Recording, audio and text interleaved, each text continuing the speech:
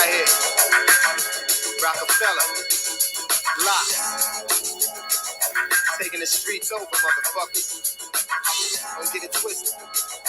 Yeah, hey yo, hey yo, hey yo. Yo, shut the fuck up before I blast and ban from TV your ass. With no mask, look at the camera like what? Yeah, I did it like a sick white boy in the cold committed to the death of me. I spaz like I'm on ecstasy. Drop 100 bars for real, like I'm looking for a deal. If I ain't hungry, who the fuck is? I'm worse than the African kids. I ain't straight, so my numbers match the Motorola bids. And walk the streets up and wild like I'm fucking kid. If I ain't strapped, that means I took them off my Nikes. Get off mine, y'all talk shit like little children. Wanna ride mine like bitches when I walk up in the building. Cause I catch tans in the winter with wild horse, jet skiing. While you keep warm in corner stores, I make it hot, flooding your block the best way. Professionally, no find poison. X-ray, it's I get roasted, looking at Biggie posted on my wall, taking shots of Louis till I fall, nothing to lose, just load the clip up in the groove and kick rhymes to the poster, so I swear big move. My team, you would think was on Thor's end, how we floor, so don't give a fuck with his floor press your bust pipe, time to apply it now. It got a quiet town and tie it down, make niggas lie it down, y'all know where to buy it now. Beanie Mac, I supply it now, my squad roll deep, in foreign cars with 2 seats, couple of 5 or 6, a few G's, bagging up coke to last a few weeks. Case niggas wanna test, best in a few heats. You really wanna test my name and test my game until you have me test my aim? Y'all niggas nuts like Tesla gold. Just you up in your apartment building vestibule. Breath is best for you to keep on walking. Heat from the larkin, keep on sparking. Platinum Prezi, Bezzy, stay sparkling. Cop off the lot, never see me at the auction. Pine up a Cardi darkin when it's hawking. Out on the strip until I reach the margin. Not trying to meet the sergeant at the precinct, eating cheese sandwiches down for the weekend. Locked up with dirty white boys and reeking. Now if I kill you, I probably do 10 in the box. Come down on the pill, then I'm killing your pops. You feeling the locks? Nigga, why you grilling the locks? If this rap shit don't work, niggas still in the spot. You bring it to me, I gotta lose your family. Gangsters don't die, they get chubby and move to Miami. Shit is deep now, dog, but it gets deeper. Fuck it, the weather's nice and the price is much cheaper. I put it on tape, you gon' buy it. I put it in the bag, you gon' try it. Y'all niggas can't deny it. A lot of cats still trying to study my last bounce. Tell you what, get a beat tape in the half ounce. They got me where I can't be without my large gat. Teflon long sleeve and my hard hat. No matter if I'm opening up or headline. Doing the speed limit or pushing red lines. 6 months in the county or bedtime. I'ma be the kiss nigga until it's bedtime. Anything I'm on is a classic. Any nigga ever had beef with, son is a bastard. Anytime I spit acid. LOX, rough rider, you heard? We got the game mastered. I told you the pain was coming. You wouldn't listen. You try to play me like a joke. Now it's the last laugh. Hey. Now take these bullets with you to hell. Your motherfuckers are sick. Don't think sauce the shit. So many niggas on my nuts, I thought I lost my dick. Picture me falling off. I'm camera shy. Hammers fly, might miss you, but your man to die. What's the difference? Either way, I'm sunning your crew. I fuck the win. Y'all niggas coming to lose. Something to prove, spit it. We can have a spray off. I lay off whack niggas and kill them on my day off. Ain't nothing for me to bust a tray off. Murdered a whole month of April, nigga, just to take May off. Run with more Germans than Adolf. You like cruise. Now I concentrate on your camp like shoes. Flow hot like a heat wave, bitch. Whips fatter than them shits they beat slaves with. I'm a mill stacking nigga who pull quick. Still packing. Before you Phil Jackson niggas on that. I don't give a fuck who you are, so fuck who you are. I don't care about a pretty bitch, watch y'all call. I don't care about you blocking whoever you shot. I don't care about your album and whenever it drops. I don't care about your past. If I did, I would've asked. I'm too busy lighting throw with a whole lot of hats. As far as this rap shit, I'm 10 steps ahead of niggas shooting backwards. Just for practice. Ride or die, nigga hopping in your casket. About to go to hell with you. Blow the L with you. Tell the whole world I'm spitting, let them know the shell did you. I tell niggas quick, suck dick and get a Glock. My name ring bells like Sunday at 12 o'clock. I'm 7:30, buck 6, 10, 11. You know me, slide my man, my joint say reload. I rough ride and pop a fella for Rockefeller. Screaming, what the fuck? Spinning mozzarella. I know, Pop, you can't stand us, so we cock them hammers. Running your crib, no prisoners. Pop your grammar. Locked in the slammer? Nope. Popped up in Atlanta. Cropped up in the dropper. Popped up the antenna. Whoa.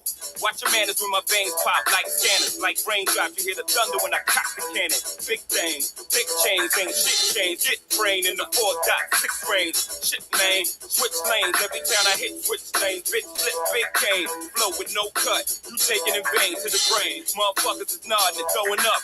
You know that. You don't want to owe that man. He'll hit you. Get the picture? Kodak man, got a love for war. I don't floss no more. I just sit on my money till I'm above the law. How the fuck you gonna stop us with your measly asses? We don't stop at the tolls, we got easy passes, nigga. Multiple cars and divas with D classes. Iceberg sweat with IB on the last year. Shit. Biatch, what the fuck? You heard me? Yes, honey, yes. Baby, listen. The song said, I murdered a whole month of April just to take May off. Let me tell you something. When I was young, when that song came out, y'all, I don't never know the words to nothing. I don't never know the titles to the songs or nothing like that. But I remember that dude saying that. I don't even know which one of those rappers said that on that song. All I did was remember that, I don't know, 20, 30 years later.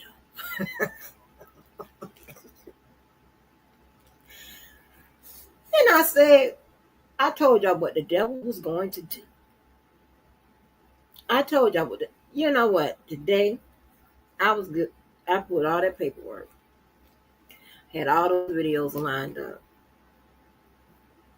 for the Menendez brothers, or Diddy. He had emotionally limited. You know, I like to go through those emotionally limited because that's often where a case pretty much gets shaped up, right?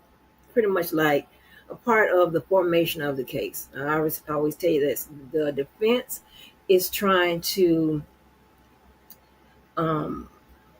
knock out the state's evidence, right? And the states is trying to limit the defense.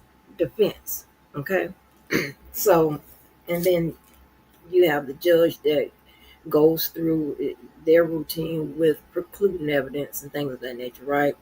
Or sometimes if it's a witness, they'll say sometimes I'll keep an eye on it, right? Which means that their testimony may be relevant, relatable, or reliable, right? So it'll be a game time decision, right? So I saw that. I was like, oh, I had that ready.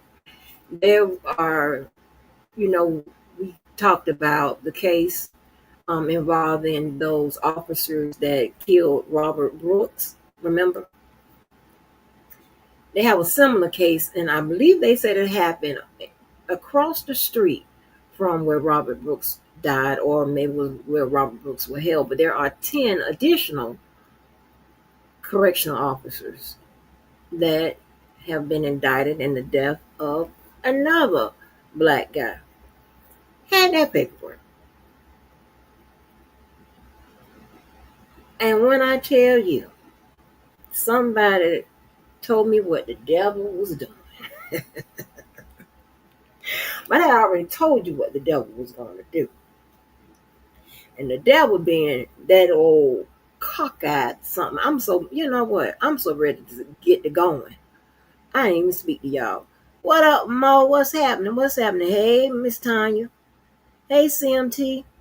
What's up, Pamela? What up, pretty chick? Hey, Serena.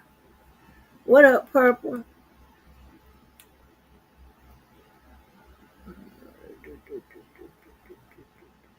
Hey, Daniel. What up, Rhonda? Hey, Rachel. And everybody else in the bushes. And if you're over there on Twitter, what else I got? Twitch and Facebook. What's happening? What is happening? So, anyway. And I told you that this bum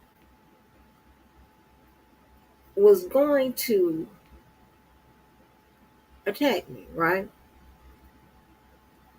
I mean, they sounded like the three dumb mice. A bunch of fucking Dusties. Now, there's certain things I play with and certain things I don't. And when I tell you all three of them motherfuckers crossed the line, they crossed it. Line as per usual. And again, I dropped my link So if any of those Dusties or a Dusty that don't, approve of what I'm saying, they're more than happy to hit the motherfucking link.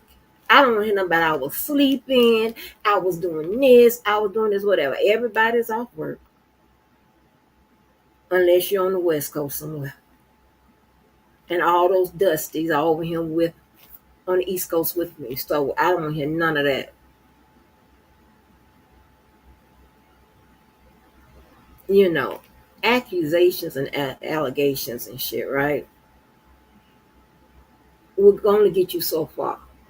And then when it's revealed, there's a stack of lies, and you're gonna be back where you motherfucking started. So I'm gonna try to you know, I was gonna try to work on the cussing tonight.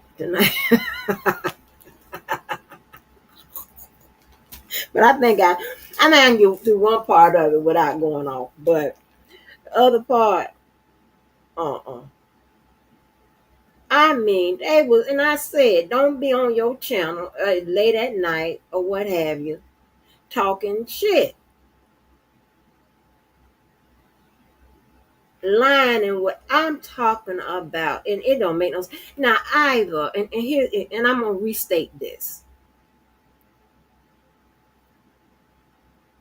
y'all are some sorry ass bitches. Now I don't know. Now two of them I know is crazy. Two of them I know. I don't know if the third one I know is a Dusty. She a Dusty, and because she's a Dusty, she probably, due to the track record, all them children, I'm pretty sure they don't have the same father. Okay. But if they do, I mean, he definitely didn't think enough of her to turn her into a wife. So, it is what it is. So these are the same type. This is what I'm talking about. The same type of people that like to classify you as hoes and all these extra names and shit. That's just really uncalled for. Because baby, if you hadn't called me out my name, I wouldn't even called you out yours. If you wouldn't referred to my name and my likeness, I wouldn't refer to your name and your likeness correctly. I'm not making up nothing. You got to be a Dusty, a certified Dusty that's sitting up there cheering on and lying right along with a bum who had the nerve to put his child on federal paperwork trying to recoup some child support back. Huh? And you want us talking about doxing or whatever. First of all, you don't know exactly what doxing is. I ain't doxed no motherfucking body. I didn't do nothing no more than putting some motherfucker talk about some goddamn cases with the paperwork that's in the fucking system. It can go the same when you. Let me tell you something. There was nothing malicious about that. But what about when your motherfucking ass was over there cussing whatever, reposting what somebody else done motherfucking post?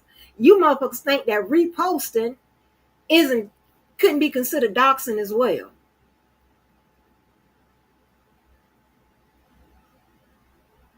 But I don't want to hear nothing about no motherfucking law. But from a motherfucker that done dismissed their own goddamn case. Huh?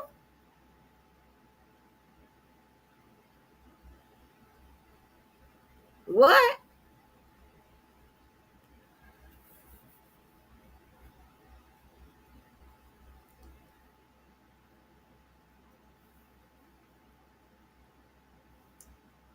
I mean, hold on. You dismissed your own shit, but you talk like Okay.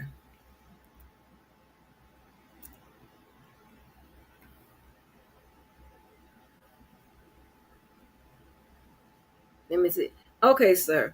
So help me out with that. Now that's an old and dusty right there. Who is that?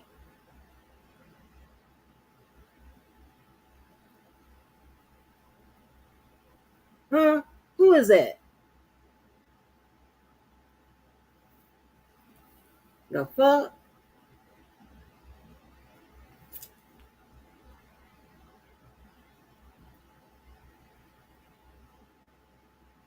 99, baby. So you can kiss my ass. How about that? How about that?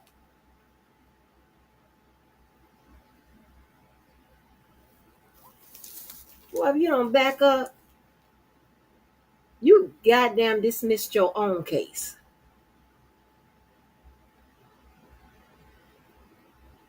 Your stupid ass. Oh, you stupid. Like, stop playing. Anyway, I wanted to get into I wanted to get into this timeline, right? Then I can get back to them three dusty, busted, somebody put my address up. Here's the thing, right? Tell the damn system. When you go down there, putting all that paperwork in, all that fraudulent, frivolous ass paperwork, tell them to redact your address. I don't know where you live at. I'm not looking for you. You the one threatening me.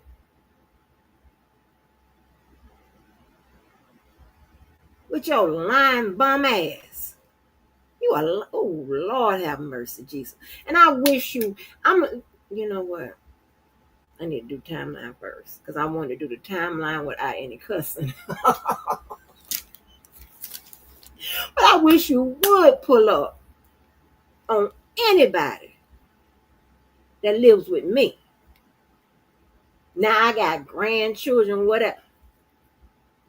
You talking about like blood related grandchildren? No, I don't. Do I have them by marriage and by relationships? Yes. And see, nobody will ever claim you as a grandfather, a father, none of that. Nobody will. Maybe that, that one or two that you want, well, really one. But them other ones,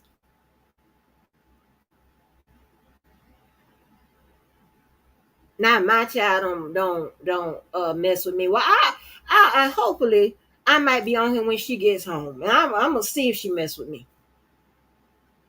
Maybe I can go in her room right now and find about 5 or 10 things that myself, I purchased for her. I ain't never said you got to come on and prove that you're like. Where you making this stuff up at your head? Like, listen, you don't already prove that you're not. The paperwork says you're not. You don't have to prove nothing to me.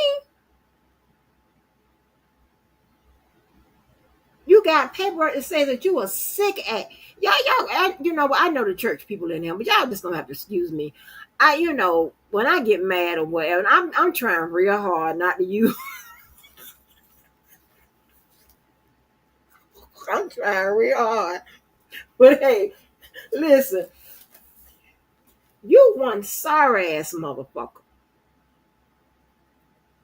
You got to speak and call my child names? Are you serious? Are you serious?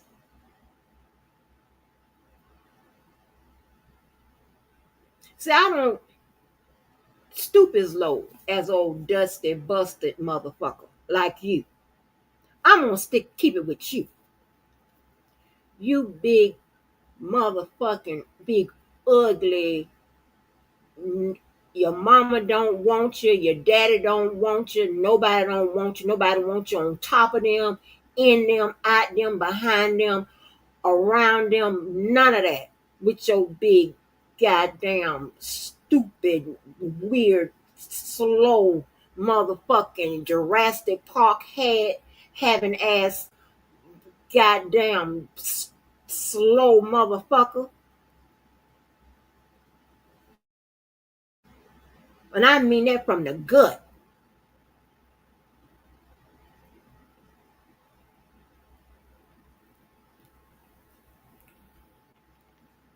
Big stank, dumb ass mother. Come fucking with me.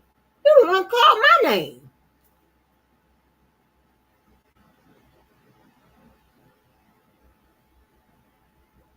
And just because you a part of a trio of weird motherfuckers, and we're gonna get into it.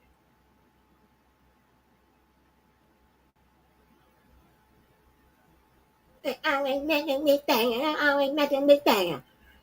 You must think that Dana do to others.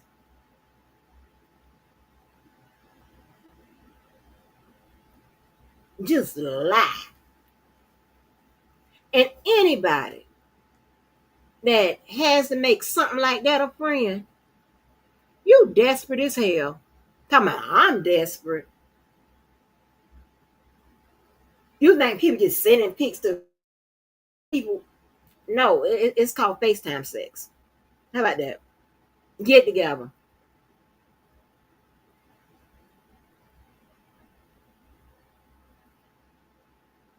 How about that?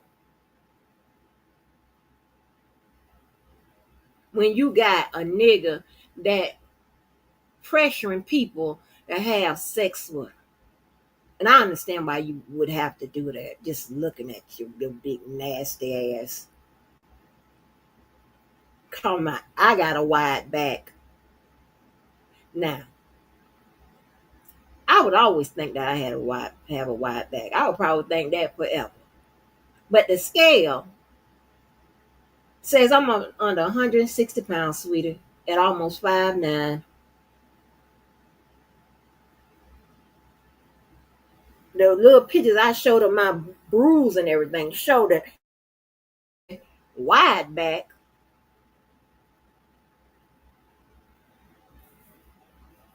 Hold on.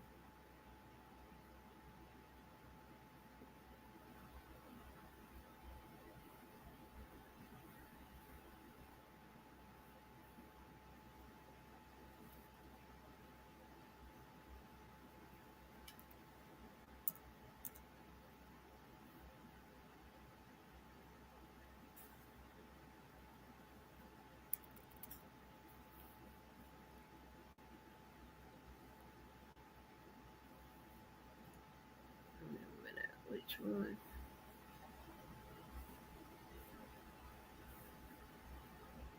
Oh, right here.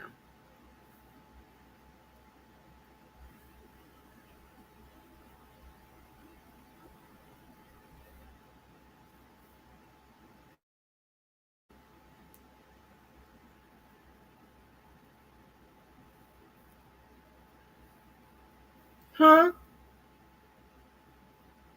What are you talking about? You stalking everything I got them do, nigga. You talking about men talking about how wide, ain't nobody talking about how wide nothing is, nigga. You mad because they still wanna come here.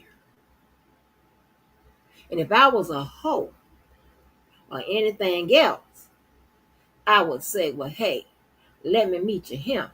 Let me meet you there. Or come over this way or come over that way.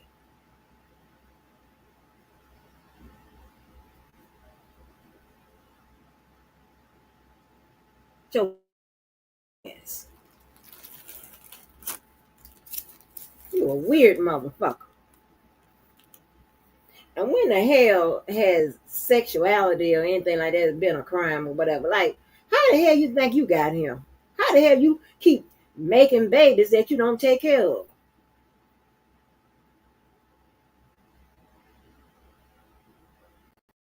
sounds stupid. Yeah. I'm out wide. Are you insane?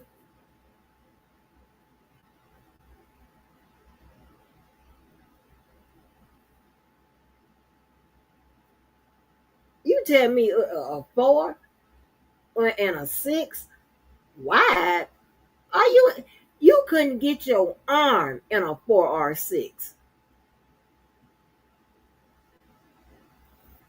So big old big fat po ass. Shut the fuck up. I mean, you are straight Dusty. Wearing all them old weird ass outfits and shit to them people courthouse.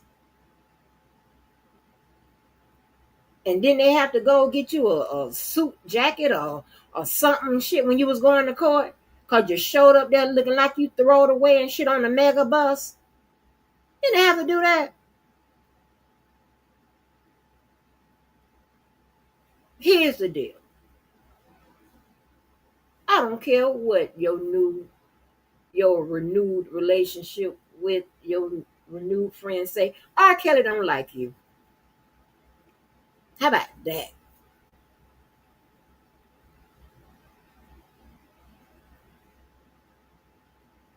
I know that's gonna make you cry all night. A grown ass man crying over another grown. I don't know. Y'all get down how y'all want to get down. That's just not for me. Okay.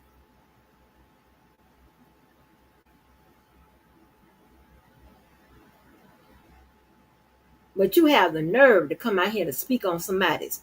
Hey, my child don't fuck with me. Uh, she really don't have a choice. What the fuck is you talking about?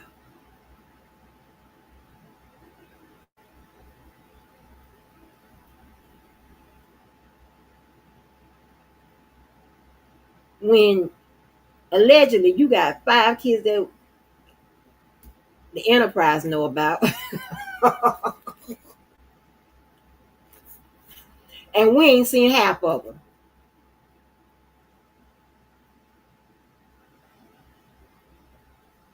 One of the woman's families don't even want to be fucked up with your crazy ass.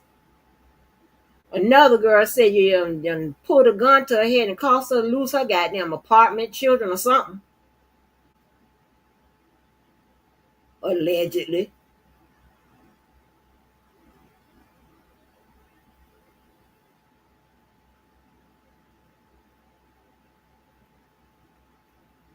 I mean, but you got some goddamn nerve. But I want let me get this baby. Mm. Mm. And then you got another dusty motherfucker up there talking about I'm buying Chinese shit from the end. Are you on crack? When I sat up here with spit and fire on my live and purchased a Chloe, hit the goddamn button. You do it on your motherfucking live. That'll be a goddamn challenge. You do it.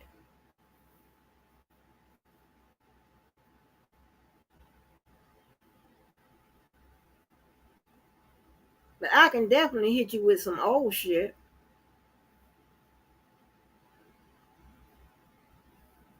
Here. And this is old because I know you know some people get in their feelings about stuff like this. I don't know why. That's why we're supposed to be talking about fashion. I just let it go. About that.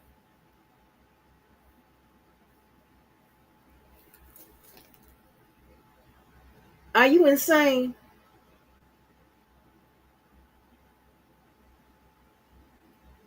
Please help me, Dusties.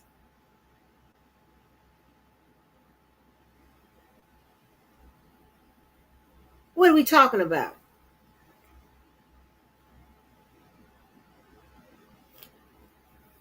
Huh? The Zoomerverse is out of control, baby. And I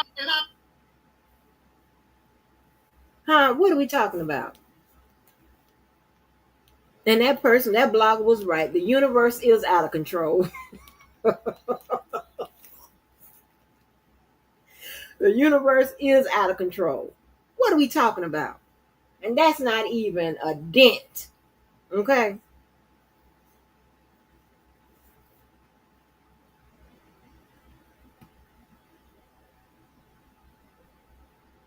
As far as I know,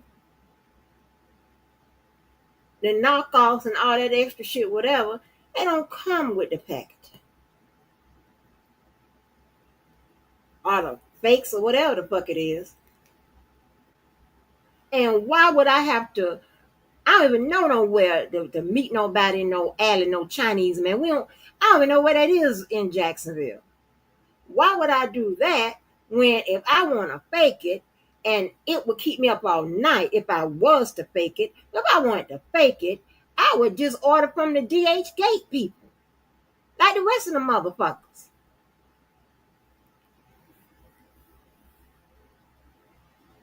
You got me all the way fucked up.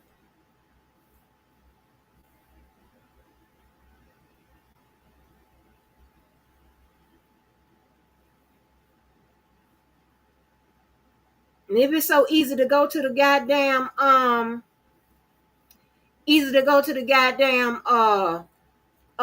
Chinese people or where the fuck you said, but why you ain't go?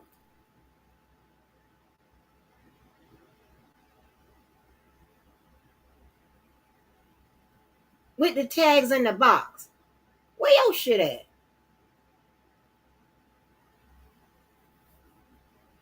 And that ain't even a dent. Like if you don't stop playing with me,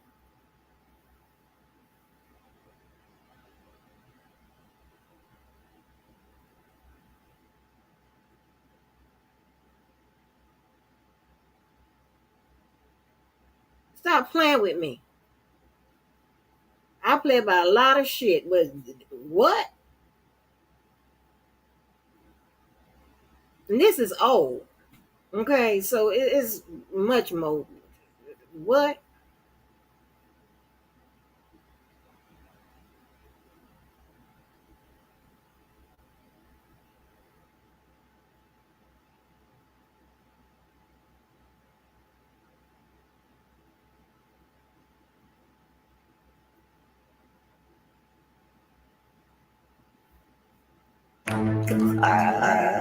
I don't know. I don't remember. I don't know what. No, I guess I don't. A man who goes by the nickname Lil Woody might be. Like, this is what we're gonna stop doing. Lying. But y'all can't help yourself. You sick. You bitches ain't shit.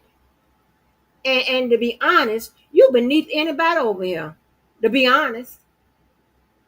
Anybody support a low life like that and lie it all up and call other people names? What?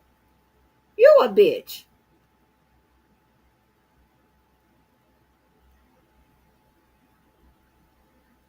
You the head of the motherfucking bitches, bitch.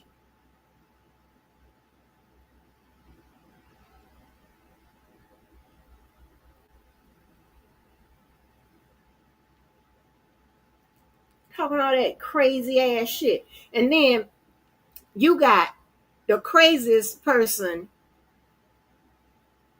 She's still the craziest person, right? I don't know, but that thing, the bozo, I don't know if they tied for the craziest, but I don't know. But that girl gonna have the nerve. I'm so motherfucking mad I can't even speak. Cause I don't like nobody. Baby, I don't play, but listen, y'all know those purses, glasses, shoes, all that shit, that shit costs.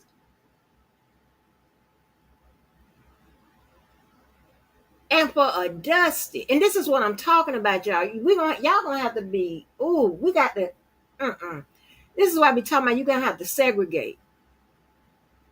Yes, you're gonna have to discriminate. And you're gonna have to stay away from these motherfucking dusties. Cause they speak on you, they apply their life to yours. Like I'm gonna be somewhere with some Chinese man or somebody with a flea market truck. What, is you insane? Who does that?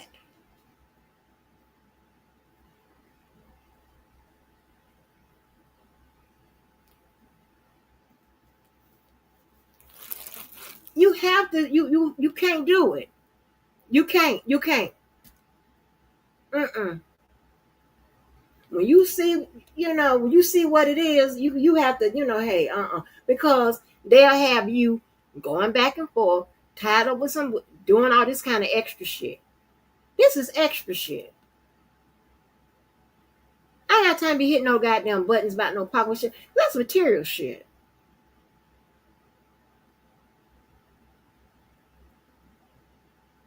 They always want to talk about what somebody done did, what somebody done did. What about what you did? I can't stand that. Don't tell me about nothing about what somebody else done until you tell me what you did.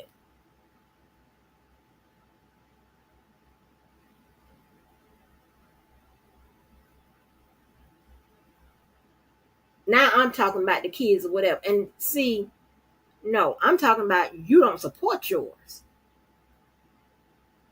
I ain't said nothing bad or good about you because I don't know them. And wouldn't do it if I did. Because we're not the same. See, you have no problem with talking about people's children, talking about people's grandchildren, all that type of shit. Because you know why? You know why? Because you don't have a connection with yours. You don't know what yours doing from day in to day out. You don't know if they eating, sleeping, if they sleep in the car, if they had 3 squares. You don't know. Because you don't care. And if a bitch sit up there and support a motherfucker like that and want to talk about me, bitch, fuck you. Are you damn right you don't give a fuck about me calling you no motherfucking bitch, because you know in your motherfucking heart you a bitch to the 25th power.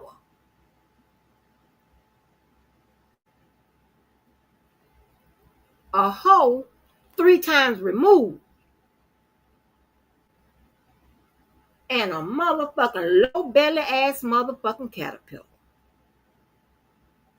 A wingless fucking butterfly. They don't make them no lower than you motherfuckers. And then you got this motherfucking crazy ass motherfucker that I'm popped out of nowhere with still hollering about, oh, Mr. Kelly, oh, Mr. Robert Kelly, oh, I looked at the penis size. They ain't him in the video. The penis too big, the penis too small, the penis was just crazy. All you motherfuckers take the same motherfucking medication. You need to motherfucking share it in this goddamn times of Trump. Maybe you would save some motherfucking money. 1 month you go pick it up. Next month you go pick it up. The next month the other one go pick it up. And all 3 of you motherfuckers split them equally. And mail them to each other.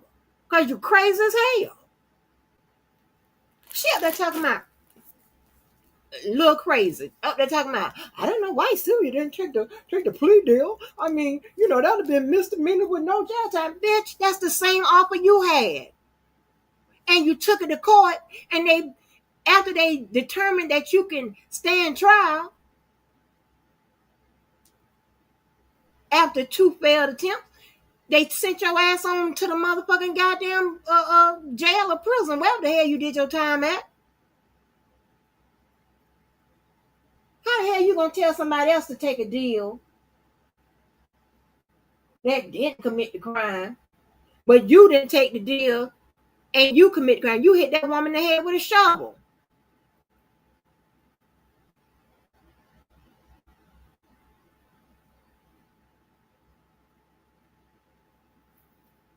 Bitch.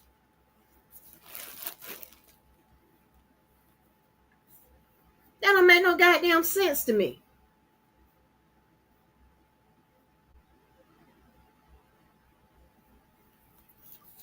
I'm trying to remember what she said. Yeah, she hit the woman in the head with the shovel. After this, you want me to play my live where I had to talk about her case. and the 911 call over a man.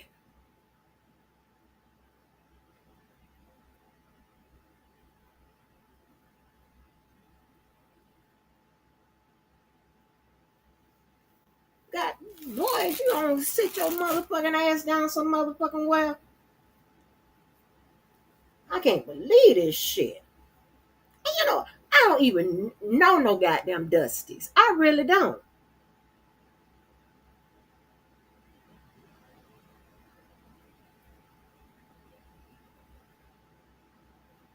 Shit.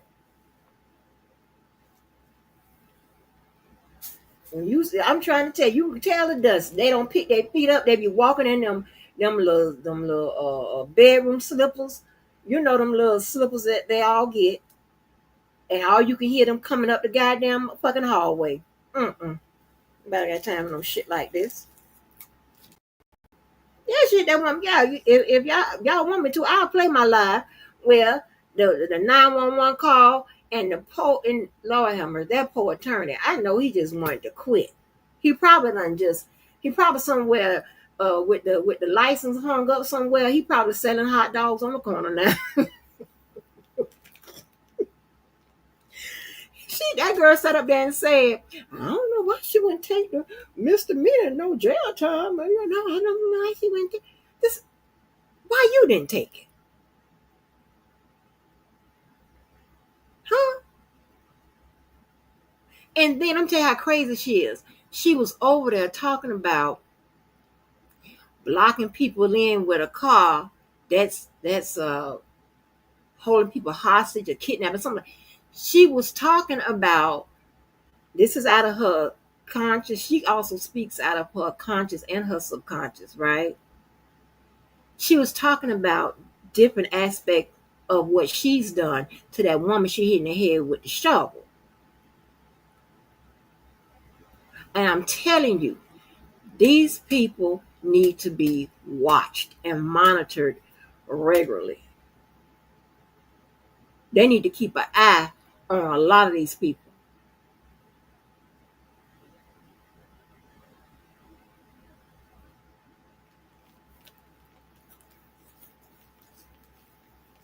Anybody that was deemed to not be in touch with reality, hmm?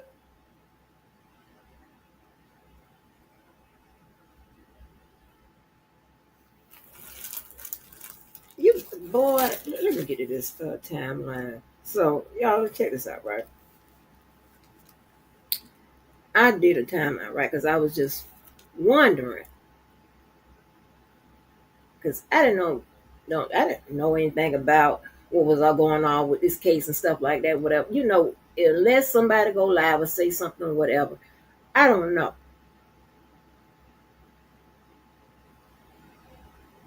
I usually don't know until it's so far down the line, whatever. I don't know, right? Or when I was subscribed to the majority of these people, right? I hear them talk about it. But I don't go look. I just hear them talk about it, and I know what um I know what a lie sounds like, and I know that the person is lying, is known for lying, has a resume for lying. Everybody knows he lies.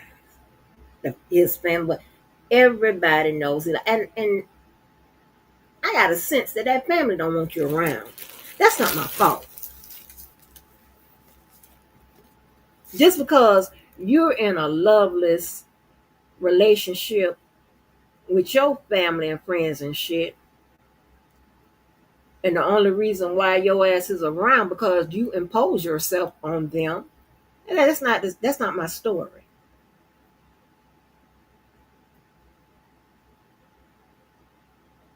That's not my goddamn story.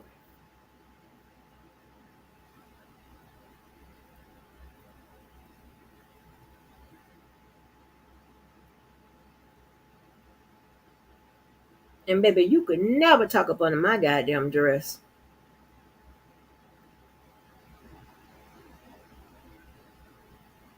I'm engaged 5 times to 4 different people, married 2, and got 3 licenses.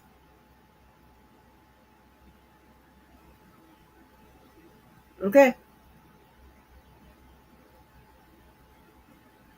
And baby, I wish you pulled up or pull up on that roommate. I wish.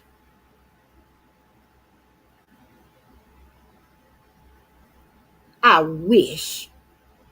Nigga, I wish. Your scary ass. When that dude, what the dude name was in your town. What his name is? Y'all, what the guy name? He used to call DJ a whole lot. He talk about all us in the sector. What the dude name? They used to have the tennis shoes. He don't go live no. I don't even know if he has a channel anymore. But I know he was, he was going after D boy at the last time I checked. When that dude, because he pulled up in remember he pulled up in DJ Tyson's town. What the dude name was? He pulled up in DJ Tyson's town. He pulled up in the Bozo's town. That bozo, let me tell you, that bozo was doing the Takashi 6ix9ine. Hey, leaving locations after he done left 2 hours ago. Hey, he was looking left and right, left and right. The hell?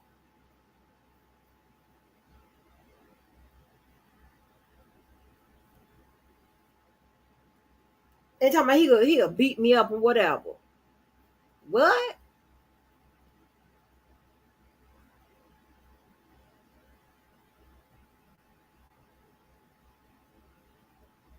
And then you hauling out on University Avenue. Boy, first of all, uh, it's University Boulevard. I don't live on it. So, I mean, if you need the locations or whatever, I mean, all you need to do is let me know.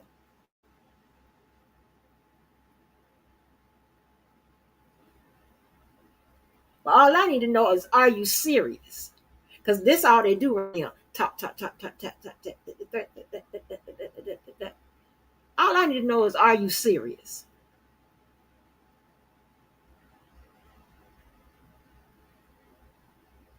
Stupid.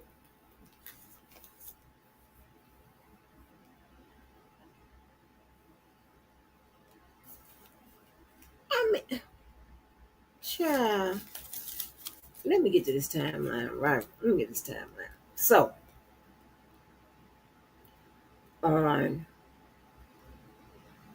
12/7/2020, right? Sylvia and Ronald filed a claim against Dana about the car. Okay. On 12/23/2020,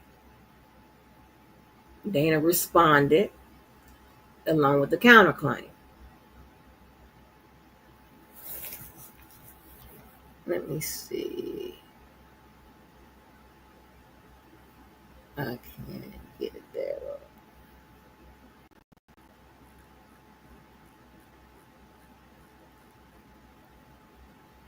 And how the hell somebody gonna expose your address and shit for some doxing? Nigga, I don't know where the hell you live at. Shit. Fuck you and your address.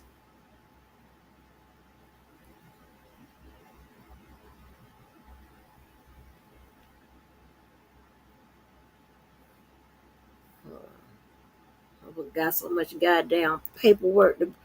Whew, child, ain't nowhere in the hell. Y'all better watch who y'all deal with. I'm not, baby, let me tell you something.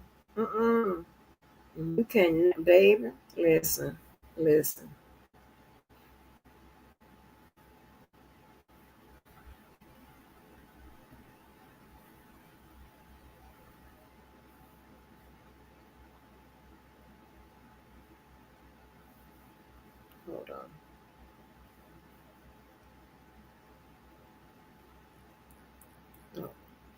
Fat ass full of shit, nigga.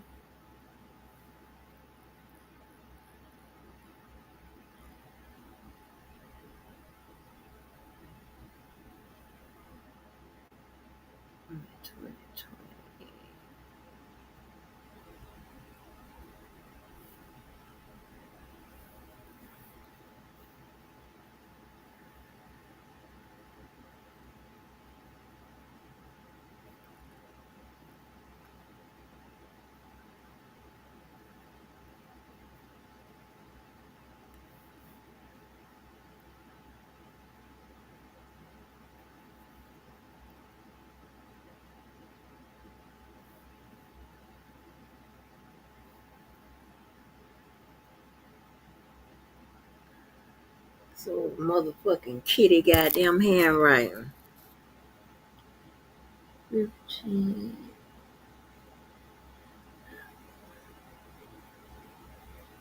I think he's saying. I'm trying to see how much he said. The counterclaim he got was for $15,000. That he's.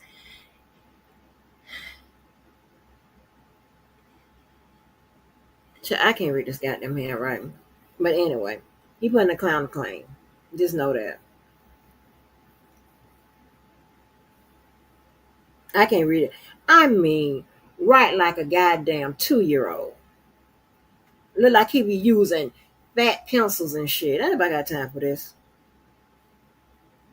I don't give y'all time because I'm going somewhere with this.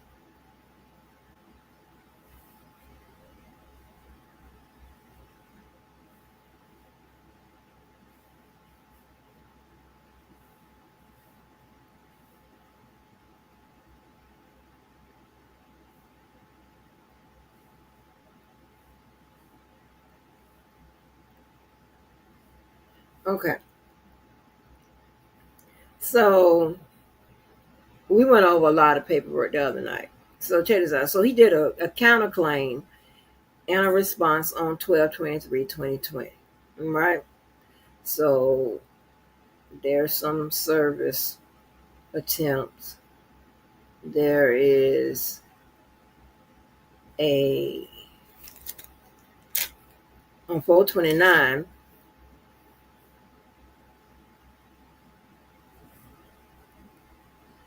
There was looks like there was a mediation.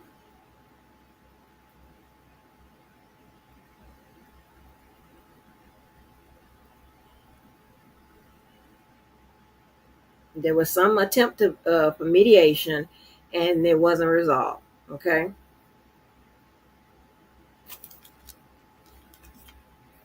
so on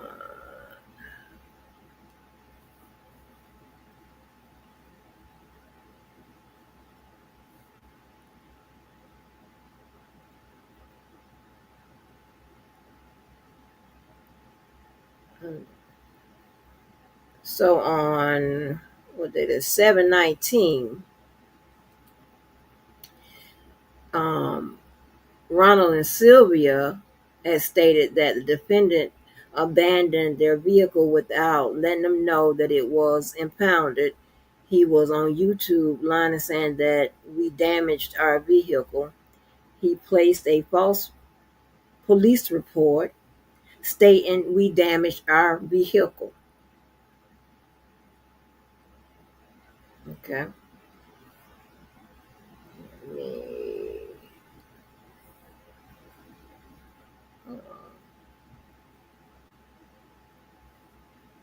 So this is, I mean, when I tell you time, so I'm going somewhere with this, y'all. Just give me a minute.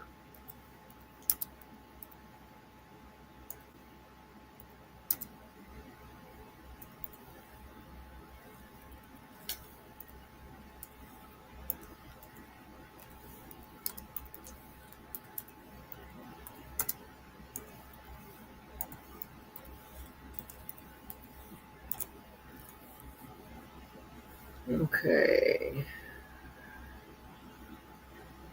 So then, it was 7/19.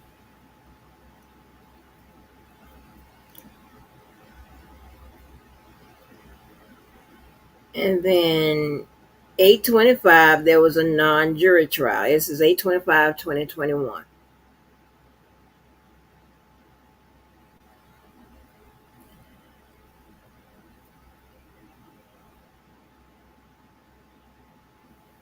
At that time, a default judgment was placed, right? And it was filed in the system on 826. And it was an amount of right around $6,000.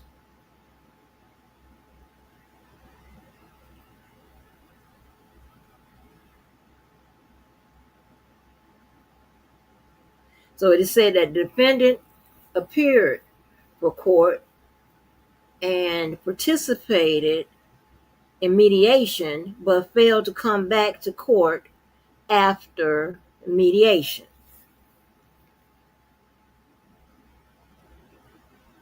And that's signed by the judge.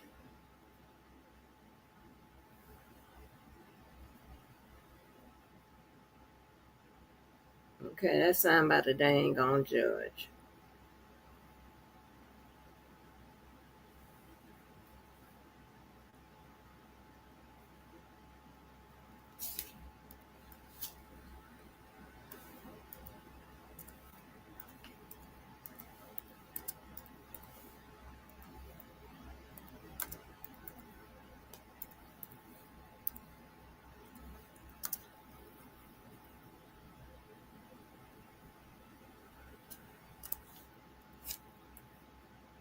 Okay.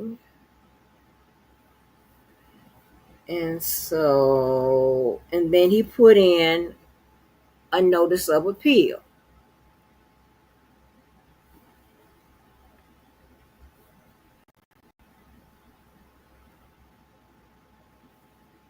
Again, we went over most of this, but I just want to put the timeline together.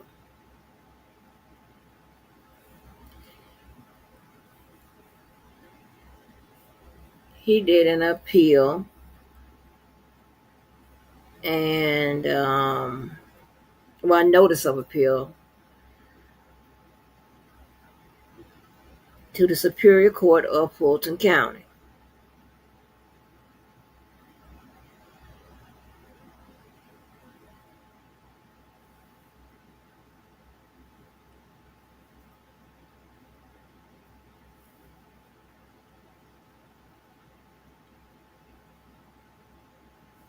And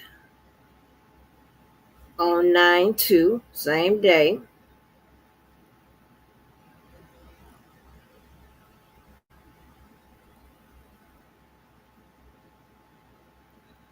hold on, let me see if I can get this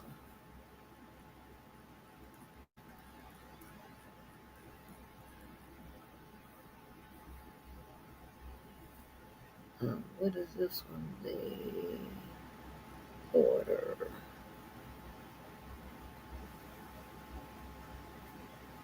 Because I want to read this one. I want to show you this one because we didn't go over this one.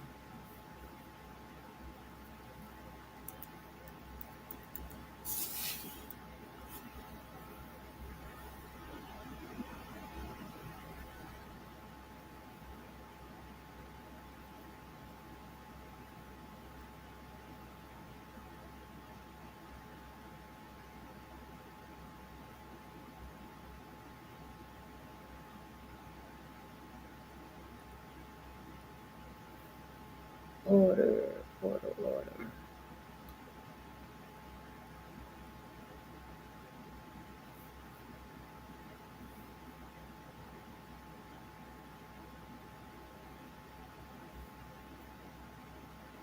The last part of this is real important. Hold on.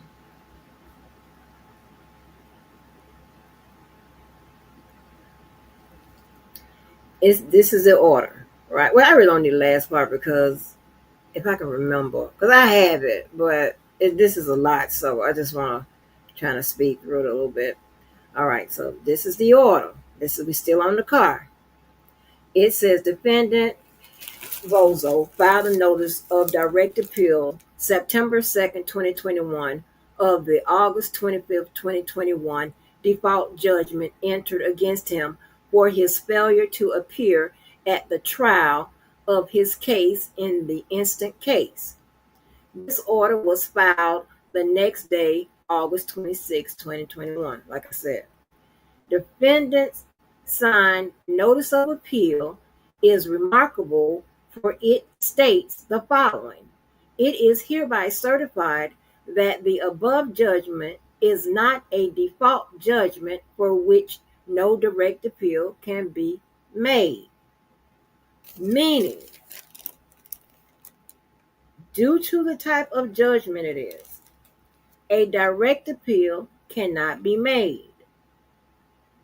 It's worded in its legal context. However, this is what it means. The judge further explained the ways in which you have to go about trying to have this particular judgment reviewed, right? So, because remember, I didn't have all of this the other night, and I didn't know this, but I said that he must have, for him to move to a writ of certiorari, he must have exhausted all of his lower court ways to seek relief, right? Appeals or what have you. And he had to exhaust them to move to a writ of certiorari and for it to be granted, right? So,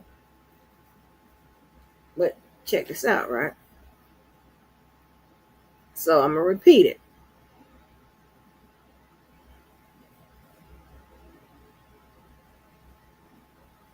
This order was filed on the next day, August 26, 2021. Defendant signed notice of appeal is remarkable for it states the following.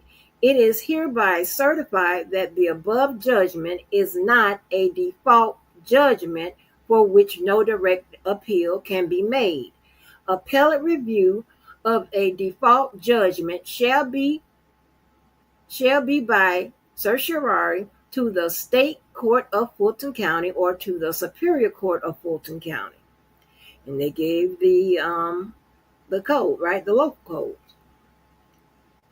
It says defendant's certified statement is not only incorrect, but is more accurately characterized as false. Ergo, defendant's notice of appeal is denied. This court notes that it presided over the small claims trial calendar August 25, 2021, and is personally familiar with the behavior of the defendant. Specifically, defendant appeared in court and even participated in mediation. And I have the whole thing, but there's so many documents I done pulled tonight, pulled earlier. But I thought that stood out because that tells me that they're familiar with this fucking fool. They said that they're familiar with his behavior, y'all. And it said this court has presided over the small claims trials calendar August 25th, 2021, and is personally familiar with the behavior of the defendant. Who's the defendant? Not Sylvia. They're not remarking on Sylvia's behavior.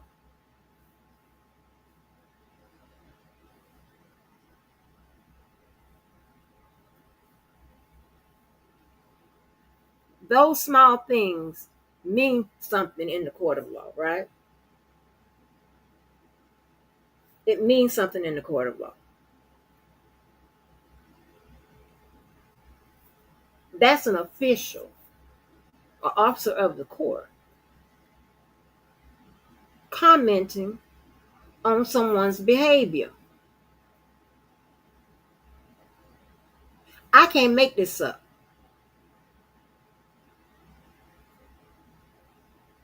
And if you don't want your shit read on a legal channel, stop going down there to the court and with all this goddamn bullshit.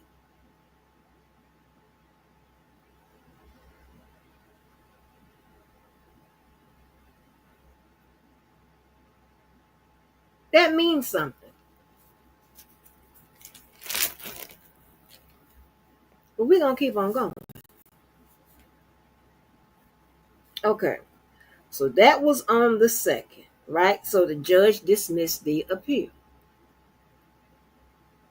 And keep in mind, right, Georgia, each state has its special rules, how they handle appeals and all of that, right?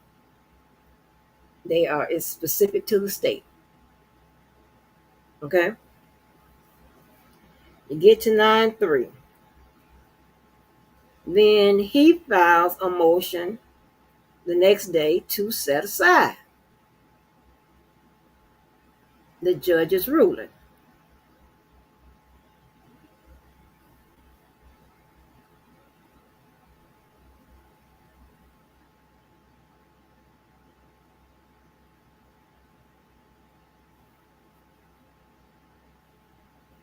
And when I tell you it's $20, he don't put a lot of $20 information in here.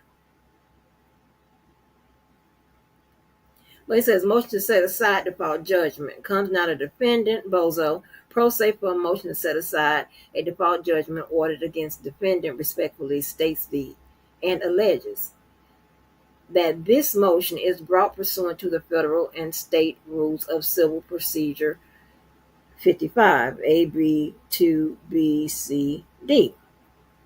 That on August 25th, 2021, a default judgment was entered against defendant in this court. That defendant did not make an appearance in this action. Oh my gosh. He sat up there and lied. It is noted that he made an appearance, but he didn't come back. That the default judgment was obtained on motion by plaintiff improperly pursuant to, and don't say nothing. And it says the plaintiff failed to comply with, and I don't say nothing else, says that the plaintiff request for default judgment against the defendant was defective and the resulting default judgment is valid ab initio. That because the default judgment is void, it should be set aside and the plaintiff action should be dismissed or transferred to a higher court.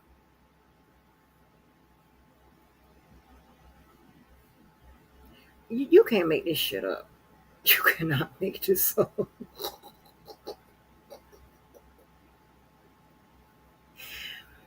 Where am I with these tabs? Y'all can hear me? Can you hear me now?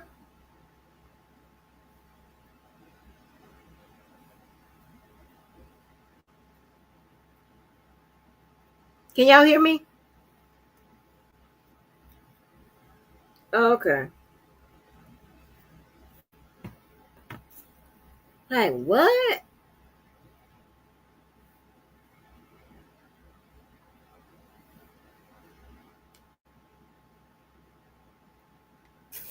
Hold on.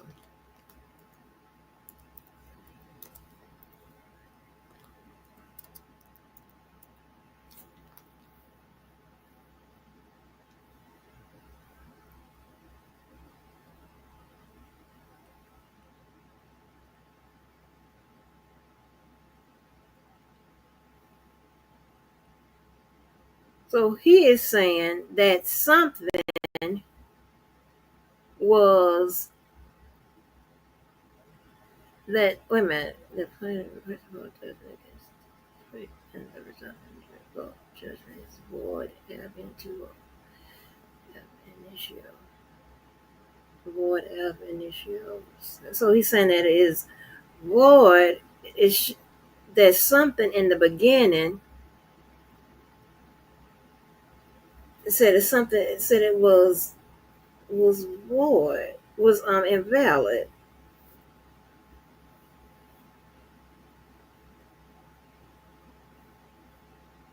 Trying to see. I'm trying to think about what I've read, what I've seen so far that would be invalid that the judge wouldn't have caught by now, right?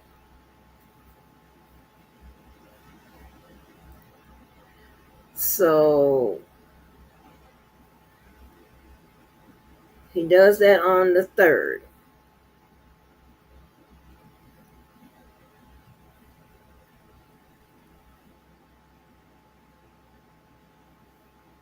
On the 7th, here's an order by the judge. It says, in the above style action, after careful consideration and for good cause shown, defendant motion to set aside default judgment is denied. That's on the 7th.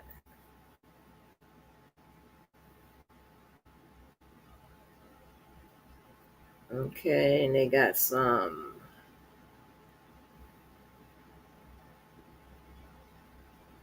Look like the court got some return mail or something.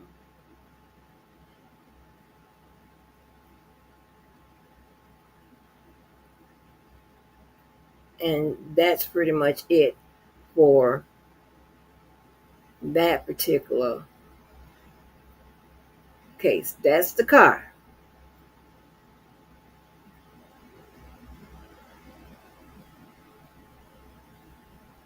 Okay, that is the car. Let me go to. So remember, okay, for that particular judgment, an appeal or direct appeal was not a valid option to seek relief for this judgment. So they told him that he would have to have it reviewed, right? So, because when it's not being appealed, it's being reviewed, okay? It's being reviewed by a higher court, okay? So they said they have to do that via certiorari, okay? So we're going to go to that case. What's up, Red? And I'm sorry y'all for the dead space, but it's kind of time consuming. Because I'm going somewhere with this.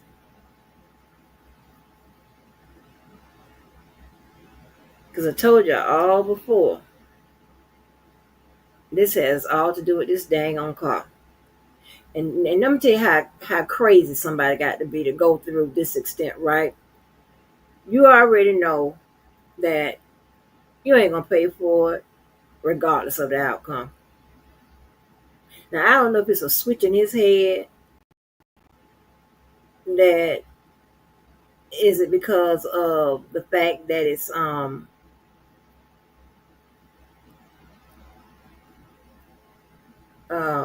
Sylvia or whatever, that he's just going to continue to harass this woman or whatever, one way or the other. But I'm gonna get to what I think this whole crap is. So we get to. Oh damn! I closed it out. Hold on.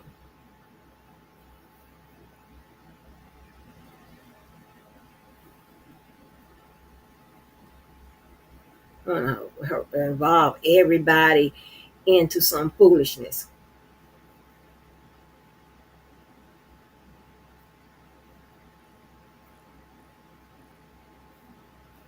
Now Sylvia got us doing so. You sound sick. But please be my guest. Be my guest. Run your fat ass down there with some more motherfucking lies. Please do. Please be my guest.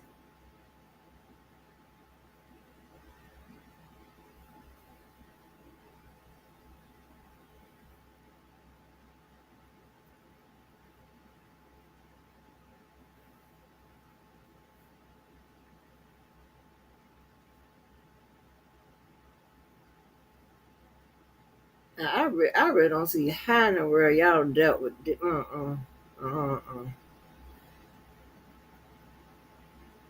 deal with some idiot like this. This is crazy. So After all of that went on in small claims, right? He then finally followed the court's procedures and then petitioned for a writ of certiorari, right? For it to be reviewed in a different court. Okay. Sometimes, like, certiorari pretty much means review. Okay. You will see it most commonly linked to Supreme Courts either in your state or the Supreme Court of the land. But that's when you see it linked to the Supreme Court of the land, they pretty much take cases that have some kind of national importance, right? Or cases where the law is unsettled, cases where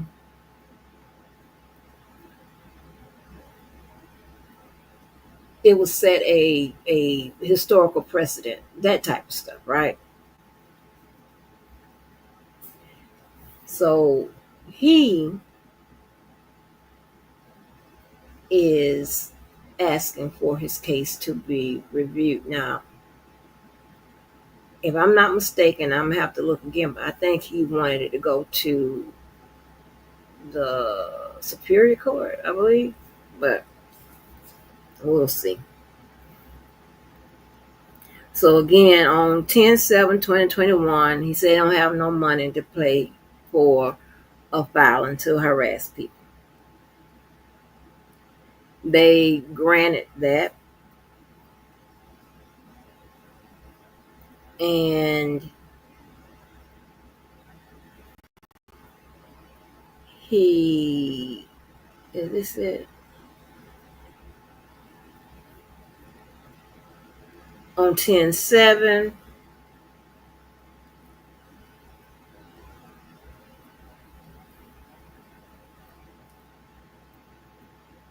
there's an order granting permission for a writ of certiorari, right? To remove it from a lower court to a higher court for review. Okay. It says the petition for writ of certiorari attached should be granted to move said case from Magistrate Court of Fulton County, State of Georgia, to the Superior Court of Fulton County, State of Georgia. Okay. And you see that was done on 10/6/2021, filed on 10/7/2021.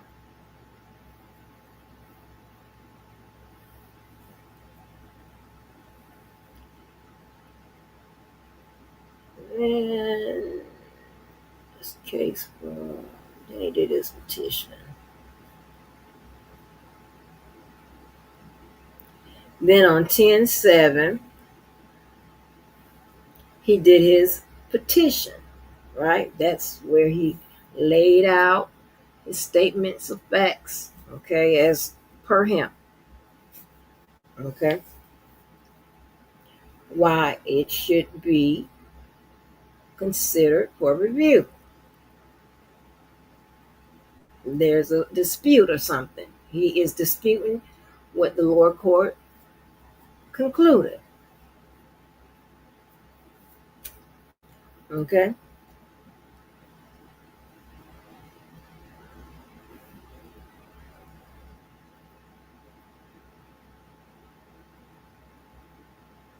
And what is this?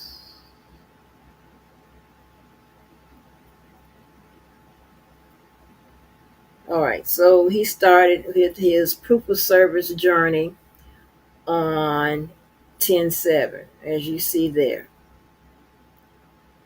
And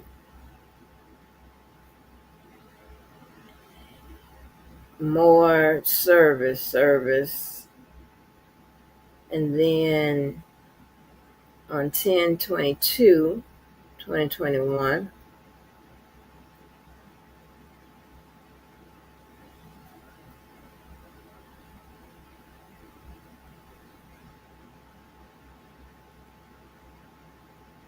all right, on 10/27, there was a non-service stating that the defendant at this point now would be Sylvia, is not at a Fulton County address.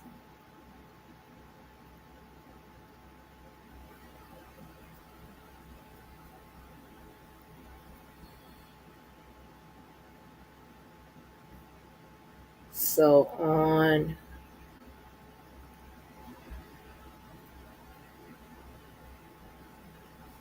what is this? There is a notice of filing.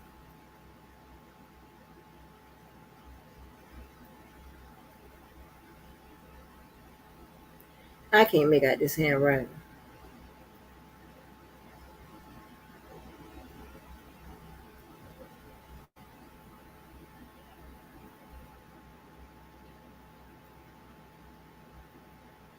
He put in a whole bunch of stuff. I don't know what all this was, but that was done on 11/15/2021. Another notice. I guess he's submitted proof that he tried to serve. I guess.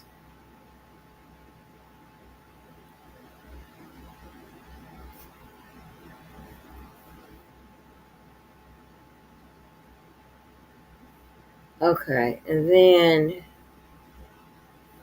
hold on.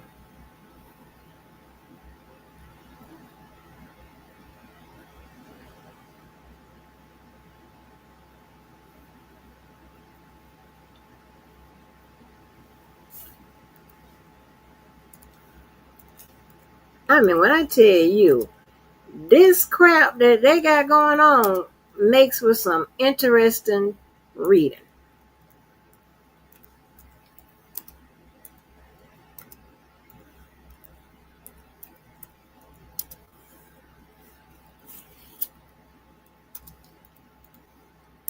Oh yeah. Okay. Now.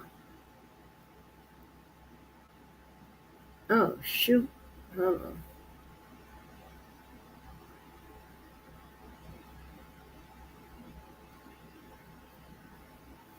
Who is that? Frank calling radio station. Can I join? Oh, I don't know.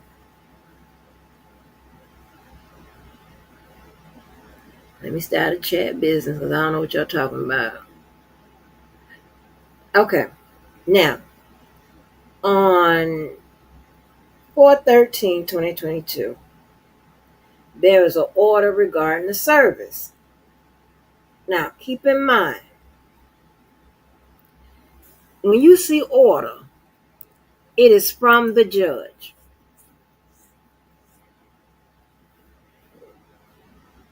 Jurassic Park now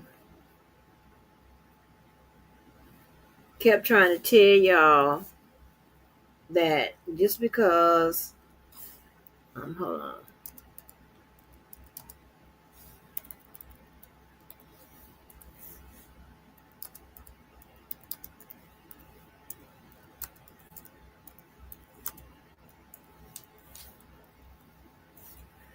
Just because you see it in the system that he did it and all this whatever. What he's not telling you is that just because you see it in the system and he did it, it doesn't mean that it was properly served and it was correct based on what the court is asking. That's plain and simple.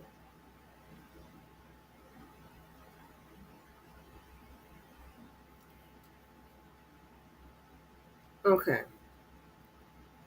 It says upon review of the above referenced case, the court finds that this case has not been appropriately served.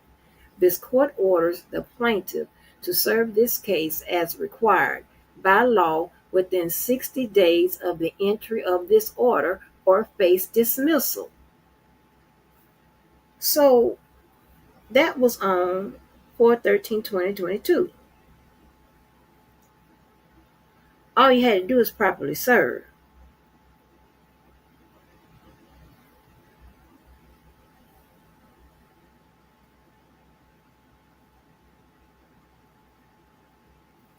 Then because that wasn't done, there was no other attempts that seemed like he put in the system, whatever, none of that. So approximately 2.5 months later,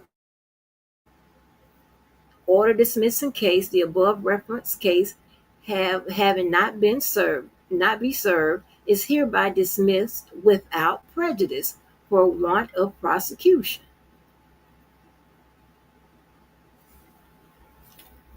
And let's be clear. When it says warrant of prosecution, it does not mean that someone's actually being prosecuted. That's just a technical legal wording that they have in Georgia, just like they consider people property and all of that. They actually listed on their paperwork.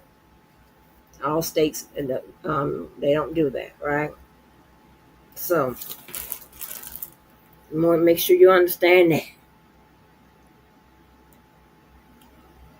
All right, that just pretty much means that for them to move forward.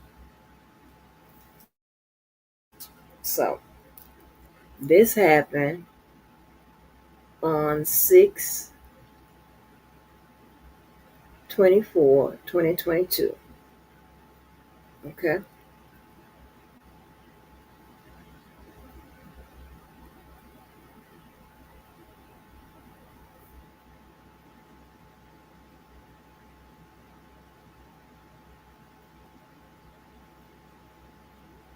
Okay.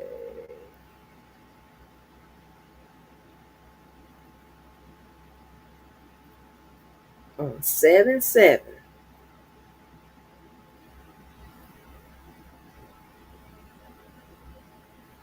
Well, hold on, y'all. Let me blow my nose real quick. Hold on.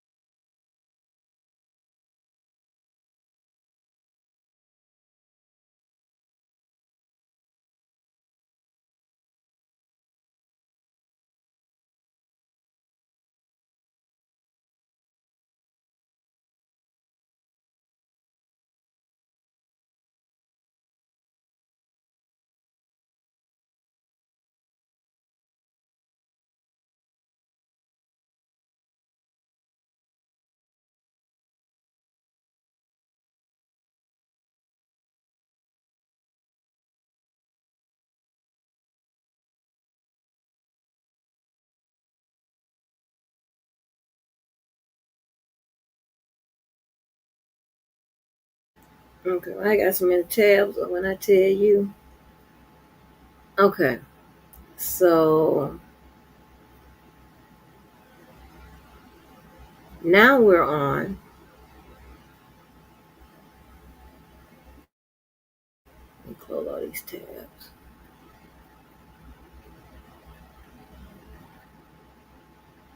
So since the judge went ahead and said, okay, right now can't further do whenever it was, I think it was 6/24. We can't do anything right now. You can bring it back at a later date, okay, without prejudice. So it doesn't mean that it has nothing to do with prosecution or anything like that. It's like, we can't do nothing right now. You can bring it back at a later date. Instead, on 7/7/2022,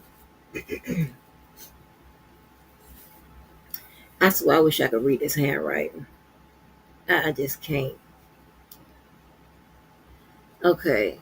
He said, for a motion for reconsideration and publication to vacate, he said, I have made several attempts to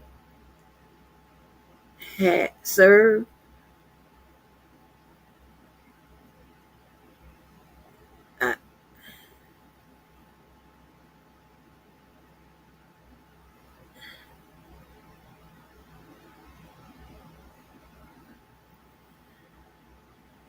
I, I can't read that. I'm sorry. I mean, I will catch something. My head will go to hurt, and I can't read that.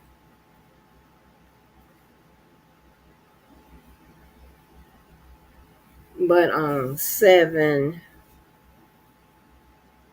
what day is that? Oh yeah, on 7/7, he put in that motion to vacate or to set aside. I'm sorry, I can't read it.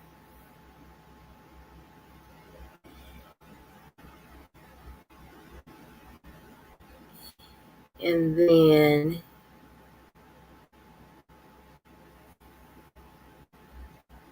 he has another.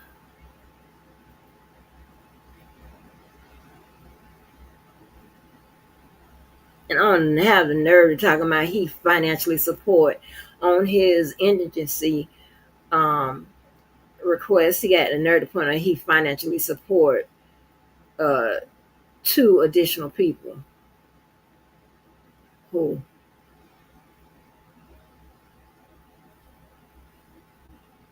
Please tell me who. And on those forms, right? When they say who do you support, they mean who do you um, are you the person that supports these people majority by the majority, not someone that may or may not pay child support. It's like, do you have these people in your possession? Are you providing at least half of their support? That's what they're saying. Stupid. So anyway, they granted his motion for that. Let me see something.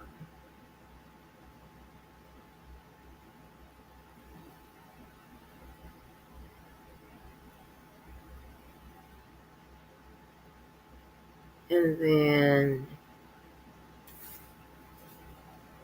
what is this on 7/8?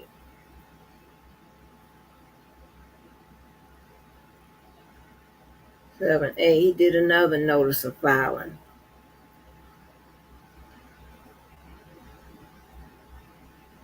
I swear I can't read his handwriting. Baby, I can't read his handwriting. So,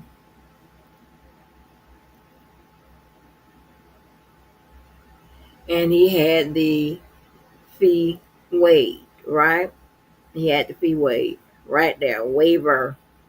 Ain't got nothing to do with nobody considering themselves not black and all that old ignorant ass shit you want them to um to believe. Also, then I heard that old ignorant behind girl said that Dana paid for the car. She said that he already paid for the car. I can't make this up. If he already paid for the car, why didn't he just show a receipt that he paid for the car? Or show a pattern of payments going to Miss Thomason that he paid for the car. Is it in any of that badass writing that he don't put in the petitions that he paid for the car?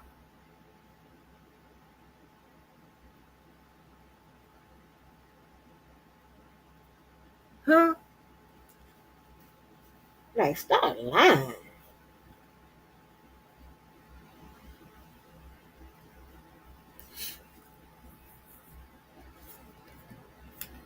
Hold on.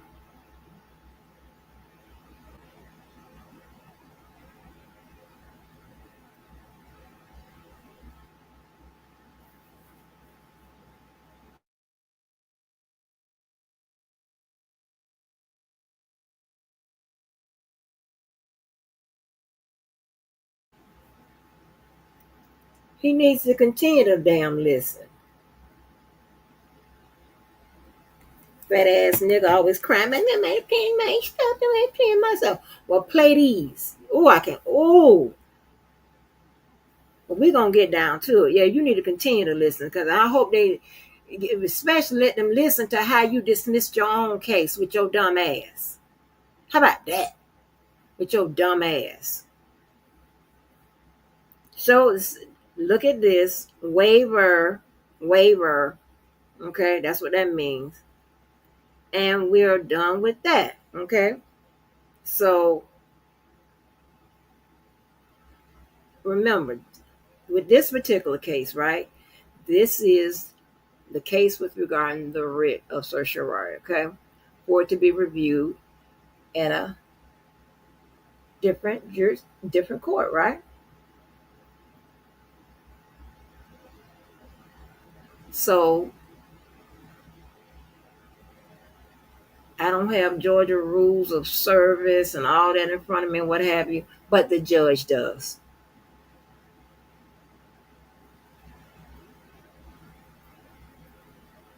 They dismissed it. Okay.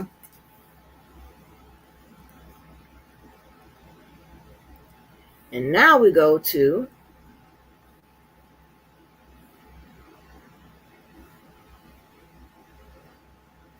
no,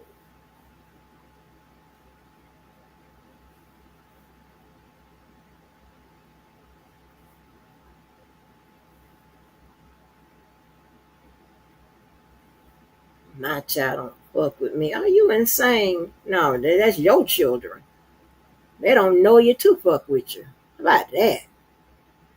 I wouldn't fuck with you either. Y'all just gonna have to excuse me. Since I know he listening, I want to give him something to listen to. Sorry ass, fat ass nigga. You and them motherfucking goddamn band of fucking dumbass motherfucking stupid ass bitches. Anybody support a nigga that want them child support back from the children? The fuck kind of shit is that? I'm creeped out even saying some shit. And bitch, I want you to bring your motherfucking ass here.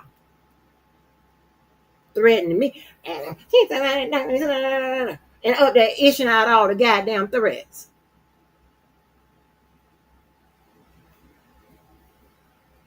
Your dumb ass. Now I know you listening. Give you something to motherfucking listen to.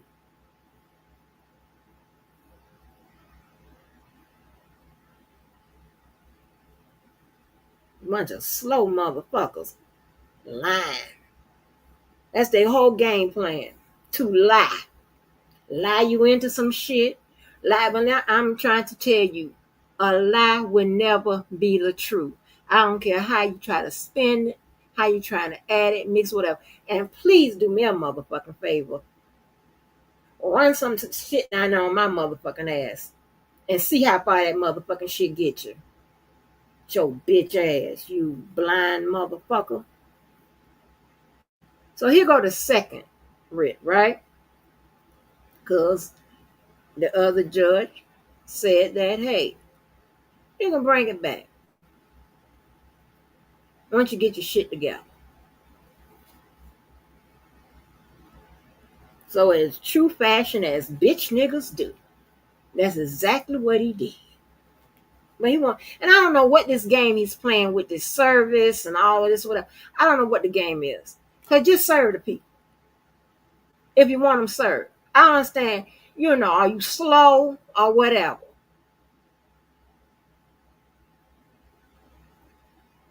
I mean, where is the attorney that you done had them people over there pay for.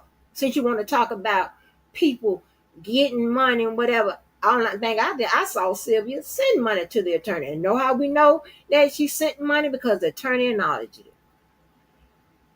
The attorney sent the motherfucking money back, and the people told Sylvia to keep the goddamn money.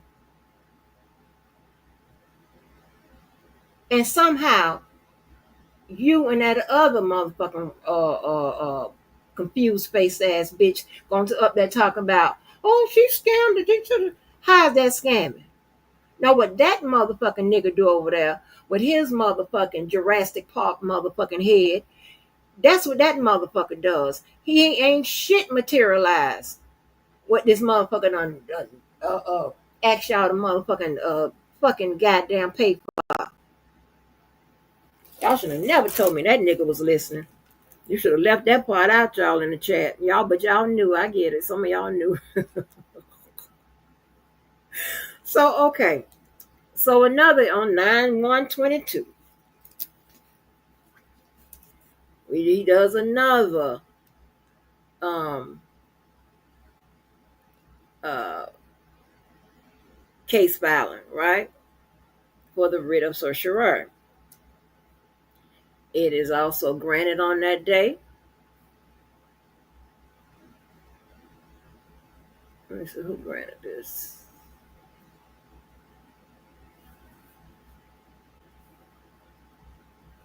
It was granted on that day, right? The petition for writ of certiorari attached should be granted to move said case from Magistrate Court of Fulton County, State of Georgia, to the Superior Court of Fulton County, State of Georgia, and be allowed to refile said case for publication serving and direct email server.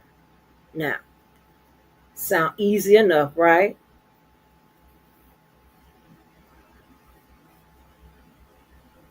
But apparently somebody who dismissed their own motherfucking case can't even goddamn do. Dumbass.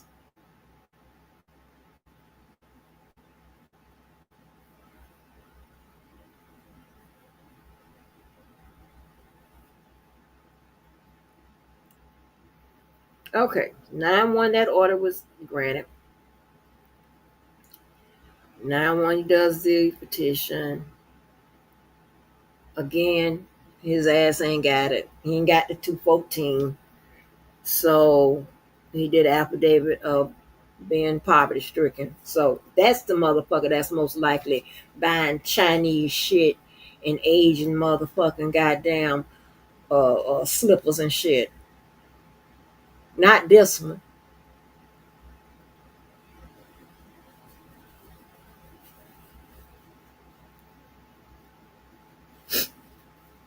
Sorry, y'all, my darn nose.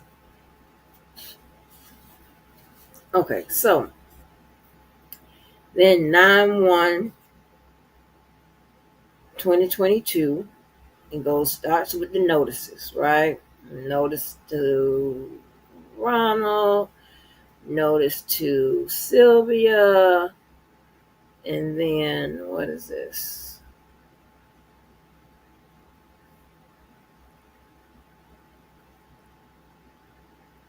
He says it's his proof of publication.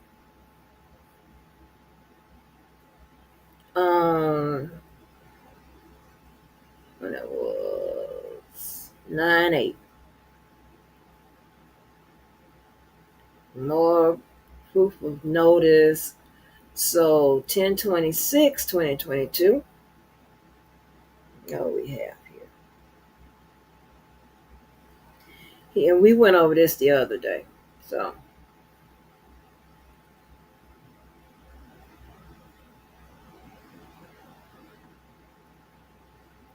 this is demand and declaration to vacate default judgment. All right. He says, now comes the plaintiff. Sue Jerson prays that this honorable court to deny the defendant judgment of default order for the following reasons. Relief requested. The plaintiff moves this court for an order vacating the judgment entered in the action and stand enforced with prejudice due to the following. This course subject, lacks subject matter, personal jurisdiction to hear the case. Neither one of us lives in Fulton County. Under Georgia law, a person cannot resell or sublease a leased vehicle. And the statements of fact, we went all over that, right?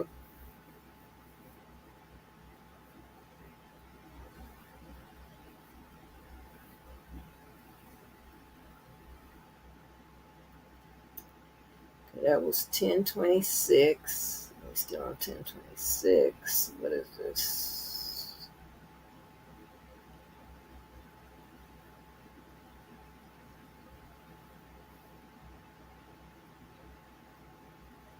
Okay, this is.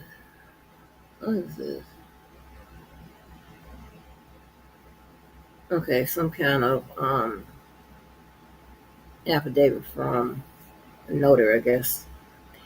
And then some more notice of publication, affidavit. Then on 2/21/2023,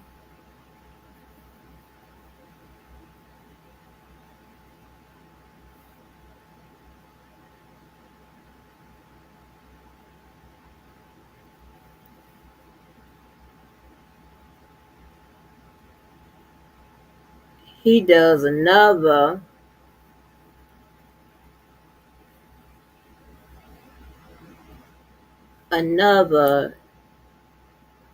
demand to vacate default judgment.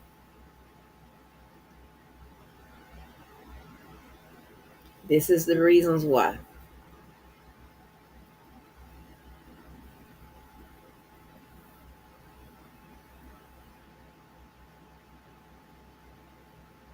Okay, so we get to 1/26/2024.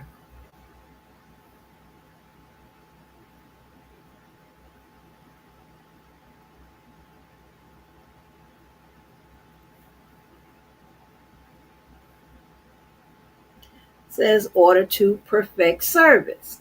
Petitioner commenced the above caption case on September 1st, 2022. Examination of the record reveals that petitioner has failed to perfect service of process upon the respondents in accordance with the statutory requirements of local rules. It says, therefore, the petitioner is ordered to either one, perfect service of process upon a respondent, or two, show cause why the court should not dismiss this matter for failure to comply with the local rules. Failure to comply by February 26, 2024 will be deemed as an election to have this matter dismissed without prejudice. Listen now. But that judge had something for your ass.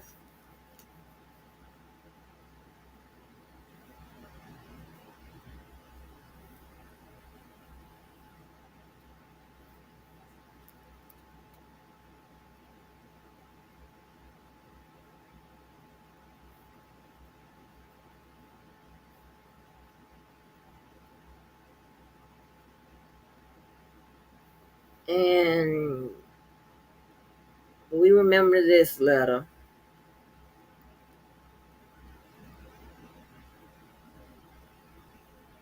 Okay, we remember this letter. Response to the order to perfect service. Okay. Now, keep in mind, he is not complying to anything that this particular case with the writ of certiorari is asking. He's steady going on about the car. You got this motherfucking goddamn confused face ass motherfucking girl talking about she keeps harassing him about the car. She keeps harassing. Huh? Keep in mind, this is his order to perfect service. They don't cannot about Sylvia on her backup channel. They don't cannot about all of this, whatever. This is about an order to perfect service under this for this writ of certiorari. That's it.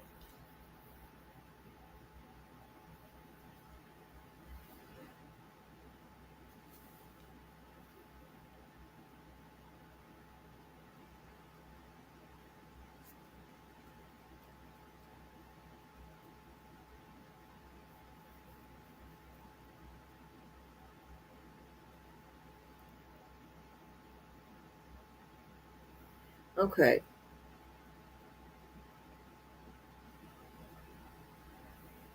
Then you have, wait a minute, let me go back.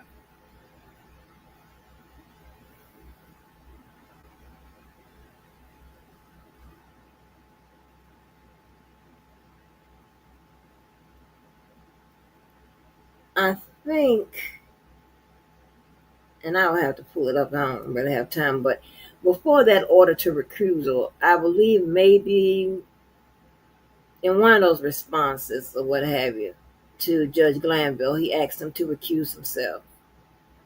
So on 2/15, he did, right? Order of voluntary recusal.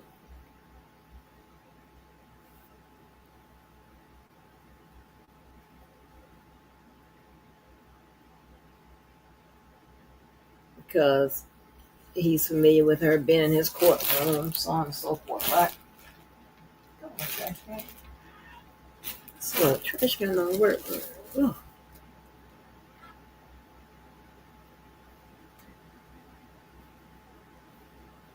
Okay, so that's 2/15.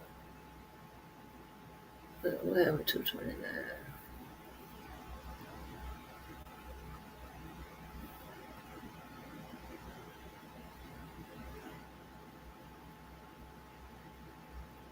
So 2/29 seems like he just used the same foolishness with regards to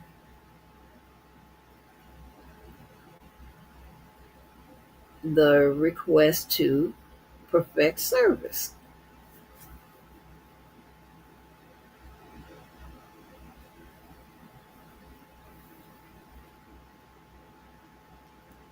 And we're in 2024.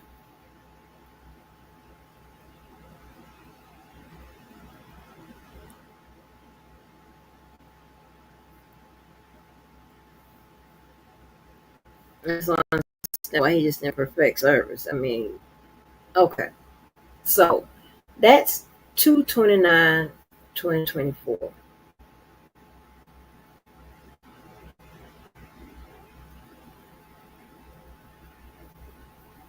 We go back up one. 2/15/2024. Judge Glanville recused himself. 2/14/2024. Sylvia gets arrested. Okay. Now, keep in mind that's 2/14/2024.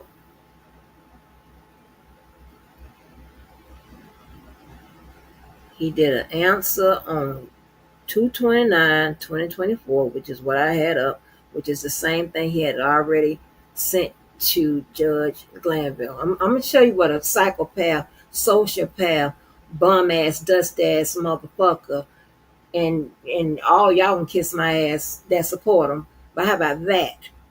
I'm tell you how this motherfucker think. That's why I can tell you what he's going to do before he does it. I told you what he was going to do. I told you he was going to attack me with a pound of Dusties. That's what he did. So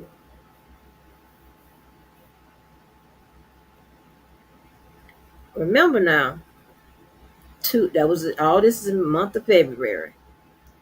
The next thing hits the system came about in September.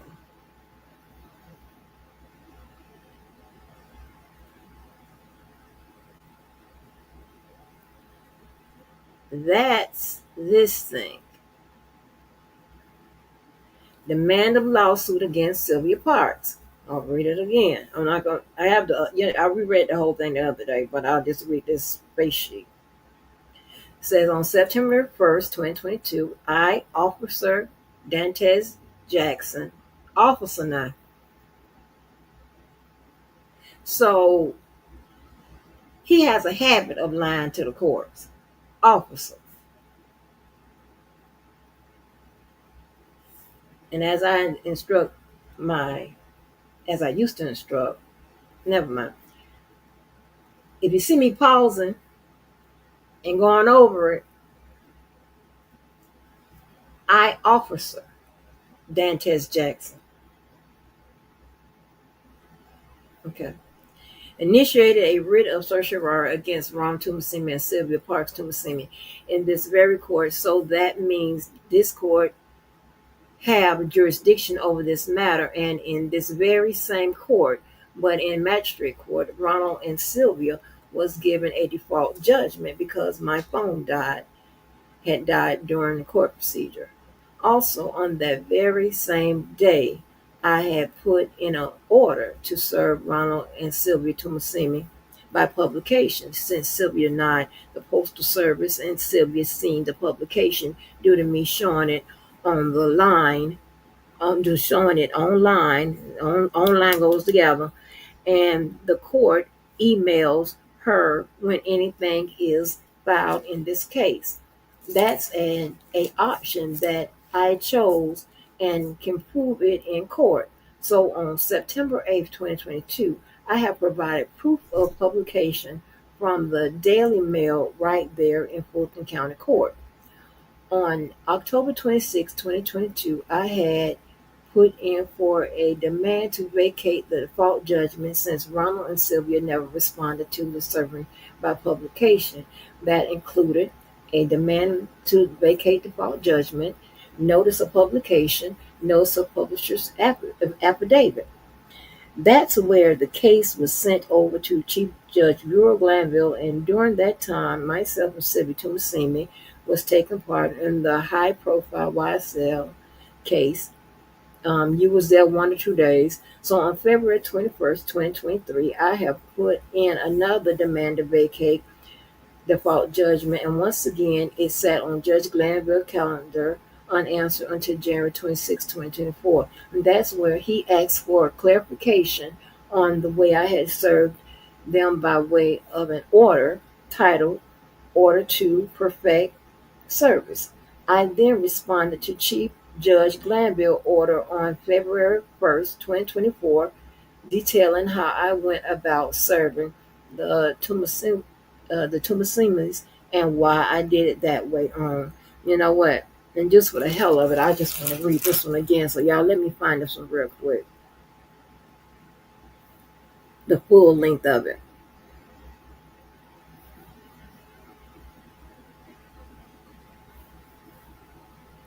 Which one is this?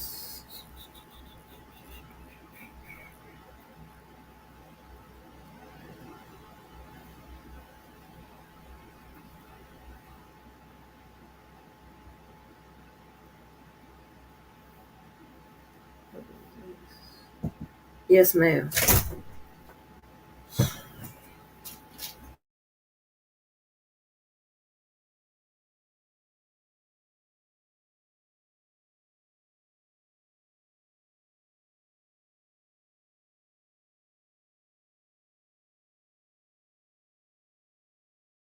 That teriyaki, I'm sorry, that teriyaki chicken and noodles is just bomb. Now you met the chow mein vegetable noodles, right? Mhm. Okay. Yeah. Yeah, they the bomb, honey. Okay.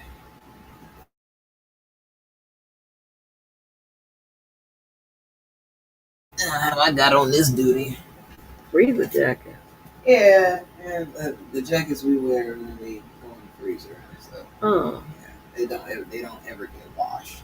I put one on yesterday and it just reeked. Like it was awful. So you volunteered to wash them? Yeah, me and my manager. Oh, She geez. said she was taking one half and I put the other half. You should have had your people that's under you wash them. They the ones funking it up. Yeah, that's what I'm saying. You should have had them wash them. They the ones flunking them up. They the ones gonna wash them. Thank you, ma'am.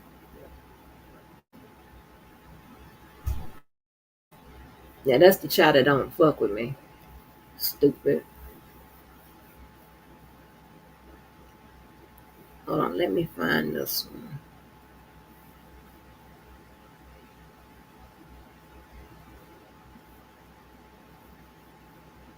Give me 1 second, y'all.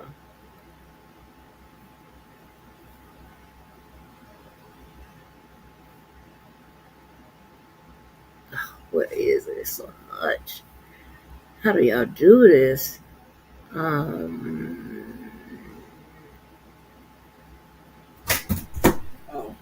Oh, looks like Monday they doing.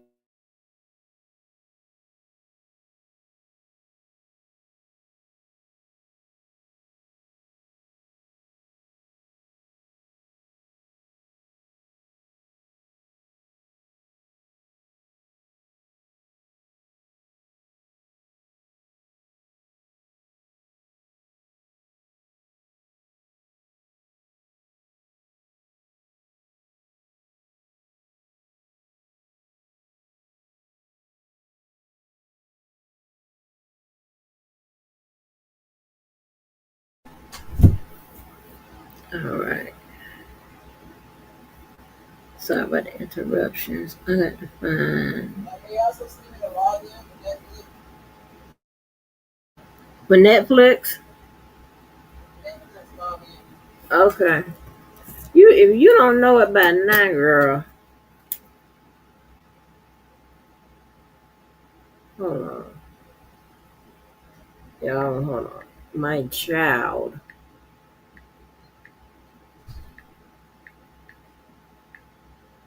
This girl should know my goddamn login.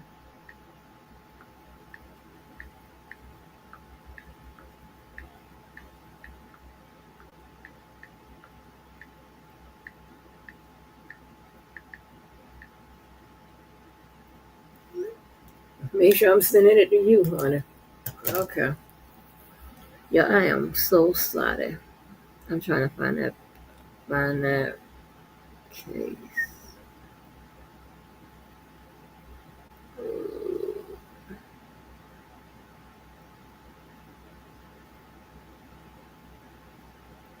Please let this be it. Nope, that's not it. It's 1022. Nope, that's not it. Clicked on one, that ain't it.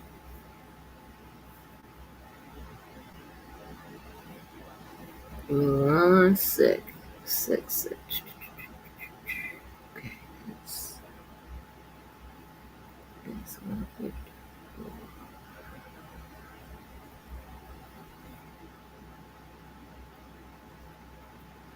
Lying ass.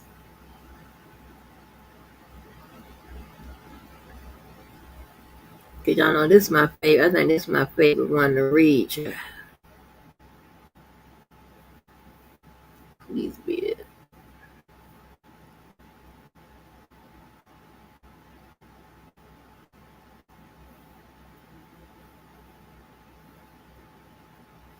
No, it's not that one.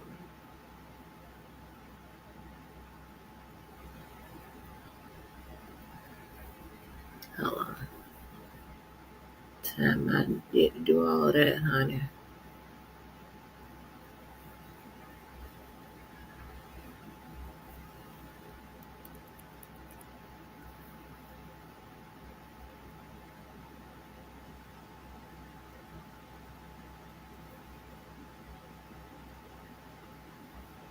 I think I got this. Hold on. Damn idiot.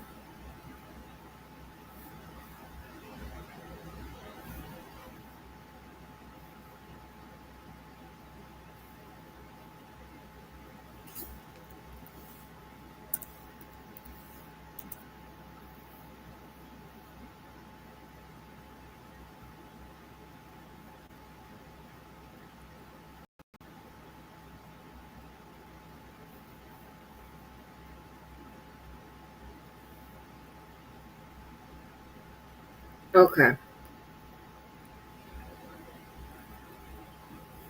here we go. Right here. Just give me a second.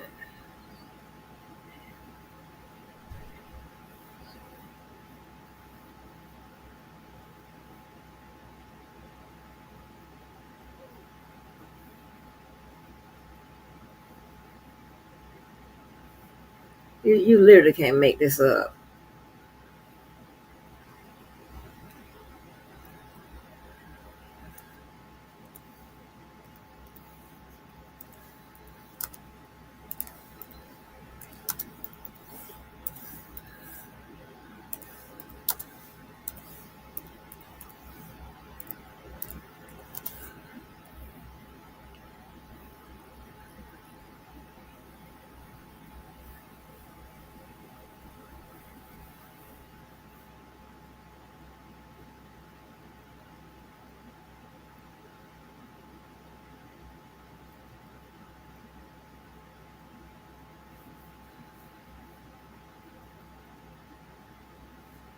Mm, who's getting on my time? Okay, I got it.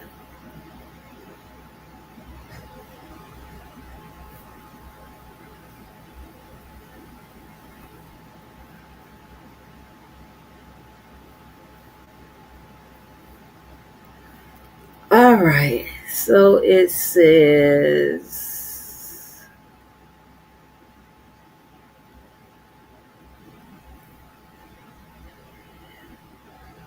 So it says.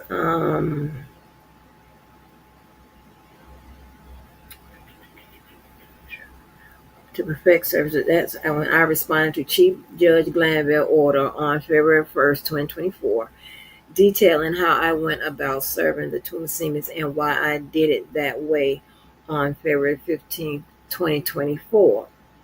Chief Judge Glanville recused himself from this case only because he have a rapport with Sylvia due to the YSL case. Well, if you in there, why he don't have a rapport with you?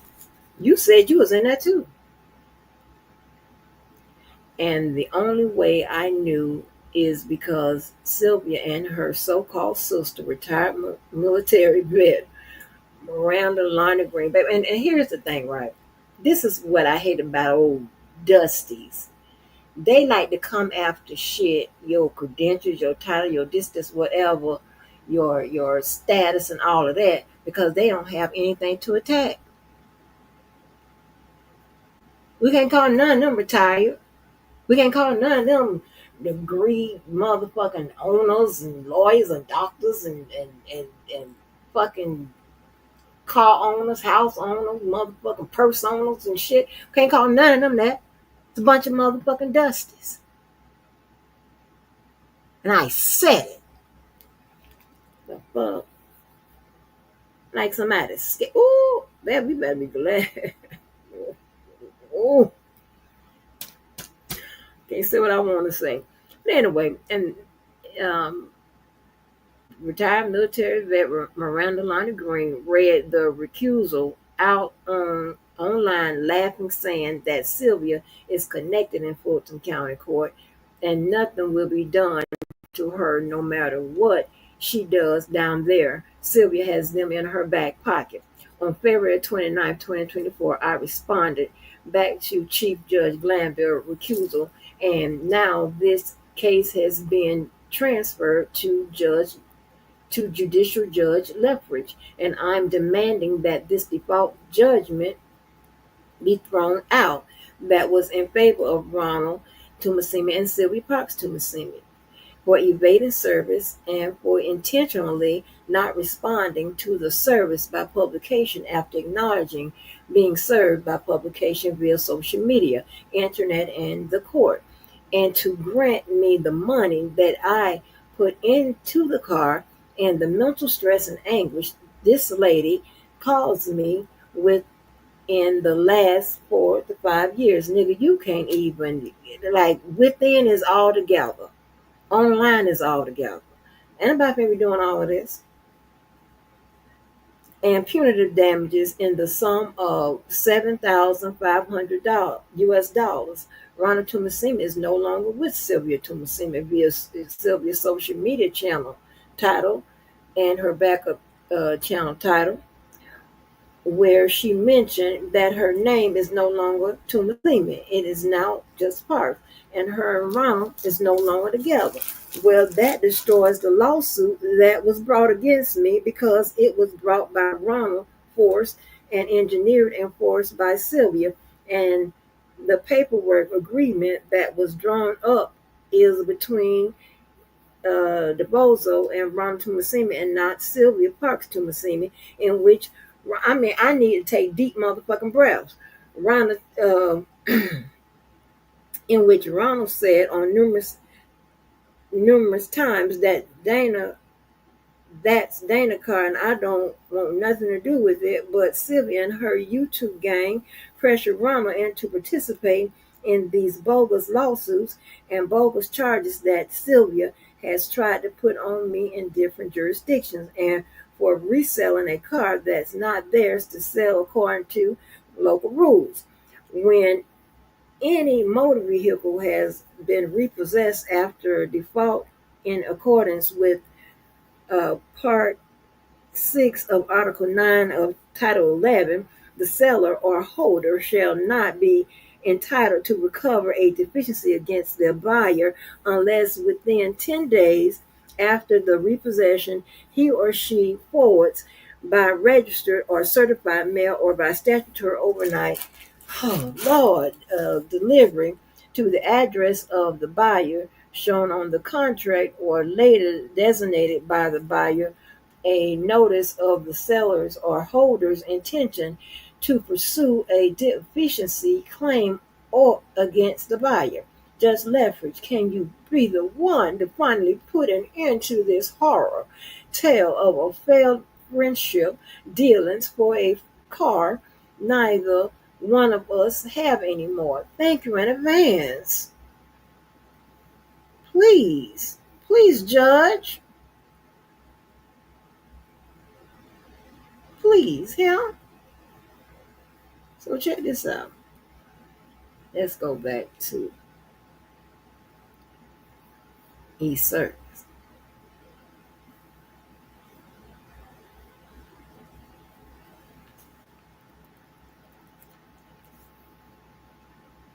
Ooh, them judges see right through you. I'm telling you, how to, I'm gonna get to it.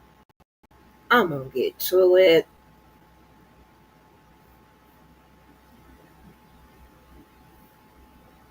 Now keep in mind now, the case I'm reading about now is for the writ of certiorari. Okay? The writ.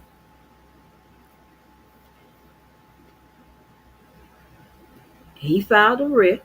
This is what this case is for. He wants this case reviewed in a higher court.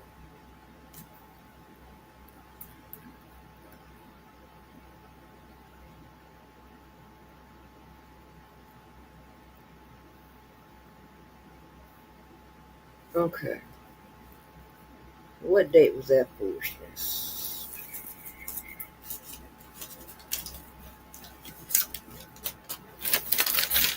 Okay, that was the 9/16, I believe, right? That was 9/16.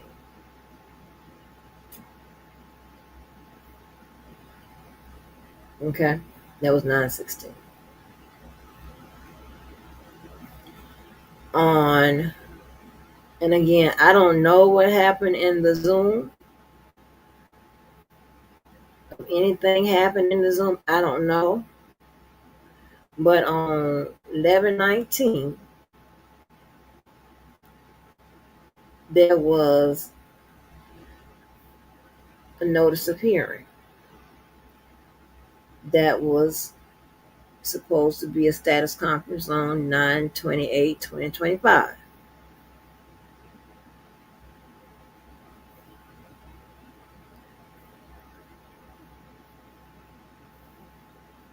Okay. We get to the status conference.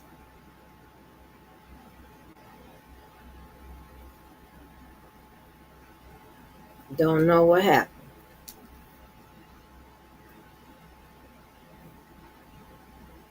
Now I can tell you what happened afterwards.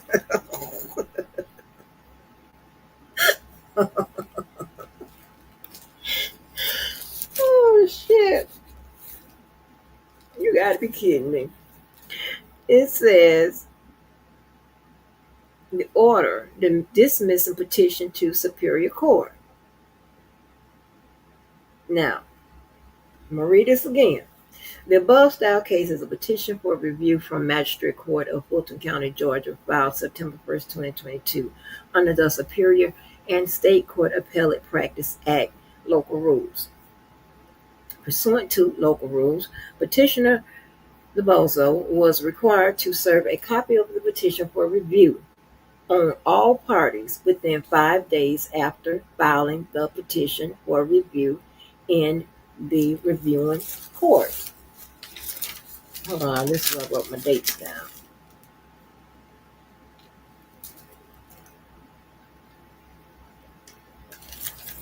Okay, this is where I wrote my date down.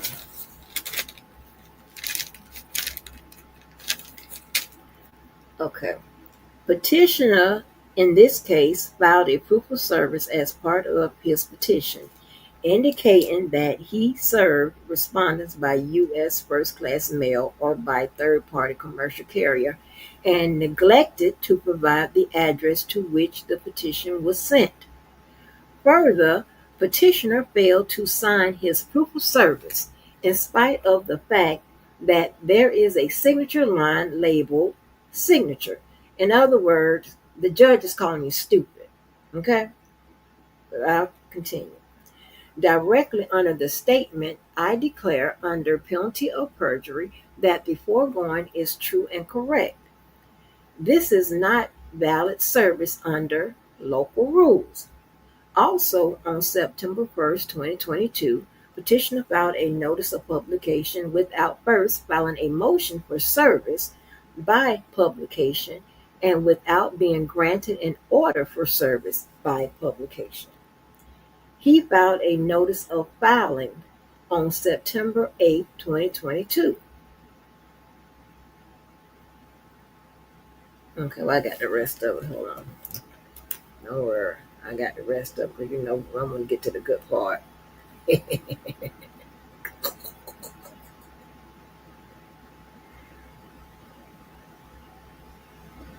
Says, and on October 26, 2022, a publisher's affidavit was filed. Service by publication is not valid service under the Superior and State Court Appellate Practice Act on January 26, 2024. Plaintiff was directed in an order entered. And you know what? Let me put this up here because you know what we gonna say. Why shouldn't you put that part up there? See, I'm thinking ahead of you, little liar. Let me put the whole thing up here.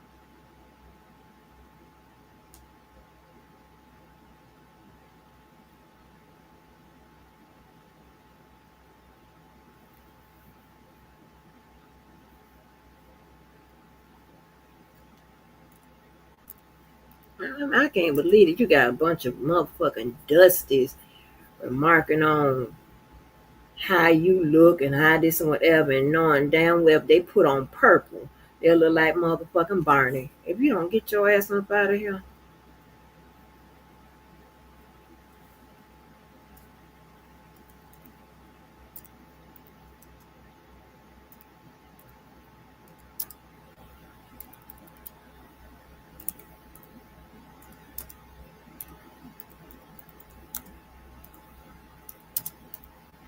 Hold on, y'all. I'm gonna put the whole thing up there.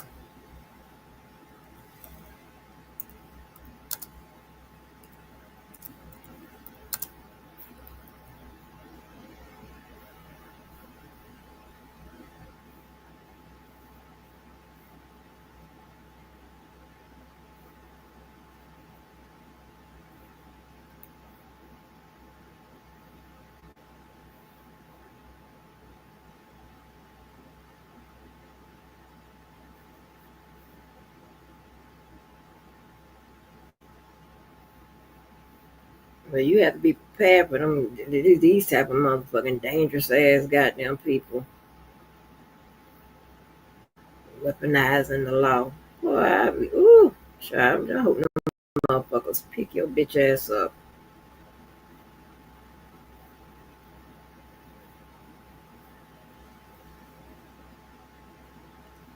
Okay, so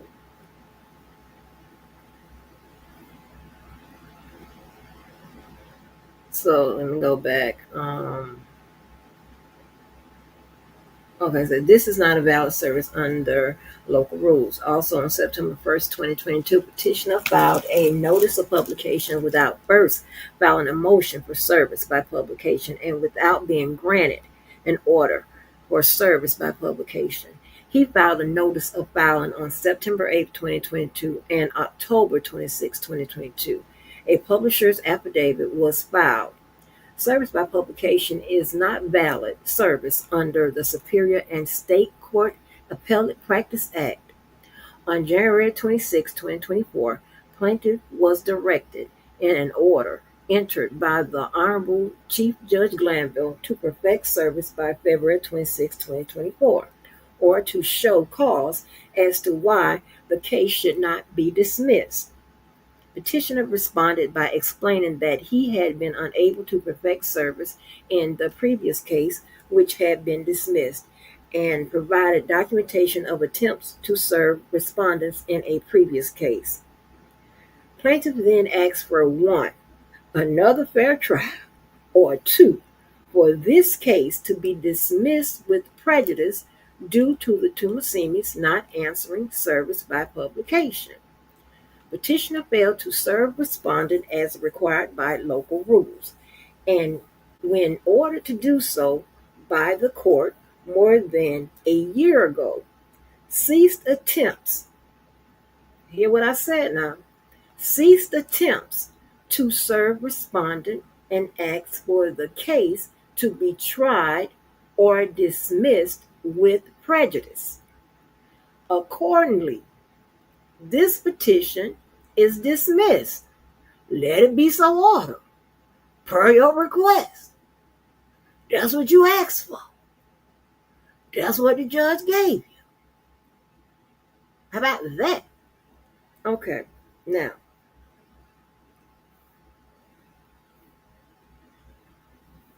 I need to bring your attention to something.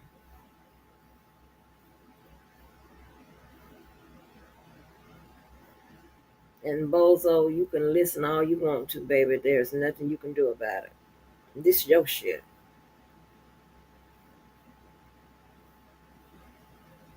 You mad because you can't lie it all. Well, you gonna lie it all up anyway. But this is the court shit. Okay. Now, final paperwork came through yesterday, and it reads Order for Administrative Closure. This case was initiated with a petition for writ of certiorari filed September 1st, 2022.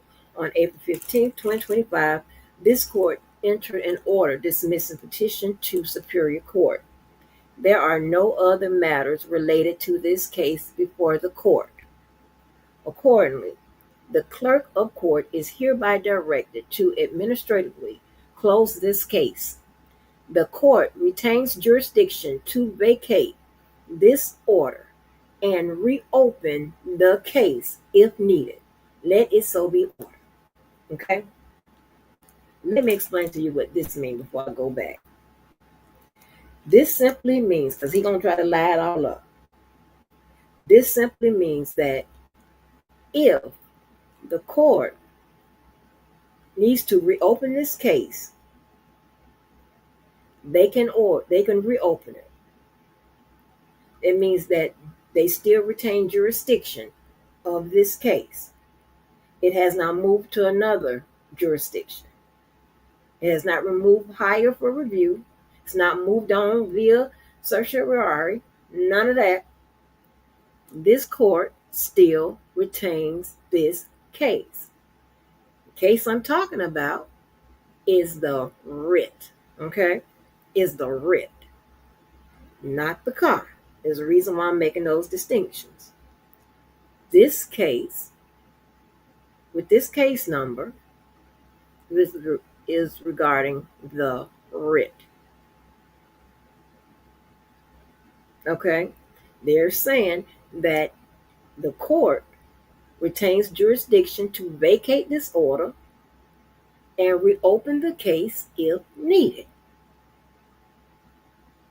That has nothing to do with him being able to bring this writ again because it was dismissed with prejudice. That was the order on 415, the one I just read. So he can't bring that. They can reopen this case, but that writ of certiorari, I'm using air quotes, he shouldn't be able to bring that again because they dismissed it with prejudice based on his motion. Okay? Now, there was some key language that if I was putting anything together, I would know, right? I'm gonna tell you what I would know. I mean, this is no legal advice, none of that type of shit. I'm just talking to y'all.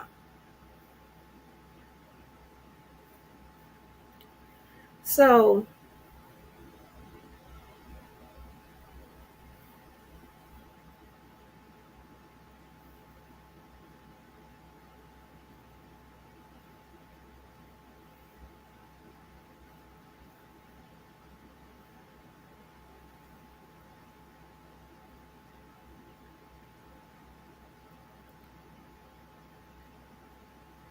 it said somewhere, it said oh, right here. It says petitioner failed to serve respondent as required by local rules, and when ordered to do so by the court more than a year ago, ceased attempts to serve respondent. Now remember, she got arrested February the 14th.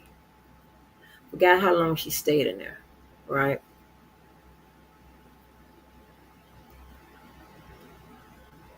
Why do you think he ceased to serve her, continue to serve her? And the next thing we saw was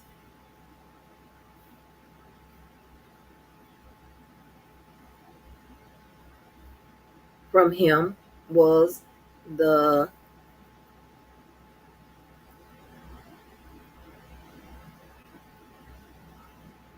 I can get it demand of lawsuit against Sylvia Parks.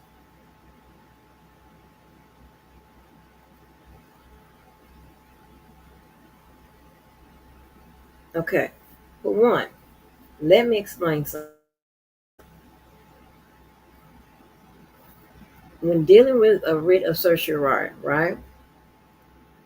All of this foolishness he's putting in here about the car, about this, about he wanted dismissed and all of that. That has already been decided. It was a default judgment given on that in that first case I went through. When he petitioned for a writ, that was to move it from this jurisdiction to another for it to be reviewed because he had exhausted the appellate process, whatever else they got going on in Georgia, right? Whatever reliefs he sought, they expired. He exhausted it. However you want to state it, right? And I, try to go through back and forth from layman term to legalese, so you know you guys can stay with it, right? So as you can see through different entries with these writ of certiorari, he kept petitioning for this car to be dismissed. He kept bringing up the car, right? Trying to get it dismissed. That's not what that. This wasn't a hearing on the writ of certiorari. This wasn't a review. That is where you're supposed to bring those matters. No, he thought that he could re his allegations through these filings of writ of certiorari here and there, these petitions and all of that. And he thought that they would go back to a default judgment and set it aside or whatever, right? But I'm a fake ass lawyer, right?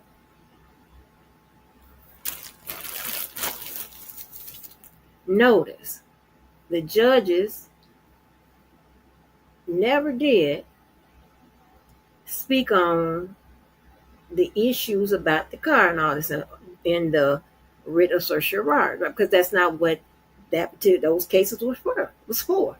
They were only dealing with the publication, the service, and all of that, right? They was dealing with. They kept going back to that. As you saw, each judge kept going back to that, kept going back to that, right?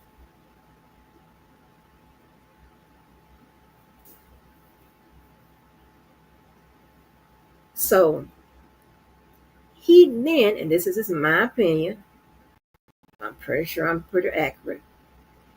He thinks that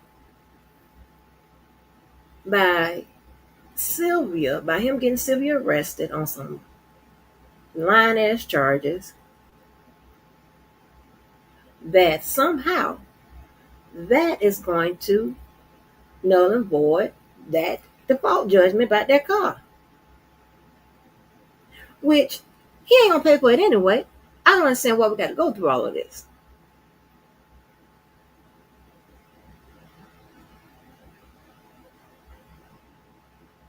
If you no children, you know goddamn well he ain't paying for no car that he don't have no access to, that he don't even have. And the reason why they got into an issue about the car anyway, because he didn't pay. So he didn't pay no car off. Like, like them motherfuckers lie so much they look alike.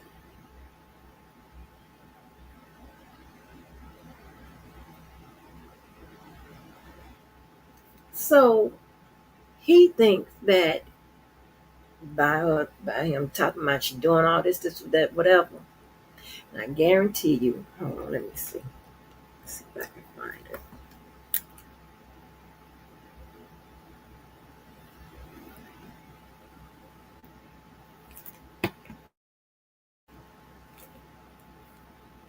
Let me see. Let me see.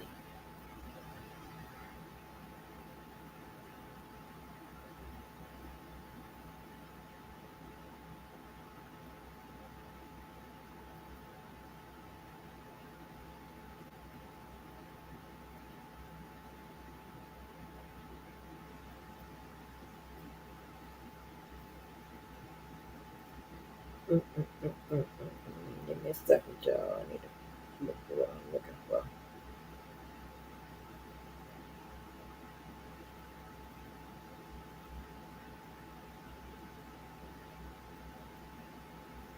Okay.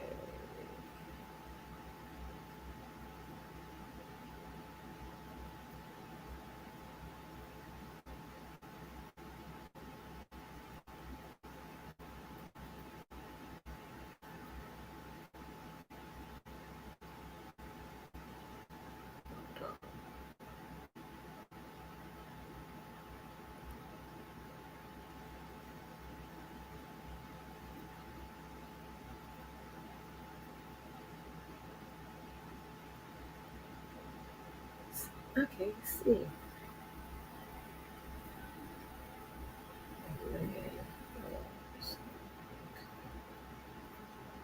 I can't find it, but anyway, he believes somehow, and this is why he did not try to serve her no more. Then he comes up with a lawsuit and all this extra stuff in September.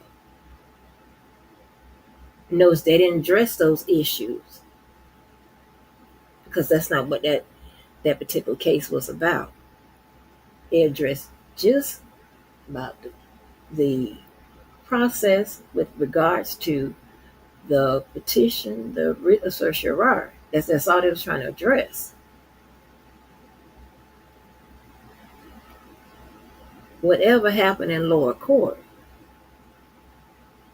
that has already been adjudged. That is already final. They say you owe the money for the car. The reason why you keep trying to move it is because you want another court to review it in your favor. So if you don't owe her the money, why are you still trying to move it to a different court? Where's the order say you don't owe the money?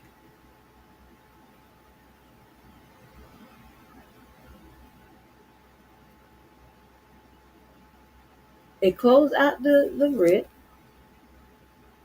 the petition,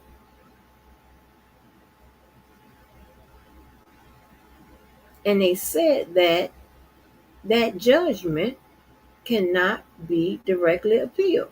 You had to use a writ to have another court review it. That would be the court that would reverse the judgment. You're not there.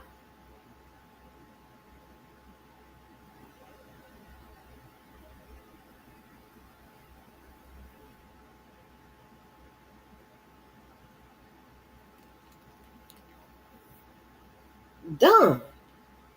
All of this fucking courthouse police shit and all this, and you can. Child, this is why you don't even supposed to be going back and forth with no goddamn Dusties. Y'all ain't on the same level. You talk speaking English, they speaking Mandarin.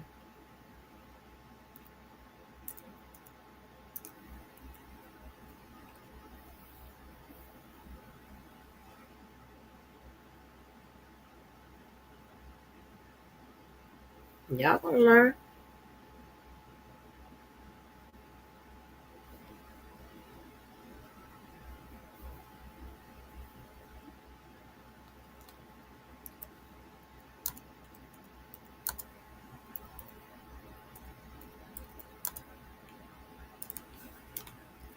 Y'all will learn.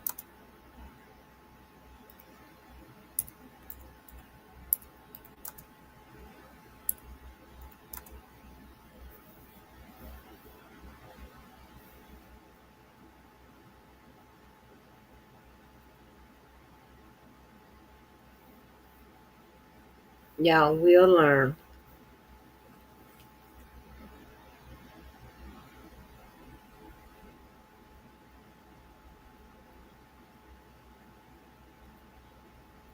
But just notice, but see, I moonlighted with a few different skill sets, right?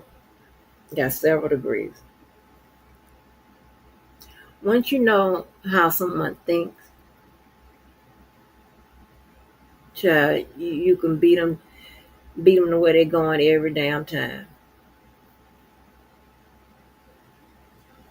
He thought by harassing those people while he was having communications under the cases dealing with the writ of certiorari, he thought that he can get that default judgment dismissed, vacated, set aside.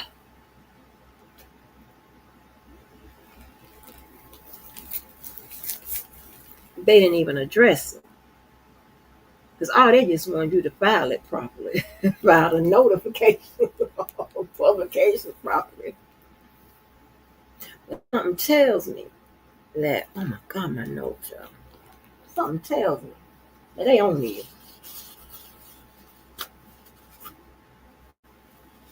Now I hope you add me to a situation so I can make sure they be on your motherfucking ass.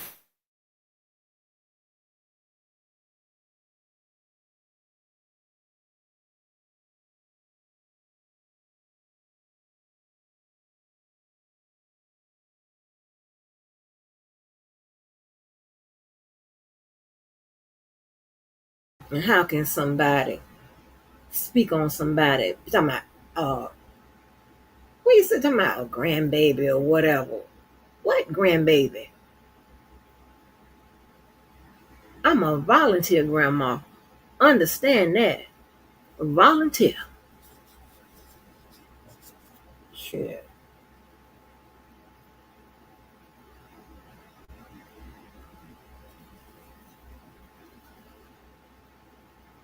It's out your goddamn mind. Y'all something knows. So unbelievable.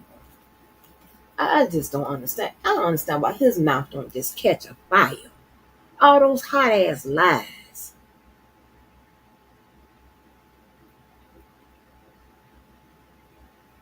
God damn.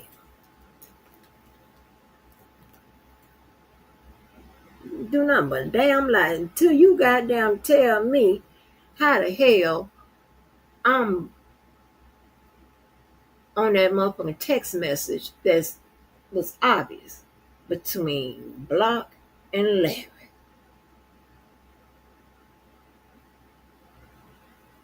How? Explain that, lying ass motherfucker.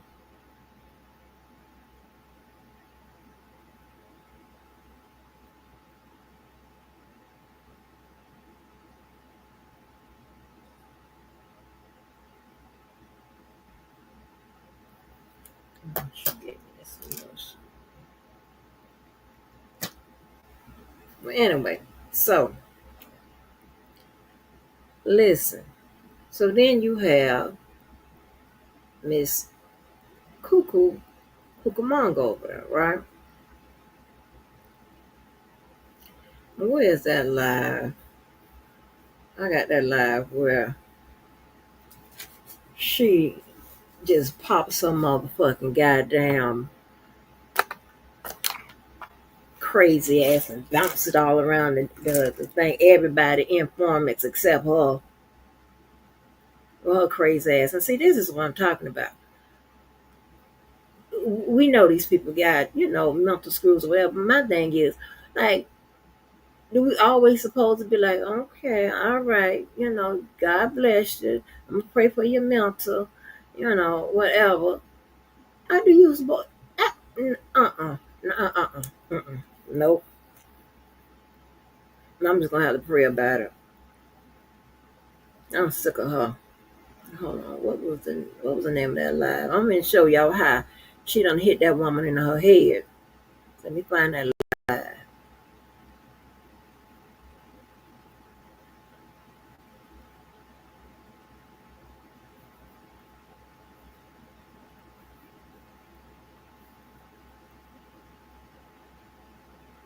Oh, hold on. Let me show you something else. This is something that you can never do, sir. This is one of many.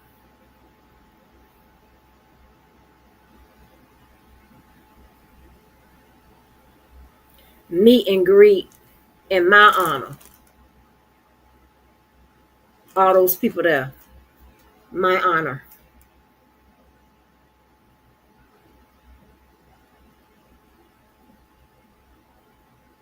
Yeah. It's got your motherfucking mind. Boy, stop speaking on me.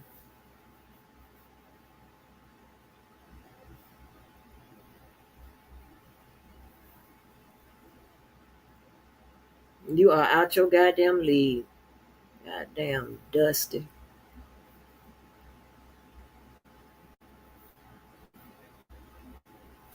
But this is shit she put up. Somebody that, somebody that. And these people put up your shit. Girl, if y'all don't motherfucking quit and cut it out, you do know we got records of that, right? So shut up. Let's see, that was a lot.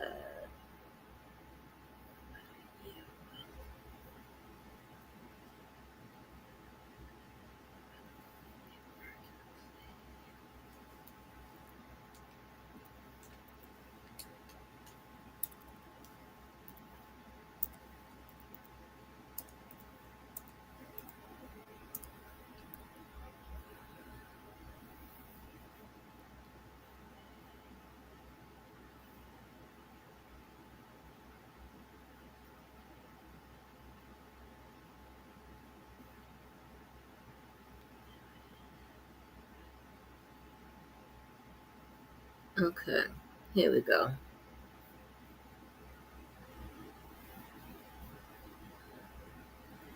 We're gonna go back.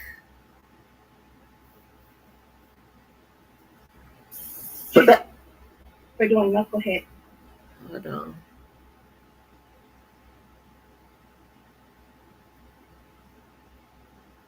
Better hurry up. Now, are you gonna wait for now?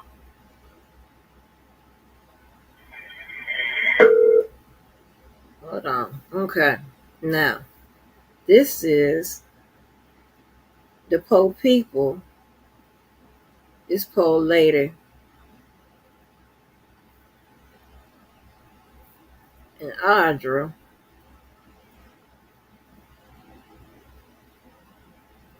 This the lady calling the police on Audra. She done hit her in the head.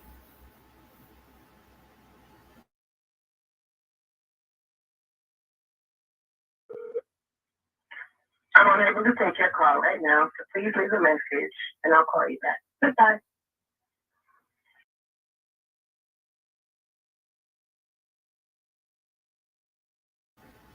Hold on. Hold on. Make sure I got the right call. Hold on.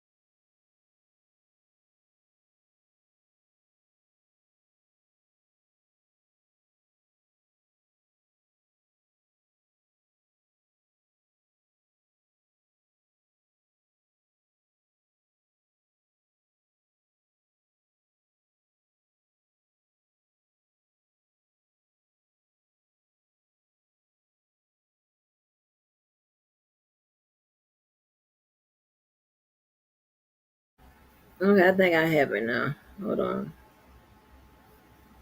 That could have been one of my presentations, child. Y'all know how I do. Hold on. I'm in. Okay. What was that noise? I'm talking my phone. Like, oh, yo, don't worry. I'm doing that. Y'all figure it out. What are you doing?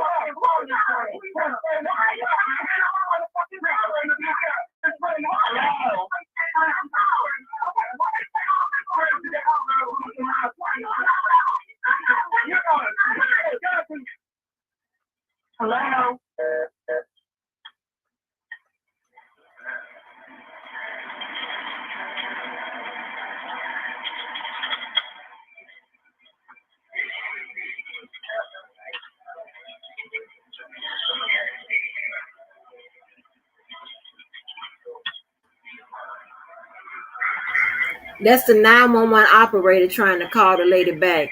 Audra is at the woman's husband's house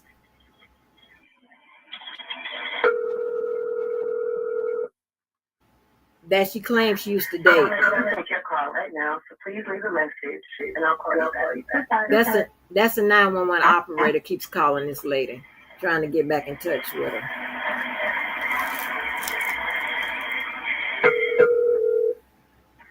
I'm unable to take your call right now. Please leave a message and I'll call you back. Goodbye.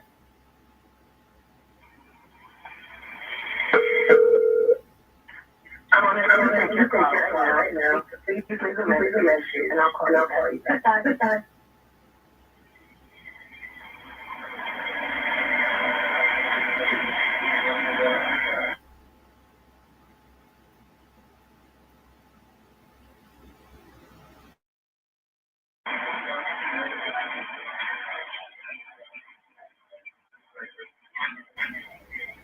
This the 911 operator still trying to get in touch with the people. This is Audra shit.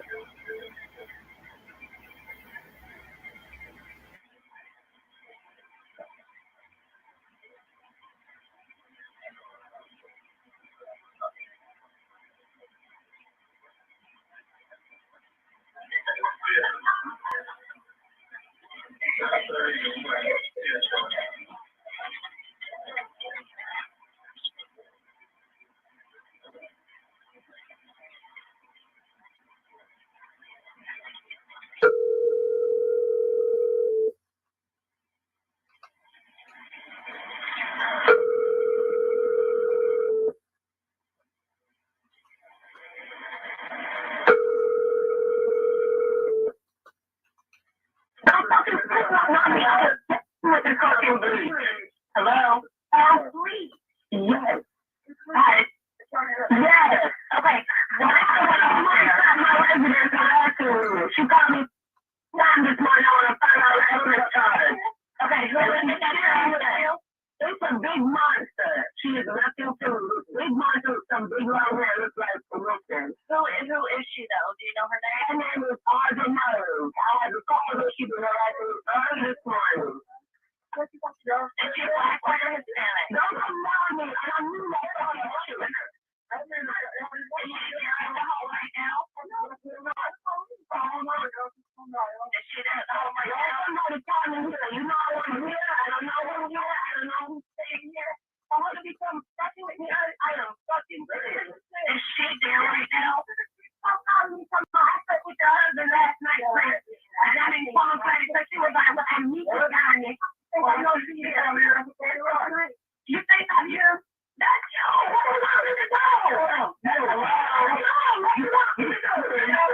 don't want to have sex. No, you say to my wife. I don't want to do that shit. I'm not here for it. All I want to do is say,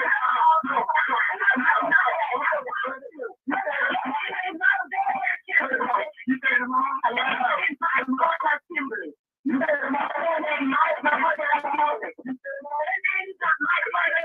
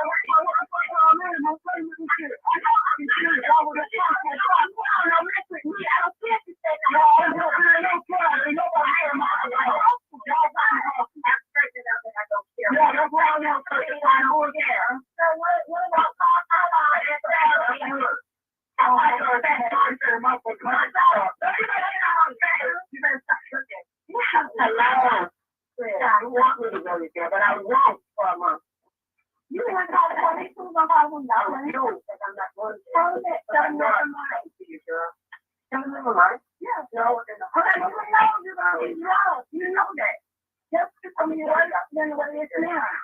Hello?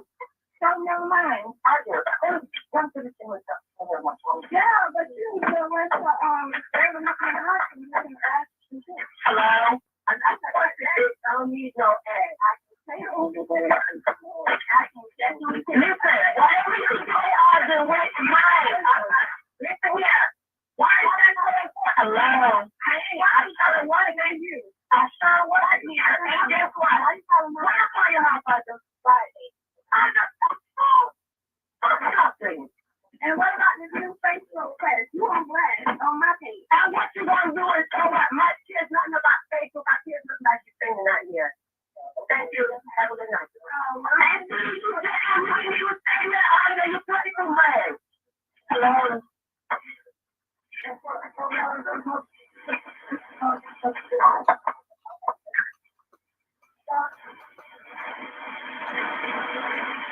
Hello.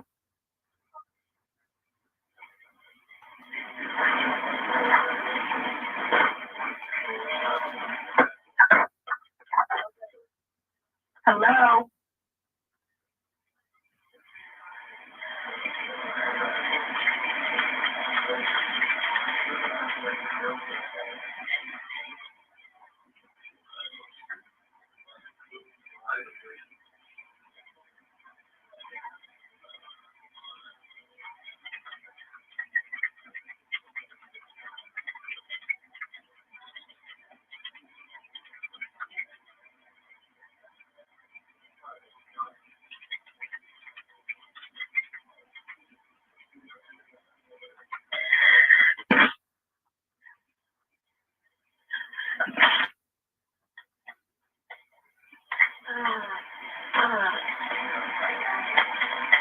Thank you.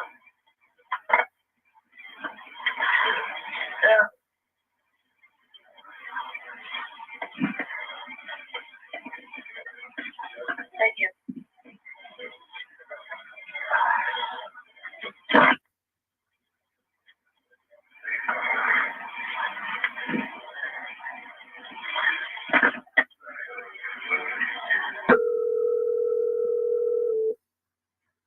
Hello. Hello. Hello. Hello. Hello.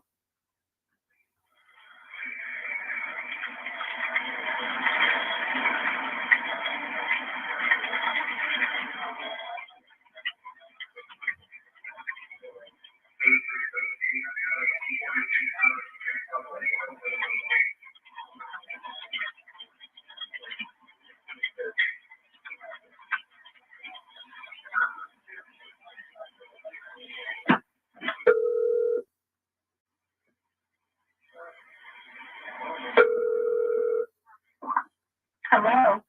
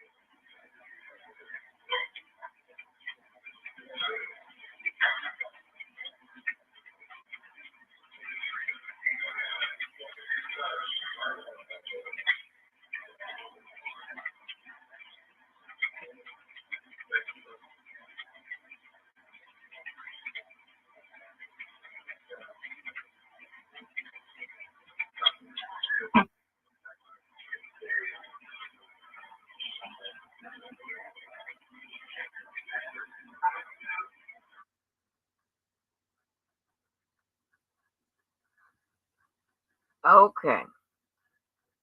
So, I take it by, I don't know why some people are confused about what I was playing. It is a 911 call. I know that half of us have had to call 911, and then half of us have had 911 called on us, and then half of us have had both.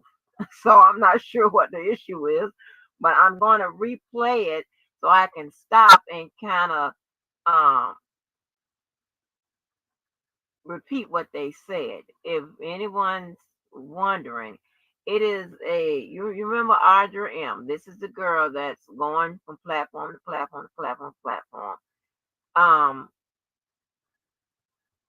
Stalking, interrogating, questioning. I mean, just popped up from anywhere. Okay, from I don't know where she popped up from. She's in my, not my hometown, but in my home state, and I'm the closest one she's to. Okay, so this is public awareness, public safety, public concern. Okay, we have a whole bunch of crazies amongst us. Okay. All right. And we have a lot of people that want their stories told. People that harass you, I think that we should be telling their stories. She just so happened to come up first. All right. Yeah. But we're going to have a lot to talk about. Okay. You understand what I'm saying? So I'm going to replay it because then I'm all okay. All right.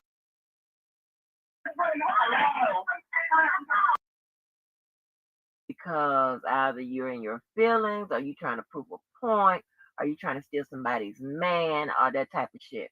Because let me tell you, a lot of people will beat your ass over their man. But then there's others that will beat your ass over respect. Okay? So just don't do it because it's very dangerous. Okay? All right. Now, what I'm going to do is now I have to play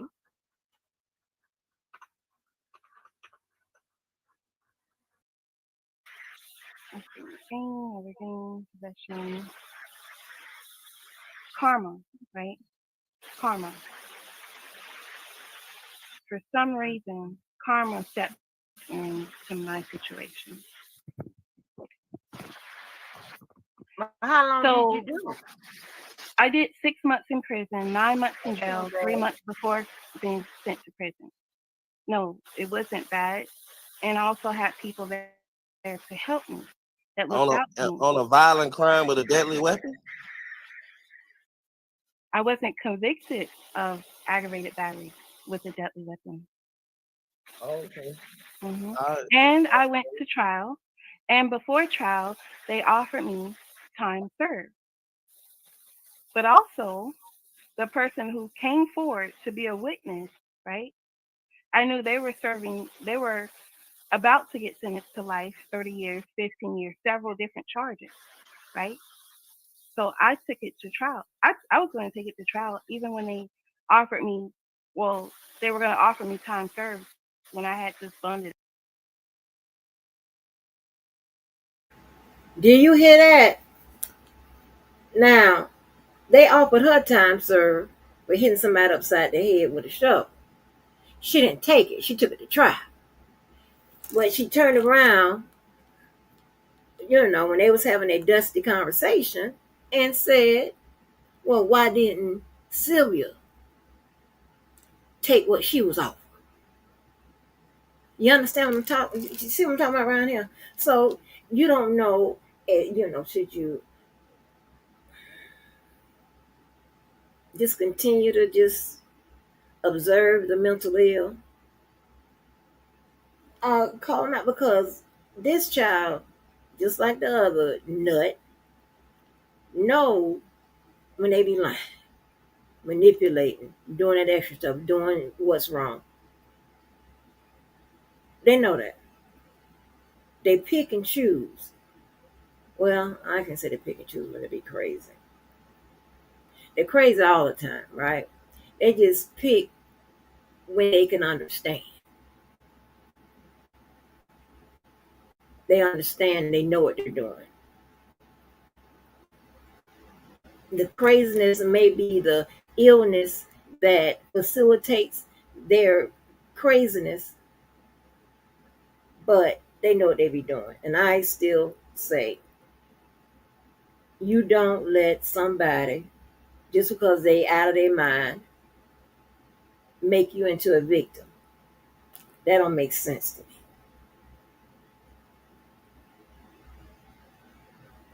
If that was the case, then I would tell Sibby, just, girl, just take it, whatever. He crazy, what, and so on and so forth, right? So we got to find out where the line should be drawn and when can we move, because I say that it's a line that could be moved. You heard what she said. Let's get on to this distressful lawyer, honey. He is in, and this her recording the lawyer. Now this your stuff, honey. This is her recording the lawyer. And this is, you will hear that he has negotiated her not to do no jail time. And it would be in as a misdemeanor versus her taking it to court and being found guilty of hitting somebody in the head over somebody else's husband. Can't make this up. In that 911 call, you heard the man being frantic, saying that, trying to get Audra to admit that she did not stay there that night. He trying to get the wife to, get the Audra to tell the truth that she didn't stay there. Audra blocked the woman in. It was a big mess, honey. When she tells the story of what happened, it was none of that. It doesn't have any sound at first when this is her recording, and I'll be quiet when it comes in. Audrey didn't tell us nothing. She told us a totally different story. Then she told us another story. Then the transcripts told us the real story.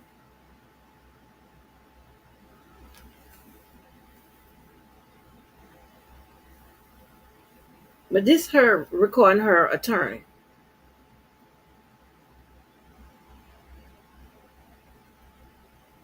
And you'll see how this man,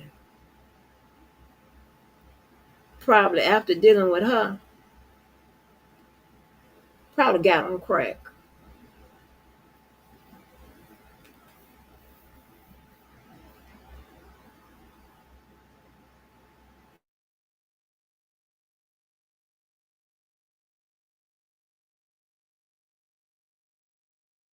And on the back end of all this, it gives you options. Okay.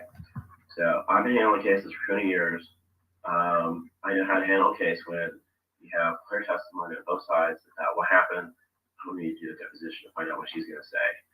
I don't need to do a deposition to find out what the nuances are. I need her to disappear, okay, to get you some options. And the more likely it is that she don't want to participate without me doing anything. Okay, so I do anything to make her disappear, that's going to backfire completely for you. If she disappears naturally, you get an option of misdemeanor with time served on the table. That's something that you should grab, like it's $1 million. Okay. So what's your question? What law? Have you read the speedy trial rules? Yes. So burden of complying with the speedy trial rule, is that on me or is that on the state? You have an attorney, okay? So I make a call whether or not I'm going to advance speedy trial and whether or not I'm going to waive it, okay? Your case already had speedy trial waived before I even touched it. I never signed any waiver for speedy trial. And even if I had, even if a defendant waives their right to speedy trial, they can always reclaim that right by having their attorney file a notice of expiration of speedy trial time and a motion to discharge. Yeah, if I do that, if you do that, if you would finally do that for me, that means the state has how many days to bring me to trial? 60. No. 10. No. 15 days if they were to file a motion with the court. 15 days max. If they file a motion, we go to court, and that judge allows the state more time to prepare their case according to the speedy trial rules, based on those guidelines. If the judge allows them more time to prepare their side of the case, then I would have 90 days. They would have 90 days. The state, the burden of complying with speedy trial is on the state and not the defendant. So the state would have 90 days to bring me to trial. Now, you've been on my case since September of 2014. It's now the February 1st, 2016. You sat on my case for over 6 months. Yeah, there hasn't been Over anything 6 about. months, you then wanted me to see a psychologist. Yeah, they found you incompetent to proceed. When? Okay. When? I don't have the exact date, but you've been found incompetent to proceed. You had competency. So am I competent now? Yes, through a second round of discussions with you, they ruled Okay, that so when did they find that I was incompetent? What year was that? Yeah, I have your whole file right here. What year was that? 2012, I right? can answer questions, okay? And those same two But psychologists you have to give me a second to even talk, okay? You know, because it happened to you, that you're found incompetent to proceed. You know, because it happened to you, that you saw additional 3 doctors subsequently after you had competency training to find that you were competent to proceed by 2 to 1 vote. Okay, so you had a split decision regarding finding you competent to proceed. That is very important. Okay, there's no way in the world that a person who's incompetent to stand trial should go to trial. That would just be an injustice. Okay, so we're not going to do that. What would be an injustice again? For an incompetent person to go to trial. Yes. Now, So why did you want me to see the psychologist to begin with? Because I wanted to make sure that you're competent to proceed. What To prevent indication that there I from being an did injustice. that I was incompetent? That you're paranoid, that you don't get what we're talking about, that important things about your case don't sink in about how things are working, and the fact that you were previously adjudged to be incompetent to proceed. And each of the doctors have made findings regarding your ability to understand the trial procedures, and those are concerns that not only I have, but the psychologists have. Okay, you have the reports. I gave you all the reports, and you can read them, and you should take heart in them. Okay, in the fact that there's some avenues of treatment that they're recommending, and these doctors are very good doctors. They would be happy to work with you now and in your future. But this is something that like I said, it would be injustice for you to go to trial if you're incompetent to proceed. And that's just not allowed in court, and it's not allowed for a good reason. Is that we want people to understand what's happening regarding the trial preparation, regarding what's happening in court, what's happening with the judge, what's happening with everything, for them to understand the system and participate. Okay, because it's going to affect you. Potentially, your liberty is going to be taken away. What did I do in your presence or say in your presence or over the phone, the countless emails that I sent you since September of 2014 indicated to you that I needed to be evaluated by a psychologist to push this case now well over a year later? There are legal and emotional issues, which I've seen from you, that have indicated to me that you just don't get it. Get what? You don't get how the system works, that you don't get, that you don't have any faith in what the judge or I say to you. And it's kind of a paranoid delusion that you have regarding, what we're trying to do to assist you. So am I being paranoid and delusional right now? So I see some of the indicators right now. What have I said right now within these past few minutes that would make you think that I'm paranoid and delusional? Usually when I tell a person that they potentially, and I'm not saying this without stressing that it's very close to being a parent, because I don't want to raise people's hopes up. If you're going to have an offer of time served and a misdemeanor, usually people say, thank you very much. Let's make that happen. Okay. Instead, the next issue that you just kind of dismissed that like it's completely not important and wanted to focus on, doing the demand for speedy trial, which we've already covered before, and I've already described to you that you previously waived speedy trial and that you did have a good reason to recapture with the demand.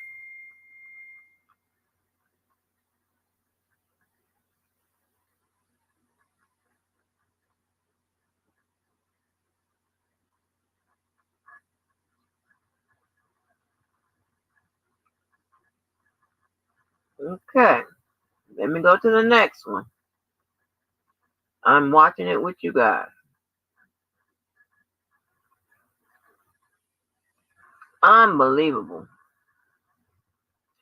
So, Audra, if you decide to come here to get me, just know that I'll get you first. Okay? So stay where you at. Do you have a copy of the paper? Hold on.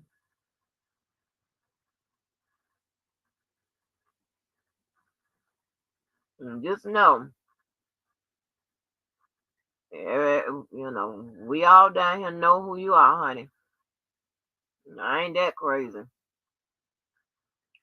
I ain't got time to be tussling and fighting with nobody that's been described as no big old monster. That's crazy. I don't have time for that. Listen, they are all going to get you. Okay? So stay where you are. I mean, this is what I'm talking about. When you get these clients, or when you're talking to people that's not legally sound or mentally sound or both, this is the face you get. This is how I be looking sometimes when talking to some of you motherfuckers. Let me play it. Do you have a copy of the paper that I signed waiving my right to speedy trial? The court has it. It's noted on the memorandum of snap out some stuff. Waive speedy trial. Continue. Okay. On May 2nd, 2012. You don't have to sign for it, by the way. On May 2nd, 2012, that was my 175th day into this case. If you count from November 7th, 2011 to May 2nd, 2012, that's 175 days in. The state had a duty to bring me to trial on that day. Instead, my case was continued due to lack of deposition.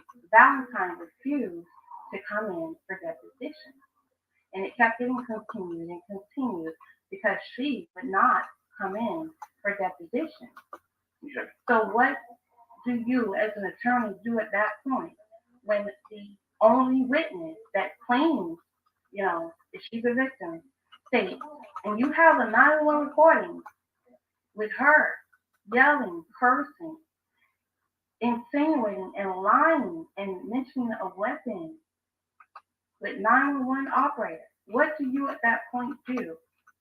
She is supposed to be the victim. She's supposed to have a 3-inch cut on her forehead. That's what she told the detective. What do you at that point do? When you get the police report and it says it's 3 centimeters laceration, which is not a cut, and it's not even 1 inch. What do you do? 6 months into this case, and well over 6 months, 8 months into this case. What do you do when your client is asking you for speedy trial? It's very difficult for me to put myself in a position where I wasn't. 4 years ago, I was not your attorney. Okay, someone else was your attorney. Someone else wanted to do depositions. Someone else didn't follow through with those depositions and do rules to show cause. Okay, that would be the natural thing. Okay, so then let me ask you the question another way.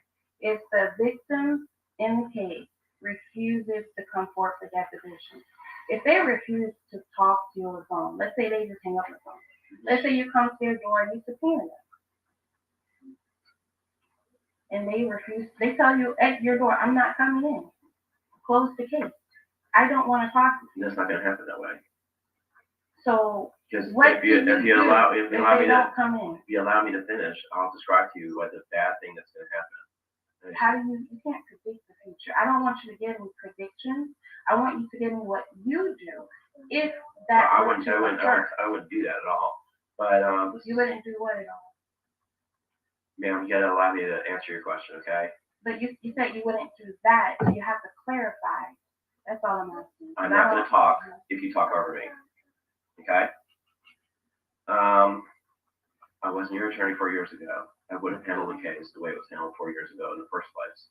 The same thing I'm doing right now is the same thing I would have been doing back then, potentially. Which is to make sure you had options, to make sure that we didn't lock the witness into a certain testimony. Okay, we didn't badger a witness that didn't want to cooperate. The next thing that you do if the witness doesn't show up for a deposition is you do a rule for show cause with a court. You ask the court to find her in contempt of court. You receive the lawful summons to appear for a deposition. The next thing that happens, the court will grant that motion. The court will issue its own subpoena for Ms. Valentine to appear in court. If Ms. Valentine doesn't appear in court on the judge's subpoena, the next thing the court will do is issue a warrant for her arrest. She will then be locked up in jail, and she will appear because she will have an invitation and transportation from the sheriff's office to testify on your case, and a very good reason to say a whole bunch of stuff that a jury would hear and potentially use to convict you, okay? On the other hand, if she just naturally doesn't appear, and the state attorney has her own difficulty in getting her, that inures to your benefit. Okay, thank you. Now my next thing is the Fifth Amendment. Are you stating that she does not have the right to the Fifth Amendment? Yeah, that's correct. She does or she does not? She does not. Why would she lose that right? Because it doesn't apply to her. It applies to you because you've been charged with a crime, okay? So you're a target of an investigation. It doesn't, let's say again, your friend Nisha. So you're telling me that she called, wait. No, I'm leaving right now. I'm going to get a trade water because my voice is leaving. But I'm going to answer your question, okay? And I'm not going to answer any other questions until I answer this question. First, I'm going to get a drink. I'll be right back.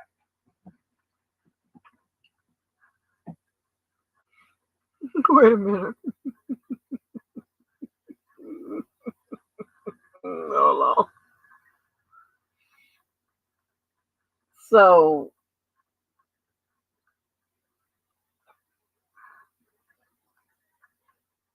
what do you tell her about? I lost my train of thought. That man got up. Hold on. I'll make sure I heard him right. Hold on. Wait a minute. Let me hear this real quick. Because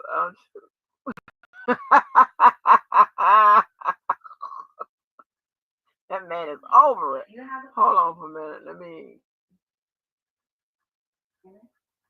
Yeah, that's correct. She does or she does. Thank you. Now my next thing is the Fifth Amendment. Are you stating that she does not have the right to the Fifth Amendment? Yeah, that's correct. She does or she does not? She does not. Why would she lose that right? Because it doesn't apply to her. It applies to you because you've been charged with a crime, okay? So. Okay. If anybody that's testifying outside of the defendant, anyone else that's testifying, you have the right to plead. You can plead the fifth on some questions, or you can answer some questions. With the defendant, you either got to plead the fifth on all of them, or answer all of them. You don't get a choice to answer, pick and choose which ones you're going to answer. Anybody outside of the defendant, you can say, okay, I want to answer this. I don't want to answer that. I don't, like that. But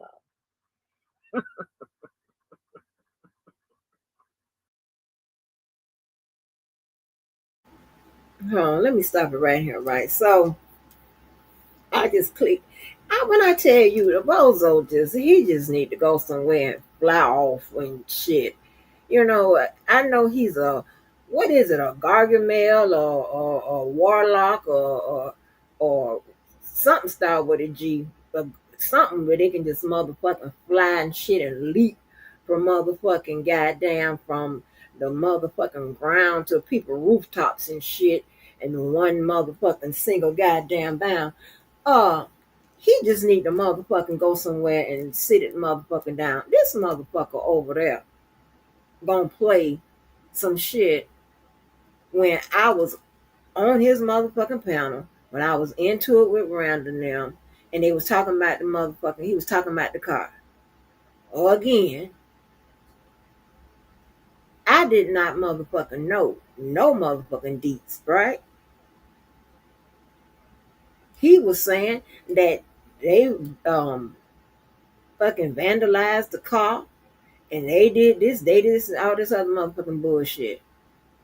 And I kept saying, oh, I can't believe she vandalized the car like that. Whatever. How was I supposed to know that this motherfucker, now granted, now let me let you understand this now. I am familiar with him being a liar, okay, early on. But when people start to take shit, lies to court and calling the cops and all this, that, and shit, whatever, that's another kind of degree of lying and craziness and shit. That's something else. I don't be expecting motherfuckers to go that far. Of course, I didn't give a fuck about no motherfucking car any motherfucking way.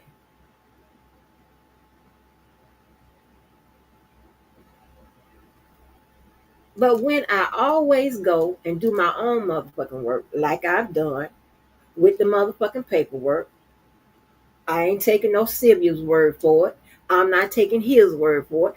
I'm just going to the motherfucking paperwork. Play something about that motherfucking paperwork. Talk about that.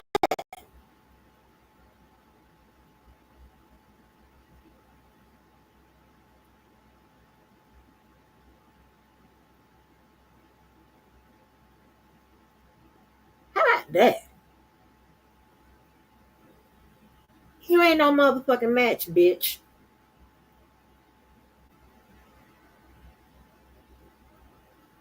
And one thing, let me tell you something. I done been 50 different sizes since I've been out this motherfucker. You done got bigger and bigger and bigger. You started out fat and you ended fatter.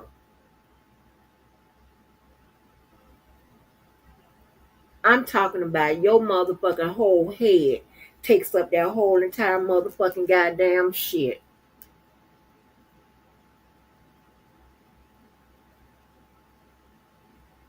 If I really want to motherfucking go there, I can really motherfucking say something about your motherfucking ass. But you know what?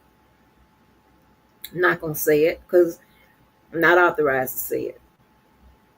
And I, with my people and shit, I like to have a level of motherfucking goddamn trust and whatever. But I really want to talk about your ass between the ages of 18 and motherfucking 23. That's what I really want to motherfucking talk about. You always want to call people. I'm talking about the very motherfucker that I had felt so sorry for your motherfucking ass. I'm trying to go find you a fake ass girlfriend. Talk about that. Trying to act, I don't say everybody always against me. Everybody always against me. I try to support everybody when they're in their motherfucking need. At that motherfucking period of time, I felt like you needed a goddamn girlfriend. Since apparently nobody was willing to motherfucking goddamn, volunteer.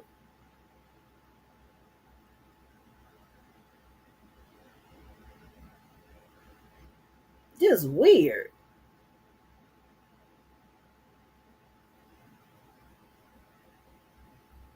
Yes, Joanne. Yes.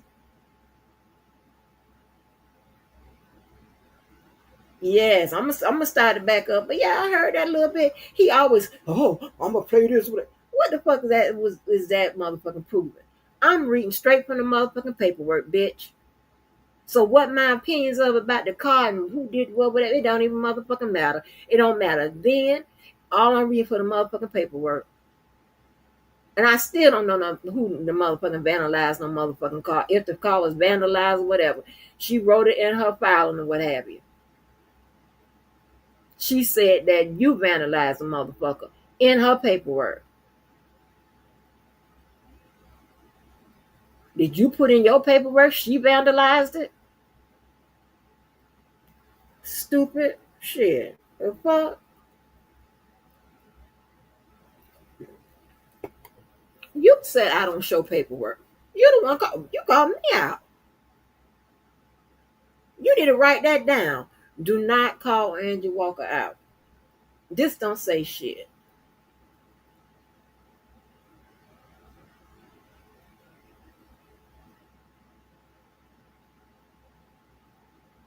A whole band of motherfuckers. And again, and just I mean, and y'all, anybody that knows me, I swear for God, I'm a mama bear. Anybody should know that.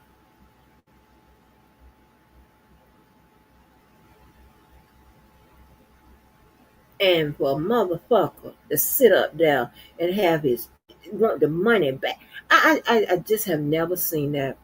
I've never heard nobody say. I know deadbeat dads, right? And what I mean is, I know of them, right? I know of them. I ain't never heard the mother say that the man want the money back. I done heard motherfuckers getting their income tax taken, all kind of shit like that. I have one time to hear any of them say, "Well, you know, he want his money back. He taking us to federal court." And this the motherfucker y'all want to come at, boy? If you don't, boy. Mm, mm, mm, mm, mm, mm. I know y'all hoes. And what I mean by that, I'm talking about the true definition of 304. I believe y'all prostitute.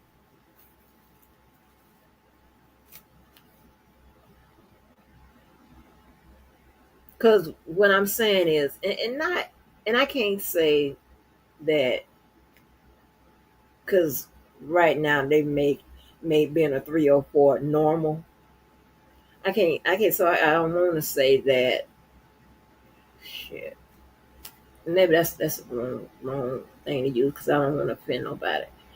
But you lower than a motherfucker. Just put it like that.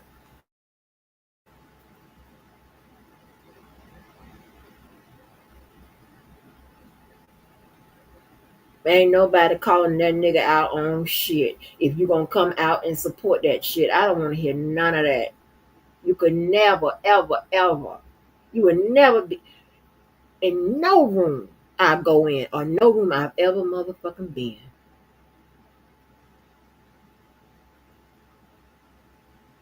It's fucking insane.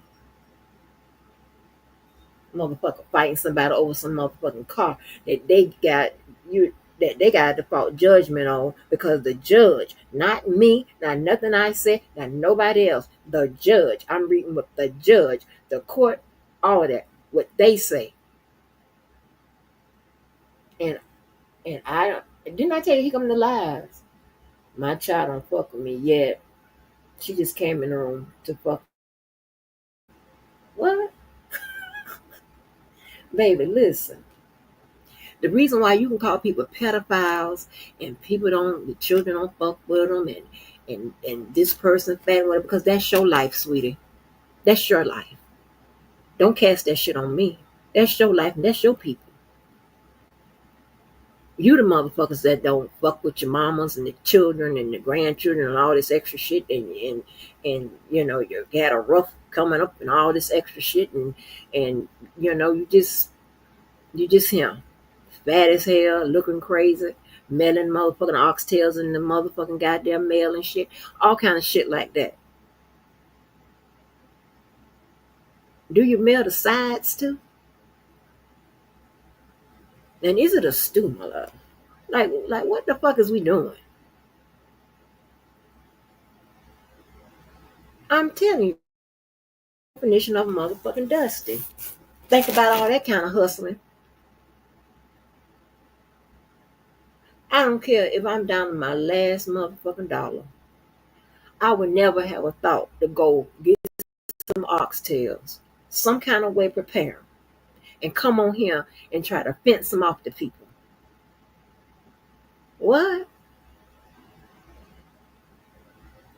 And who are you talking about? Who don't go out the motherfucking house? you motherfuckers act like y'all see what I do day in and day out and whatever, this, that, and the third, right? I do what I want to do. That's the difference. You motherfuckers do what you have to do. That's the difference, right?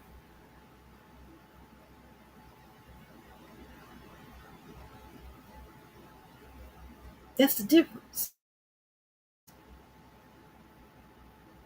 I'm operating up on a disclaimer number 2.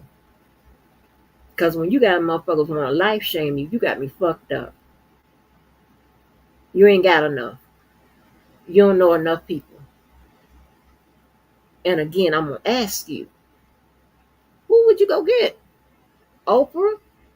Michelle Obama? Who? How many times people have been in the room to celebrate you? I'll wait.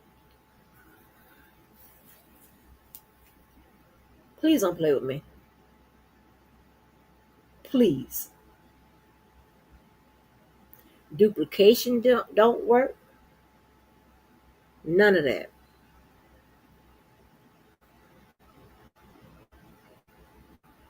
I'm the only motherfucking child. How about that?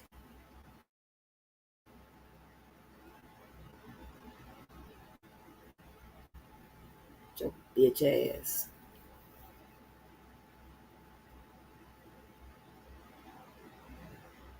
I mean, he got that from the oxtail man. I told you he went down to his pop up as a fan and then went live saying he was the one cooking at the event.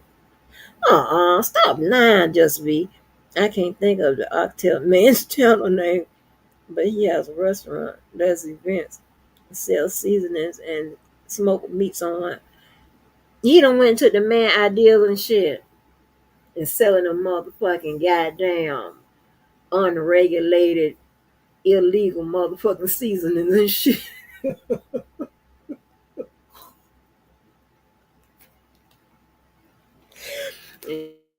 And I'm just making a joke on that because I don't believe you need to have a any type of FDA approved or whatever. But that I don't know because that's not nothing I would think of.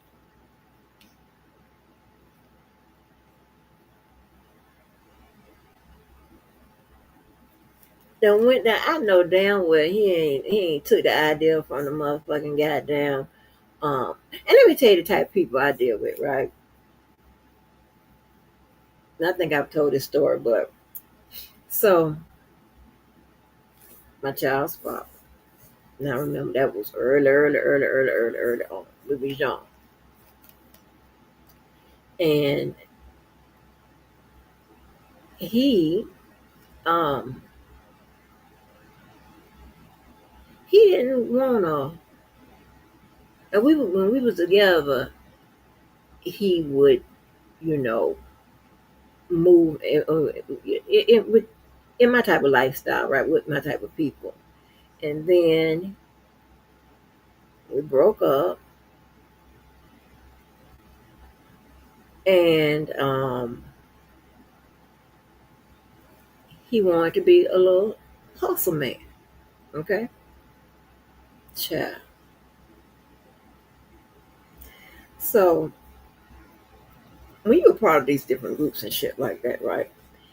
This was me. I was hot mouthing because I was petrified. So I had told University of Florida that the baby daddy told me that he was going to start selling chicken dinners on the corner. Now I was petrified. Oh my Lord. University of Florida, he wasn't in one vein he was kind of going off on me, but in the other vein he was laughing at me or whatever. He wants to we kind of got into it right over that.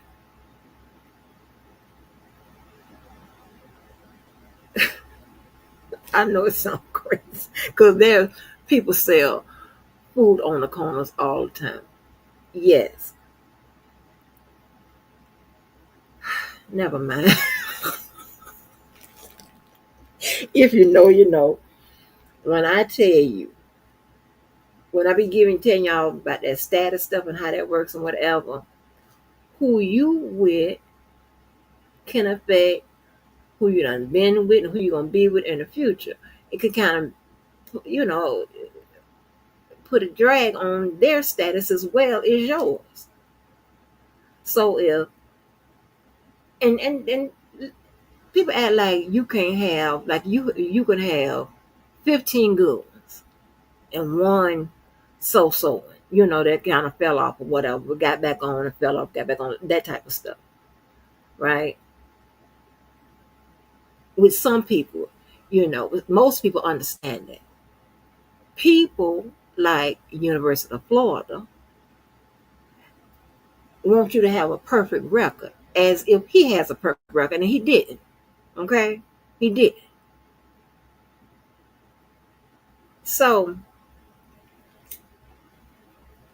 that I got upset because he started picking at me because the boyfriend said chicken sandwiches on the corner, chicken dinners or whatever the chicken was, and I think there was a leg quarters.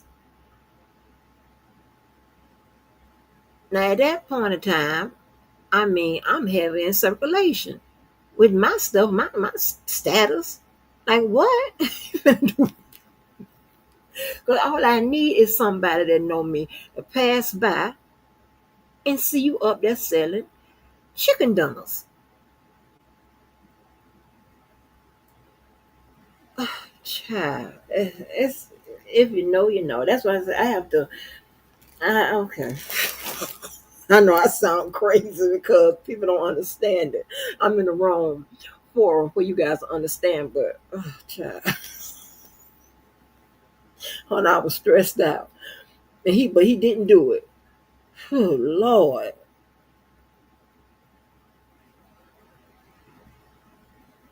and that was illegal. But see, here's the thing: how the status thing works.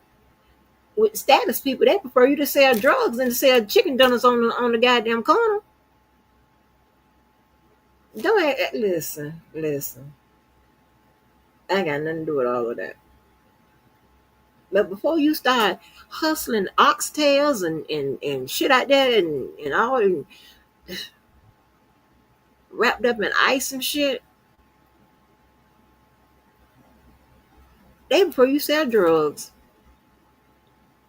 Shit. Uh-uh.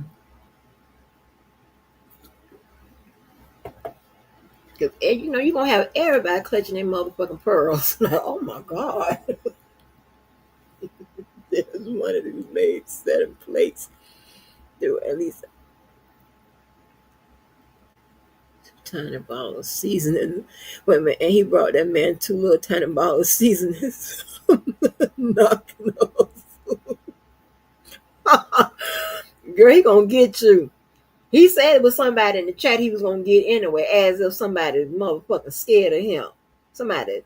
And baby, when I tell you, I hate, oh girl, baby, if somebody got that down, I'm not bringing her into this whatever, but this shit was so goddamn funny.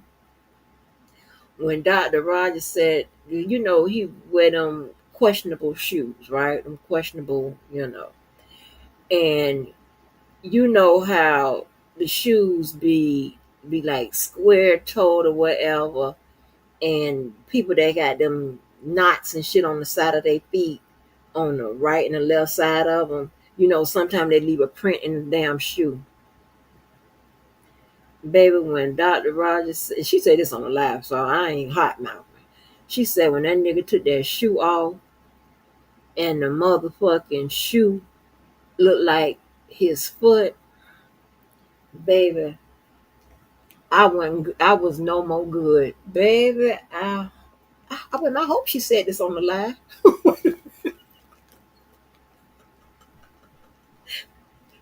I think she said this on the live when it was in Chicago. I hope she said, did she say it on the live? I hope this ain't another time. I'm repeating some shit. Baby, she said that boy took them shoes off.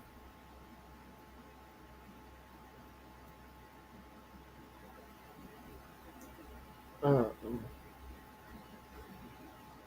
And let me tell you something, right? There is a such thing as bullying, gaslighting people, harassing people, right? You just have have to go back to the origin. Just keep going back. See who started it, right? Some people just respond to shit, right? Some people just respond to shit. But then you have some people that just be starting shit with people. Starting shit. And I promise you, since 2019, that motherfucker done fell out, fell in, fell out, fell in, about, just about with everybody.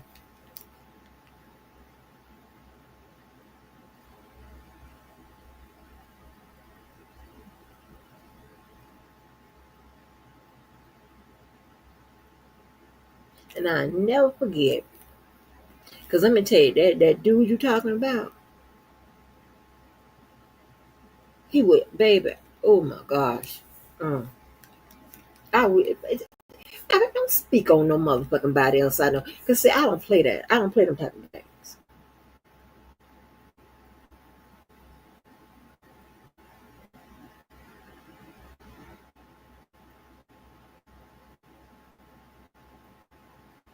You speaking on a motherfucking nigga that have taken care of his child. He see his grandchild. His name ain't on none of this. Still paying the cost. But I'm the boss. Hmm?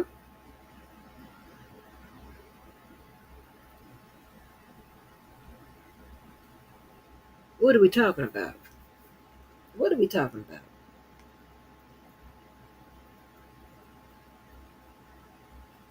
And this is what I'm talking. I'm trying to tell you. You have to stay segregated from the motherfucking Dusties. I'm trying to tell you. Them the type of motherfuckers you would take your ass into goddamn into Target some motherfucking way with them Dusties. And time you don't pay for your stuff and you walk into the door and the people telling you to all y'all to move over because the damn Dusty done picked up a pack of earrings or something or some motherfucking goddamn shoe cleaner. Shit like that. You have to be careful.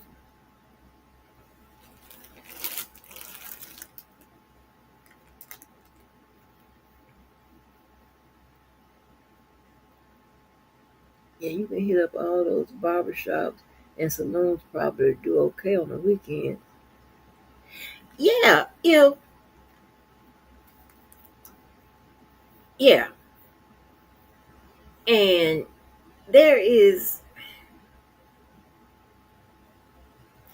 there's nothing wrong with slanging no dunnels and shit like that. There's nothing wrong.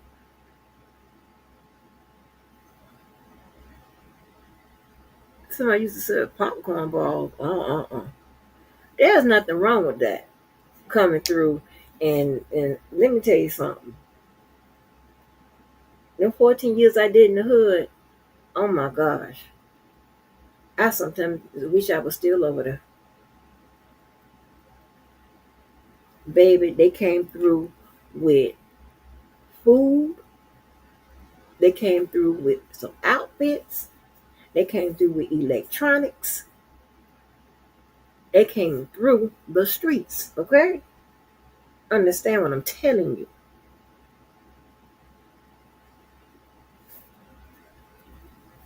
Understand what I'm telling you, baby. And one thing about the boosters Well, they were stealing out of Macy's, Macons, Dillard's. That's what they were stealing out of. They weren't stealing out of Rainbow and City Trends and shit like that.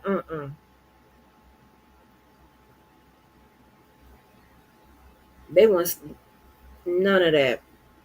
None of that, baby. They were stealing out of those type of places.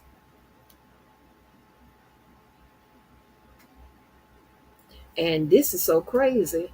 I done had people work with me, work for the state, work with me, working with FEMA, work with me with people, and they have these truck driver hustlers or whatever the hell got going on, pulling you to the side. I got this, that, and the third. Huh? I ain't gonna talk about the sex toys coming through the office. One day, oh my gosh, and you and the manager say, why are y'all walking around with these black bags?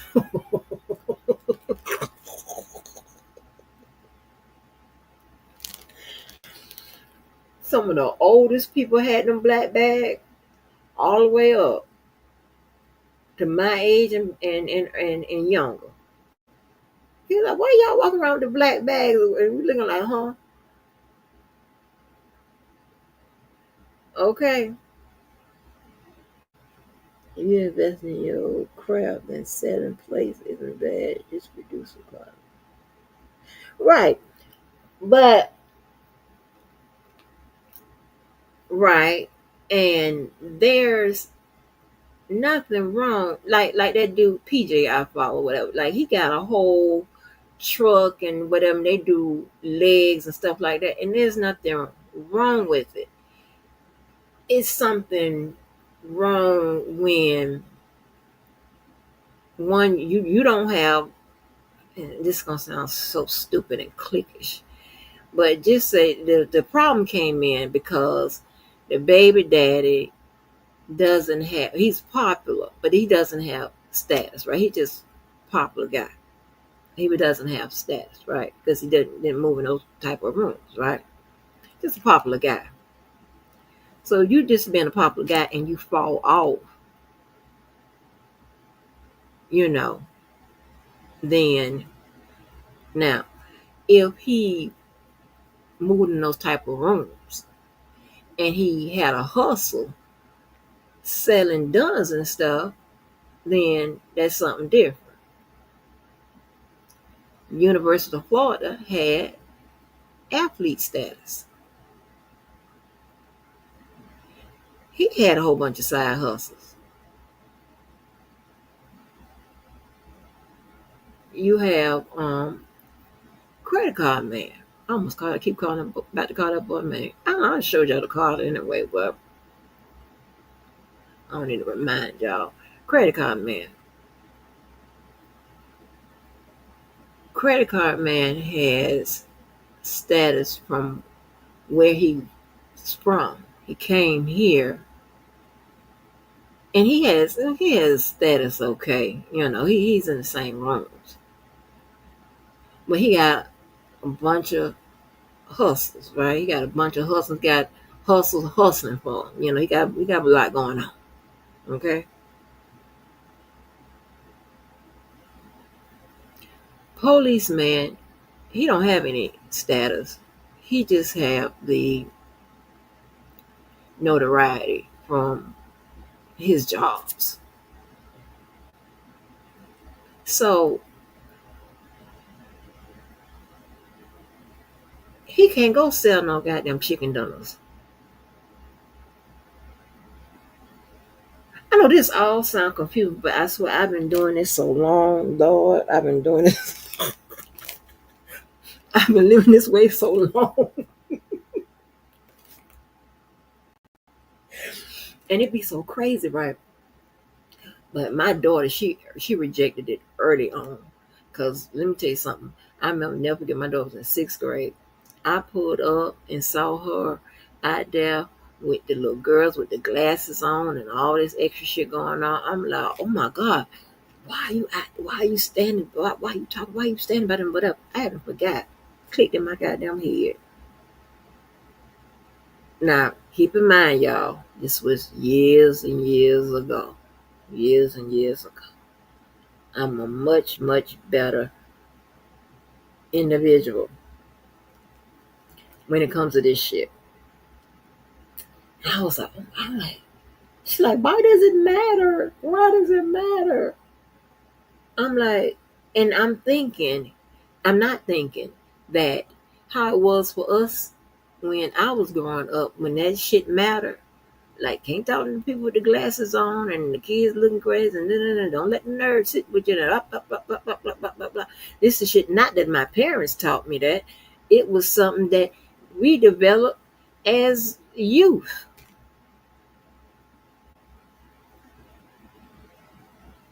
I didn't know anything about. I didn't know if her school was set up like that or not, right? I mean, because what I look like polling a bunch of sixth graders. Hey, where the popular kids at? You know what I'm saying? My daughter was popular. That's what I'm saying. But my thing is, I wasn't like I didn't know if that was a big issue, especially at a white school. I didn't know if that was a big issue. Okay, the big issue when we was coming up. So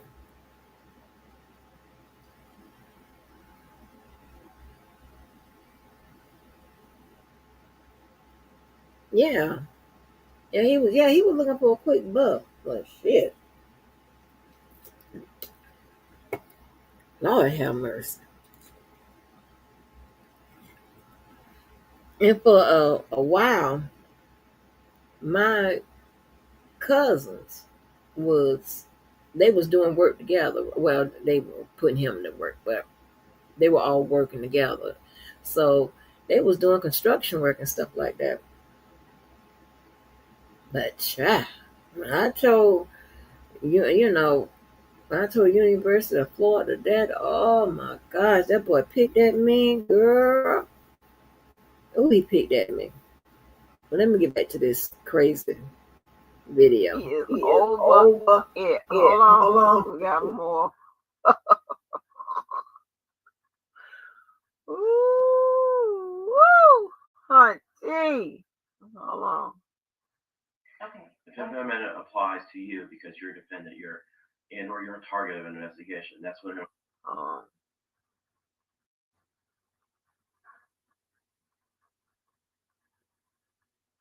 Oh, shit. You got to be kidding me. You gotta be kidding me.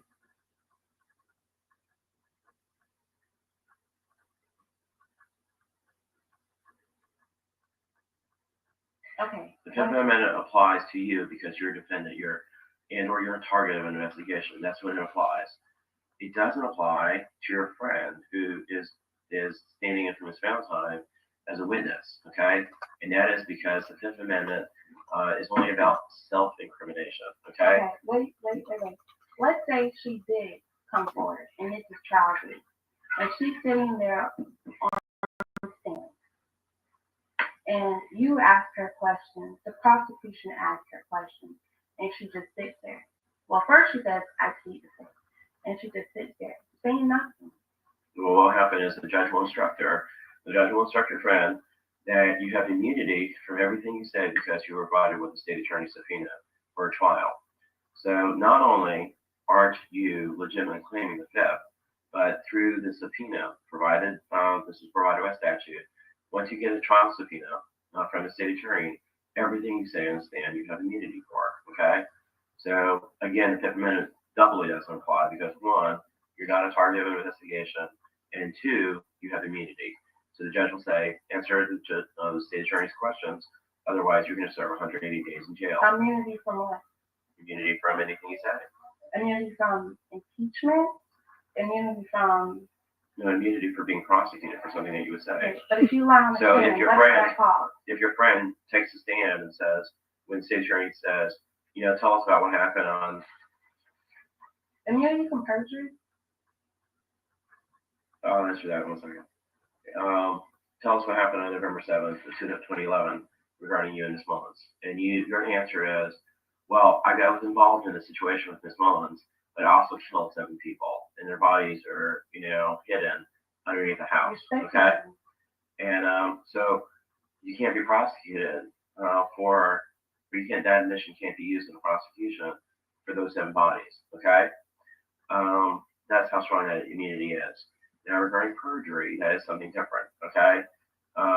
He's meaning if that person get charged, okay, because they gave that testimony in a trial, then it should be used. It shouldn't be used against them. Okay, but as there are loopholes. So, but let me continue. I don't want to get all into this. You never have protection from perjury, okay? But in order to prove perjury, you have to make another statement under oath and being on the stand. And, I don't know that she's made 4 different statements under oath. You have not retrieved all 4 of those statements, and you refuse to send out depositions so that you can cross-examine her, so that you can have your ammunition. I don't want her to testify. That's why I don't want her to testify. If she refuses to come in for deposition, you're telling me that she is breaking the law, that she does not have a right to not come forward. She called the police. She initiated all of this. Okay? You're telling me that she does not have the right to say, you know what? I'm not going to talk to you. I'm not going to tell you that I lied to you to begin with, but I'm not going to talk to you. I'm not coming forward to this woman's trial. No. Let her go. No. You're telling me she doesn't have the right to say or do that. No. Because I can't press charges on her. The state has violated my right to do that. I only have 4 years to press charges on her. So at this point, so you can have more ammunition, I'm sure, she might just come forward. But you I don't want her to refuse come to just forward. send out I don't want her to come forward. depositions. Right. I don't want her to come forward. And then Mr. Taylor, you said Mr. Taylor, he was there. He was there. Now, you said the state attorney contacted Mr. Taylor. Right. I asked you to contact Mr. Taylor I don't want to be a witness in my defense. He's not going to be a witness in her defense. He told the state attorney that. They should not be prosecuting you. Well, so why have you not at least sent out depositions for Mr. Taylor? So similar at least reasons. if she does come to trial, you have Mr. Taylor to come and take the stand. I've already answered those questions. Okay, and this is part of the listening part. Did you listen to what I said about keeping options open and what my strategy is right now? We talked about witnesses for the state. I'm asking you about witnesses for my defense. Okay. Well, actually, I asked a question. So why don't you answer my question? Okay. What is your question? My question is, I explained my strategy to you. I explained the reasons I'm doing what I'm doing. You never did explain the strategy to me, except for you're telling me that if she refuses to come in for deposition, that she will be arrested, and the judge will make her take the stand, or else she serves 180 days in jail. That's if I do what you want me to do. Why am I doing what I'm doing?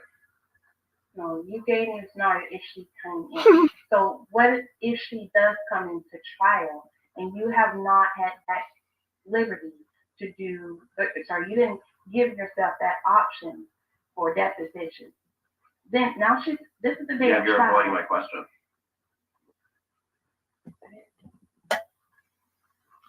What is my strategy? I explained to you.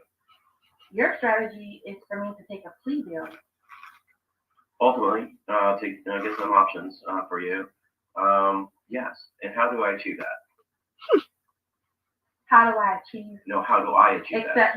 How do you achieve that? Yes. You work with the state to get the plea offer, That's not what I said. and then you bring the paperwork to me to sign, and I'm not signing it. Can't even be inferred that that's what I said. What did I say? I'm not signing any plea offer. That's not an option for me. That's an option for you. That wasn't my question. Listen, when I spent one night in jail, when I was initially arrested on November 7th, 2011, I informed Ms. Devlin Marshall then that I would not take an offer for time served, and I had only served that one night. Now, I was held illegally without a bond for 9 months, sent to a state hospital illegally for 2 of those months. And the thank God for Dr. Kiata. He actually wrote a thorough report. Thank God. Thank God for Dr. Cassidy. So she did 2 months in a mental institution, some kind of mental hospital. Did y'all hear that? Let me rewind it back.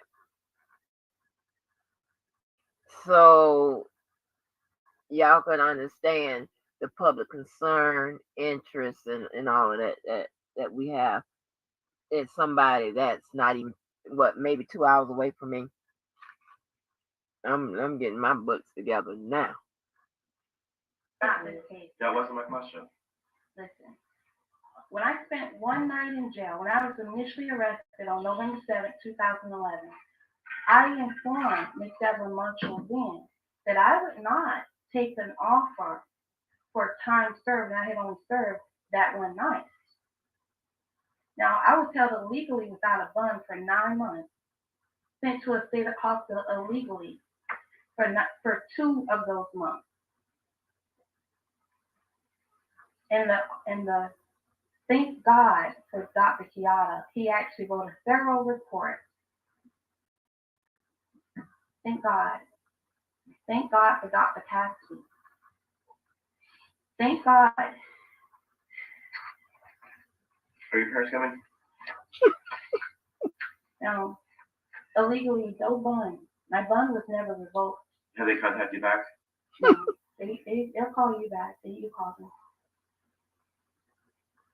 And I'll show this video tape soon. So they'll know exactly what happened to me. I'm an adult. Well, let's talk about the plea offer, okay? The state attorney hasn't made a plea offer at this point in time.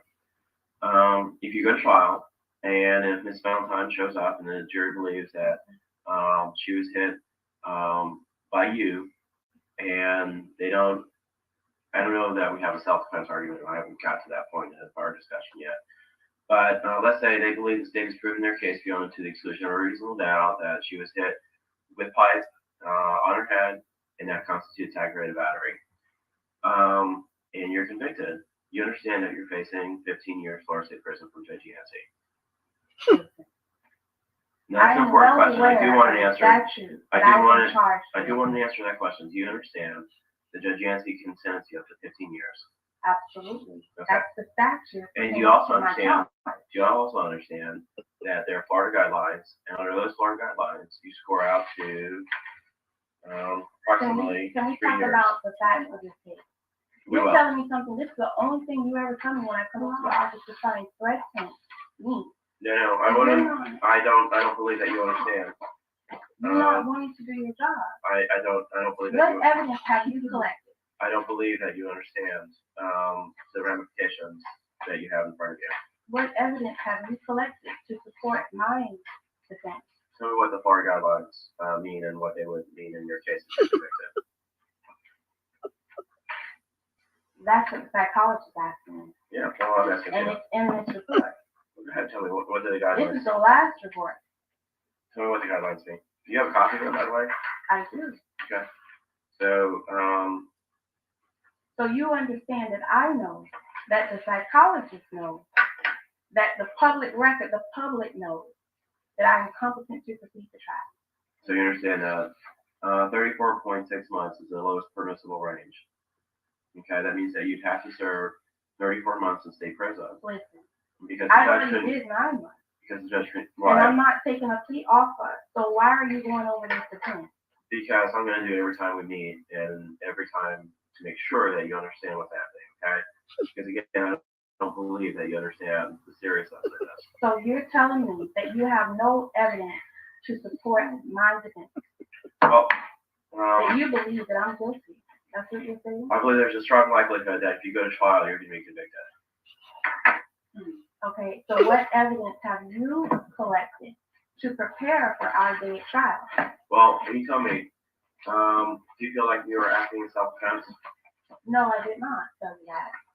No, I'm asking now. Do you feel like you were acting in No, self-defense? I was not acting in self-defense. Tell me why you don't think you were acting in self-defense.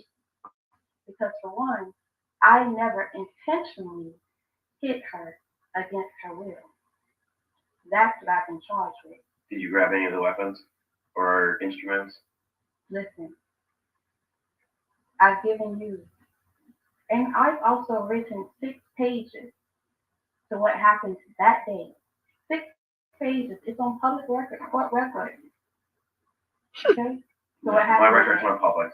Valentine also wrote a Ma'am, without page going back in time, answer my question now. No, I'm telling you that. So I we're on the not same only page told now. you verbally, but it's in This black doesn't have and to be white. argumentative, okay? I want to go through this step by step, okay? Tell me why you don't think that you're acting in self-defense. Listen, we're not here to discuss that. We've already talked about that. We actually are. This is my 4th time at your office. Your 4th I time want this to be a in substantive over meeting. a year. And you're telling me that I need to go over that again. That Yeah, you it's important have because taken notes and you need me to give you the same information. See, the truth doesn't change. Lies do. So if you were to go to the place, wait a minute, let me finish. If you were to go to Bartow Courthouse, collect those 4 sworn statements that Valentine has given. One, which is with the detectives again, but the other 3 are from restraining order court.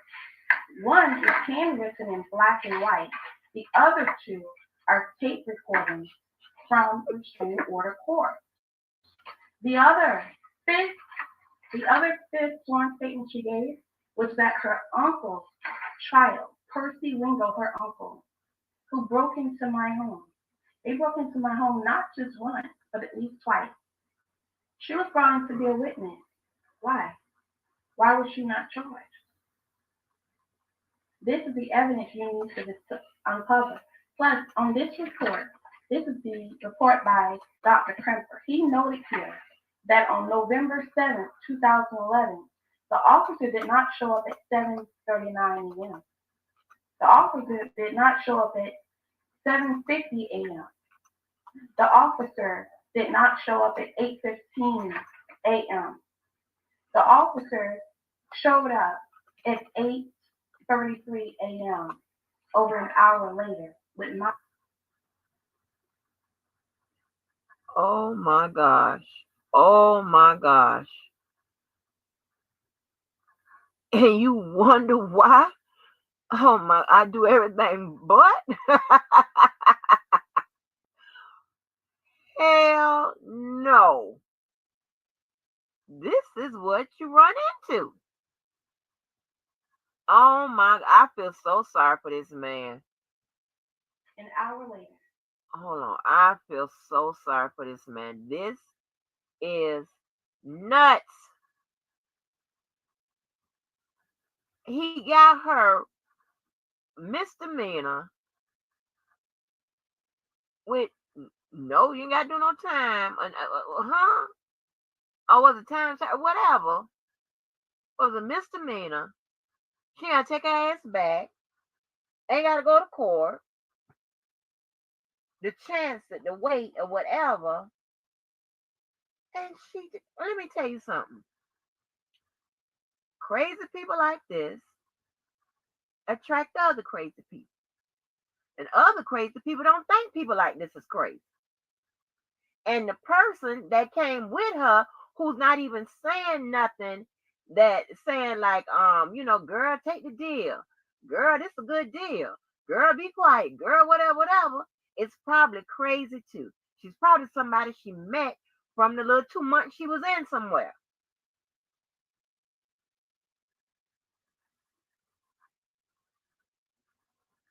And she keep hollering about these people got karma.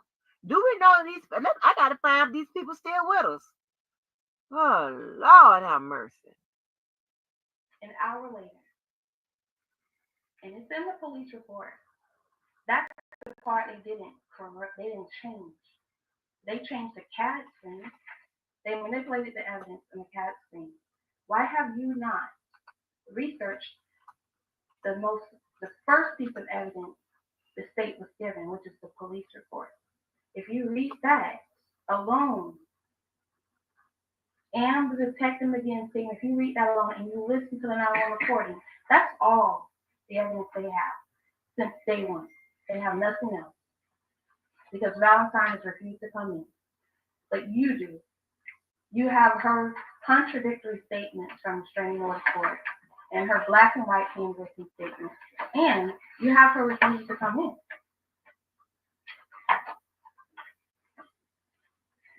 Okay.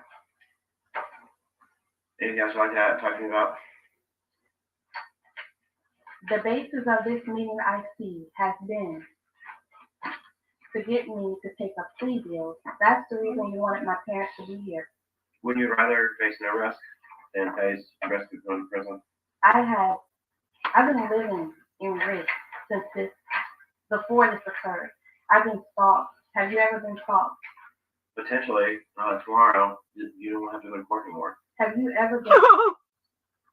No, I haven't been stalked before. You've never been stalked? No. Okay. So. But potentially, tomorrow you won't have any more court dates. You won't have any more risk of having prison time over your head. And you can work, you can enjoy life. And how can I do that with a record? When she has a record for battery, she has a record for stalking. Miss Valentine? Yes, she does. What county? Polk County. And I tried to get the state to press charges against her for aggravated stalking. And since it's aggravated stalking state, she has a way that she can kill me and also threatens to kill me. And also I can prove that she was able to kill me. How do you know that Valentine Taylor has a record for stalking and battery? Because it's on the website, popeshelf.org. My entire family, plus the entire internet, has seen it. I mean, I'm not going to say the entire internet, but I have screenshots up on the internet. I'll be right back. Mm-hmm.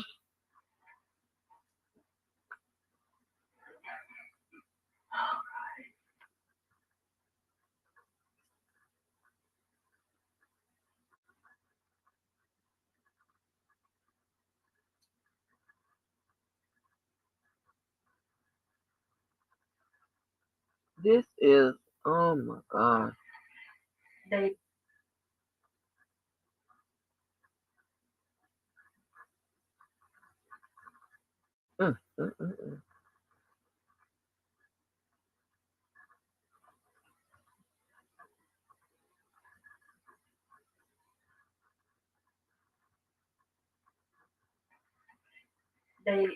they're not going to make it, I guess. Okay. Are they going to be in court tomorrow? Yeah. Okay. Okay. Well, actually, my mama has dialysis on Tuesday, so she can't make it. Ma'am, can you hear me? She hung up. You could call it. That was actually my niece call from her phone, but I can call. You could call her now. Okay. Well, again, the offer's on the table, and I want to have a discussion with them about if they make the offer, and have you present when I talk to them and you. I'm not taking an offer. Okay. Well, maybe after you talk to your parents and everyone, you'll have some more input. Okay. That's very helpful. That Miss Taylor has a different name. I did not know that. So I did find some impeachable offenses. Under Taylor, she doesn't have any impeachable offenses. But let me describe to you what impeachable offenses are. Anyone who has a conviction for a felony and conviction, and I'll describe what that means, because it means something different than what is commonly understood, and or a conviction for a crime involving false statement or dishonesty, whether or not it's a misdemeanor or felony, can be impeached when they take the stand. Meaning, again, Nisha using you as a witness. Let's say you take the stand. What's your last name? Ms. Stacy, isn't it correct that you are a convicted felon? And if you do have convictions, you say yes. And then I can ask if you have multiple convictions, isn't it correct that you have 2 convictions for a felony? And you have to say yes. Once you answer those 2 questions, then I can't go into the nature and quality of the offenses. Now, if it's felony offenses and crimes involving false statement or dishonesty, then I can go into those.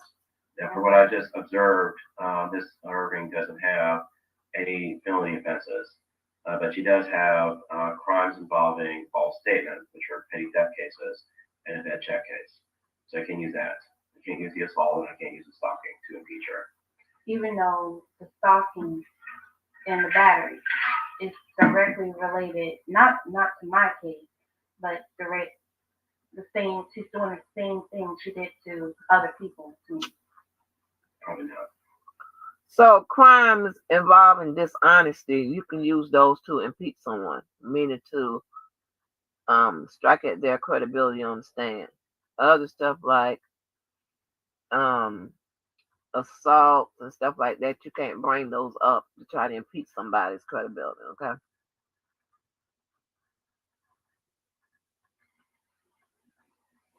Why would you say probably not? Because it doesn't relate to you. So are you saying probably because you could pull the discovery and the witness statement? No, it depends on what your state of mind is. And that's, your story, and I think I made this point to you before, but your story doesn't sound very good to a jury, okay? Going to the wife of a boyfriend at 3 or 4 o'clock in the morning to go confront her regarding what she's doing to you sounds like aggravated battery to most jurors. Did you listen to the 911 recording? That's your story, ma'am. No, did you listen to the 911 recording? 911 recording is irrelevant, okay? Why is it irrelevant? I'll answer that once I talk to you about your story and what you'd be testifying to the jury about. So we already have that situation made worse by you confronting the wife of your boyfriend early in the morning, okay? Normally that doesn't happen, okay? So already the intent is going the wrong way. The intent looks like you're there to harm her as opposed to you defending yourself. You defending yourself is you call 911 and you say, I want to make a police report, okay? What phone? Any phone. I didn't have a cell phone. Yeah, there are phones all over the place. You can't make that argument, okay? And how would I have gotten to make that phone call? Ma'am, that's not going to be a legitimate argument, okay? No. How would I make that phone call? My car was blocked in. You don't even go to the She place. stopped me from walking to the place. You don't go to the place in the first place. Okay. You take a stand in your case. So this is a free country, right? And this is a place that I've known, okay? You don't go to people's houses at 3 o'clock in the She morning. was not living there. And I didn't know at the time that she was not living there. But she told 911 that she did live there. But she instead lived at the same address she has lived till 2016 when her son was arrested for carjacking with a firearm, felony, adult felony, carjacking with a firearm. He was arrested on the 1st of this year at the age of 14. The same son that had that trouble. So that address, her address. I'm not saying this to argue with you, man. Right, but she lied. So that's what you're going to attack. You would have to attack what she's saying, Miss Taylor or Miss Irving, whatever you're calling yourself today. Yeah, I'm not arguing with you. I'm just trying to point out some things, okay? I'm not finished with my train of thought for you. Miss Irving or Miss Taylor. You told 911 that you lived on Palm Drive with your husband, Michael Taylor, Sr. Yeah, obviously she lives with her husband. When in fact, you lived around the corner on Sunset Drive, and you would give the house number. Is that correct? No, people live with their husband. Wives live with their husband. That was her own house. She lived there. It's published in the newspaper. Yeah, I'm talking about your testimony, potentially. No, I'm telling you that she never lived there. We're having she two lied conversations. To 911. We're talking about the 911 call. No, we're not. So you're going to have to listen to that call. No, I'm not. This is what calls the police out. I'm not using it. This is what calls the police out. I'm not supporting your... If the officer had not shown up at 8:33, she would not have been hit in the head. This time period is an hour, No, what over she's an saying hour is that later, she was hit in the head by you. over an hour after she had called 911. Okay, look.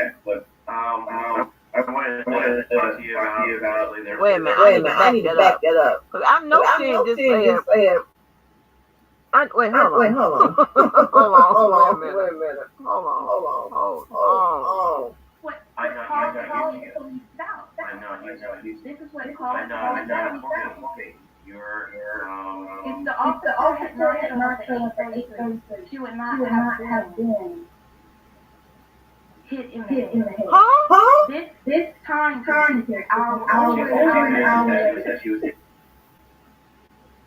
in the head by you. Over an hour after she called 911. Okay, look. I wanted to talk to you about potentially there being an office case. Talk to your parents, okay? There is no offer case. So we're going to court tomorrow.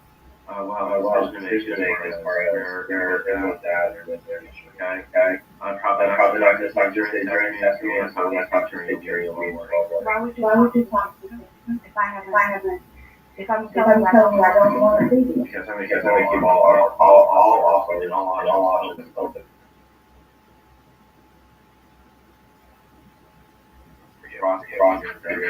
Potentially make it to you. Okay? My second time was February of 2000. My brother was here. And you. Hold on. Just be. You are correct. This is the person that they're talking about has good ideas for R. Kelly. Again, only a crazy motherfucker would say that.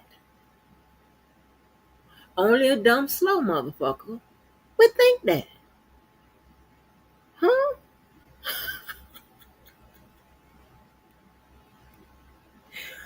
She said if the police pretty much didn't take so long to get there, the girl wouldn't have got hit in the head. Yeah. Okay.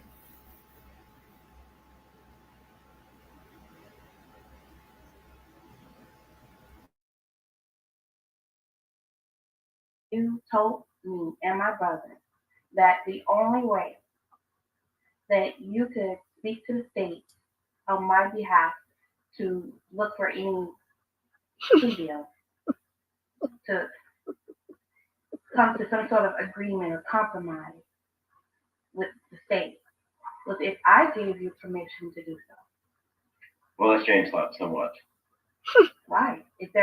What are you telling me that there's a law that says you can do that, or that you can't do that without my permission?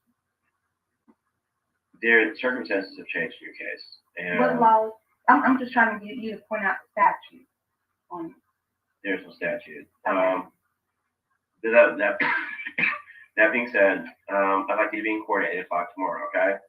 8 o'clock or 8:30? I'm on the docket for 8:30. 8 o'clock. Why 8 o'clock? Because it's always important for a client to talk to their attorney before you appear before the judge. Okay, so we're talking now. It's always going to be 8 o'clock. Anytime you have court, I want you to be there at 8 o'clock. Okay, but what do you have planned for us to talk about? So I can prepare myself to bring my video recorder, this report, the discovery, evidence, reporting. Bring it all. And be prepared for everything. But be there at 8 o'clock, okay? That way we'll have a few minutes to talk before the judge takes the bench. And I just told you that there is going to be a discussion. And what is tomorrow? What is that, for pre-trial, or is it another Nelson hearing? I'm going to answer that question after I finish what I was saying, before I was interrupted. If you're there at 8 o'clock, again, what I pointed out is that I'm going to have a discussion with the prosecutor. I want to relate that to you before you get in front of the judge at the podium, so you're not hearing about it at the same time that I'm telling the court what's going on with your case, okay? What would you tomorrow, have to discuss with the prosecution to tell you? A plea deal? But I'm telling you I'm not going to do it. Potentially. And you shouldn't lock yourself into a scenario either. Okay. I have So wait a minute. Okay. All right, I might have to get some information. Well, I don't want to deal with this fool no more because why is she asking if it's gonna be another Nelson hearing? So did something happen with the other attorney? 'Cause that's usually when you try to see if an attorney is ineffective or something like that. Oh man, this is crazy. This is just scratching the surface, but this is crazy. Let's go. hearing. What exactly? Because I thought I was going to pre-trial on the 22nd, but it turned out it was called a Nelson hearing. So what is the difference between a pre-trial and a Nelson hearing? Did they mark on your step out Nelson hearing? That's what the judge said. Maybe he was talking about another case. I don't know. Well, I think But he also said motion denied, and I didn't file a motion that day. Well, you made a complaint to the court about my performance in the case, and he conducted a short Nelson hearing. No, wait a minute. You received effective representation. Wait a minute. So she did it on him. Oh hell no, y'all. Hell, wait a minute. Did he not know that she had done that? Wait a minute. I'm sorry, y'all. I got to take it back for my own legal intuitive. Hold on for a minute. Wait a minute. Scenario either. Oh, what? I have one question about this Nelson hearing. What exactly? Because I thought I was going to pre-trial on the 22nd, but it turned out it was called a Nelson hearing. So what is the difference between a pre-trial and a Nelson hearing? Did they mark on your step out Nelson hearing? That's what the judge said. Maybe he was talking about another case. I don't know. Well, I think that's. But he also said motion denied, and I didn't file a motion that day. Well, you made a complaint to the court about my performance in the case, and he conducted a short Nelson hearing. The Nelson hearing is to determine whether or not you're receiving effective representation during the period of your case. And no, I did not. I told him, I said, I've already tried to have you removed from my case by filing. And he informed you. I never filed again. And he informed you that you can represent yourself if you want to. That's the only option he gave me, even though I had not filed. I had not written a motion. If you want to take that option, you can let the court know about that tomorrow, okay? But that being said, please be there at 8 o'clock, okay? And also, one other thing, have you listened to the 911 recording? I listened to the CD. Your CD is right here. I listened to it. So why is it that you have not? Version of it too. It's the same thing. Why is it that you have not received a copy of the 911 recording from the state attorney? Because what you're proposing that I do regarding this would not help you at trial. Okay, but you just implied that my CD differs. No, I did not. Okay. No, there was no implication. So how would you know if that's accurate? How would you know that I have not changed that? Because I gave you a copy of my copy. It's irrelevant if you changed anything. It's just the purpose of putting a 911 recording into evidence is not going to help you. It only supports the state's theory. It only gives the state an opportunity of hearing Ms. Valentine talk about what happened to her without her having to take a stand. Did you hear me at all on that tape? I don't think that what you have to say on there is helpful either. What did I say? Yeah, if you want to talk during your trial, you're going to have to take a stand, okay? And what I've already said to you is if you take a stand and tell the jury your account of the events, the state attorney is going to shred you in front of the jury. And what about the Percy Ringo case? Have you looked at his discovery and his transcripts from his trial? Whose trial? Percy Ringo, her uncle, where she testified and I gave relevant, competent testimony, and he was convicted and sentenced to 20 years. Can you tell me more about that? August 2013. He broke into my house April 30th, 2012. August 2013, a year and 4 months later, he's convicted. My case has been on for 4 years. He was convicted in a year and 4 months. Okay. Wait a minute. Wait a minute. So, I wonder if the girl uncle, hold on. Let me rewind that back a little bit. It only gives the state an opportunity of during this downtime to talk about what happened to her without her having to take a stand. Did you hear me at all on that thing? I don't think that what you have to say on there is helpful either. What did I say? Yeah, if you want to talk during your trial, you're going to have to take a stand, okay? And what I've already said to you is if you take a stand and tell the jury your account of the events, the state attorney is going to shred you in front of the jury. And what about the Percy Wingo case? Have you looked at his discovery and his transcripts from his trial? Whose trial? Percy Wingo, her uncle, where she testified and I gave relevant, competent testimony, and he was sentenced, convicted, and sentenced to 20 years. Can you tell me more about that? August 2013. He broke into my house April 30th, 2012. August 2013, a year and 4 months later, he's convicted. My case has been on for 4 years. He was convicted in a year and 4 months. Okay. Hey, I wonder if that girl uncle ain't breaking, try to beat her up or something. Oh Lord, let me see. Wonder what that's about. Hold on, let me see. You got to be kidding me. We got just 2 more and that's it. Oh my gosh. Hold on, wait a minute. You just asked me why did Percy Wingo break into. Oh, we're gonna get the answer. Hold on. Now she giving the answer, so I don't know if this is gonna be the truth, but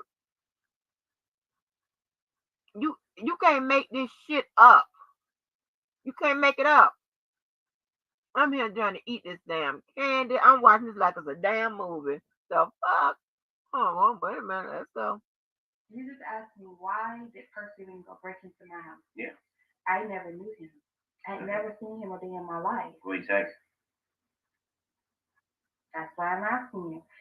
Have you not? I emailed you this, Sterling, and I keep forwarding you the same. Well, we're having a discussion about right now, so tell me what he took. This is evidence you were supposed to get back in September 2014. Oh my God. I'm just asking you, have you done these things? Because you're saying that I'm guilty, and no, you can predict the mind of the jury. You can predict what Valentine can do. You can even predict the offer that the state is going to offer me. Part of the reason I asked you in a previous email, I asked you again today about Miss Taylor is because I didn't know she had a previous name. Okay, now I know she had a previous name, I emailed and I learned something from you today. Okay, I've asked a lot of questions. Okay, and now I'm asking you about Percy Wingo to get information. So tell me, what did he say? He broke into my. I'm not going to tell you the details of that. You're going to get that in the report. Because first of all, I haven't even gotten restitution from that. No restitution. So you can ask the state about that. They haven't paid me my restitution. What do you owe restitution? I haven't even had any victims counseling or service or anything. Yeah, it would be real helpful if you just told me, okay? No, I'm going to tell you what happened. Okay, on April 29th, I called 911 3 times to my house because Valentine was threatening me. Yes, 911. She also told me that Officer Reverend badge number is coming to arrest you. I called 911. She created a fake Facebook account saying that I have murder in mind. I called 911 3 times. 911 did nothing. They said you can take it to court and sue her for slander. They said she says I have murder in mind. This is a threat on my life. She's out here right now watching me. Watching my house. I'm telling them she has her family and her friends involved. Now, April 30th, I'm working from 8 o'clock in the morning. Would have been to after 10, 11 o'clock that night. But I was arrested at about 4:17 while I was on a phone call at work. Wait, at my house. Valentine was outside my house watching the officers arrest me. The charge was violation of injunction. She stated that I created a Google phone number to call her. At the time, I didn't have a cell phone. As you see now, I have a cell phone. It's a flip phone. It's not even a smartphone. Wait, I'm not finished. Well, you haven't even talked about Percy Wingo. She stated that I created a Google phone number to call her one time at 8 o'clock, like 8:02, 8:15. It's in the police report. I told the officer I was working. There's no way that I could have called her. I said, I'm working right now. I'm on a phone call right now. He arrested me anyway. I told him, I said, look, there's her. She's right there in that car. He said, no, that's not her car. She drives a red Camry. I said, she comes in different cars. I don't know who she's going to be with this time. He had his deputy go over. It was Valentine. She yelled at the police. The officer that was arresting me went over to talk to her. He tried to call the judge to get the restraining order dropped. Whatever she said to him, she was so belligerent, so uncouth, that the officer was shaking. He called the police. He called the judge. He was so upset. He said, I'm going to get this restraining order dropped. But he's calling. I could see the look on his face. The judge or someone told him to take me to jail anyway. What happened? You know what Valentine did? She pulled out in front of the police. She slammed on brakes in front of 2 SWAT cars. Jumped out of the car. What happened with that charge? It's dismissed. Okay. Not discharged, but dismissed. They have not given me any paperwork stating why it was dismissed. Nothing. I can't even call Bartow and get any nice. Okay, tell me about Percy Wingo. Just tell me what went on with that case.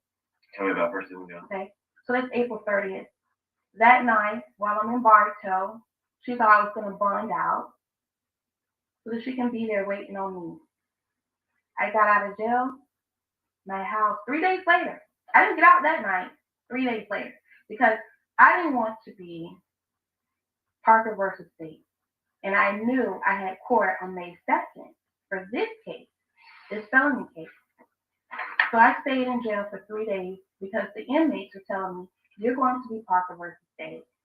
And sure enough, the state attorney tried to Parker versus State me, but the judge released me with a bond. I got home. I had to catch a taxi at home. I went to the door, it just opened. No key. I didn't have to use my, it just opened.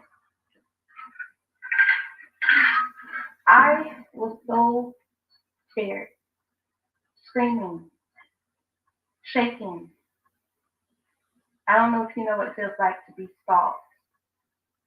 So when you call 911 as many times as I have, that's a record of someone who's being stalked.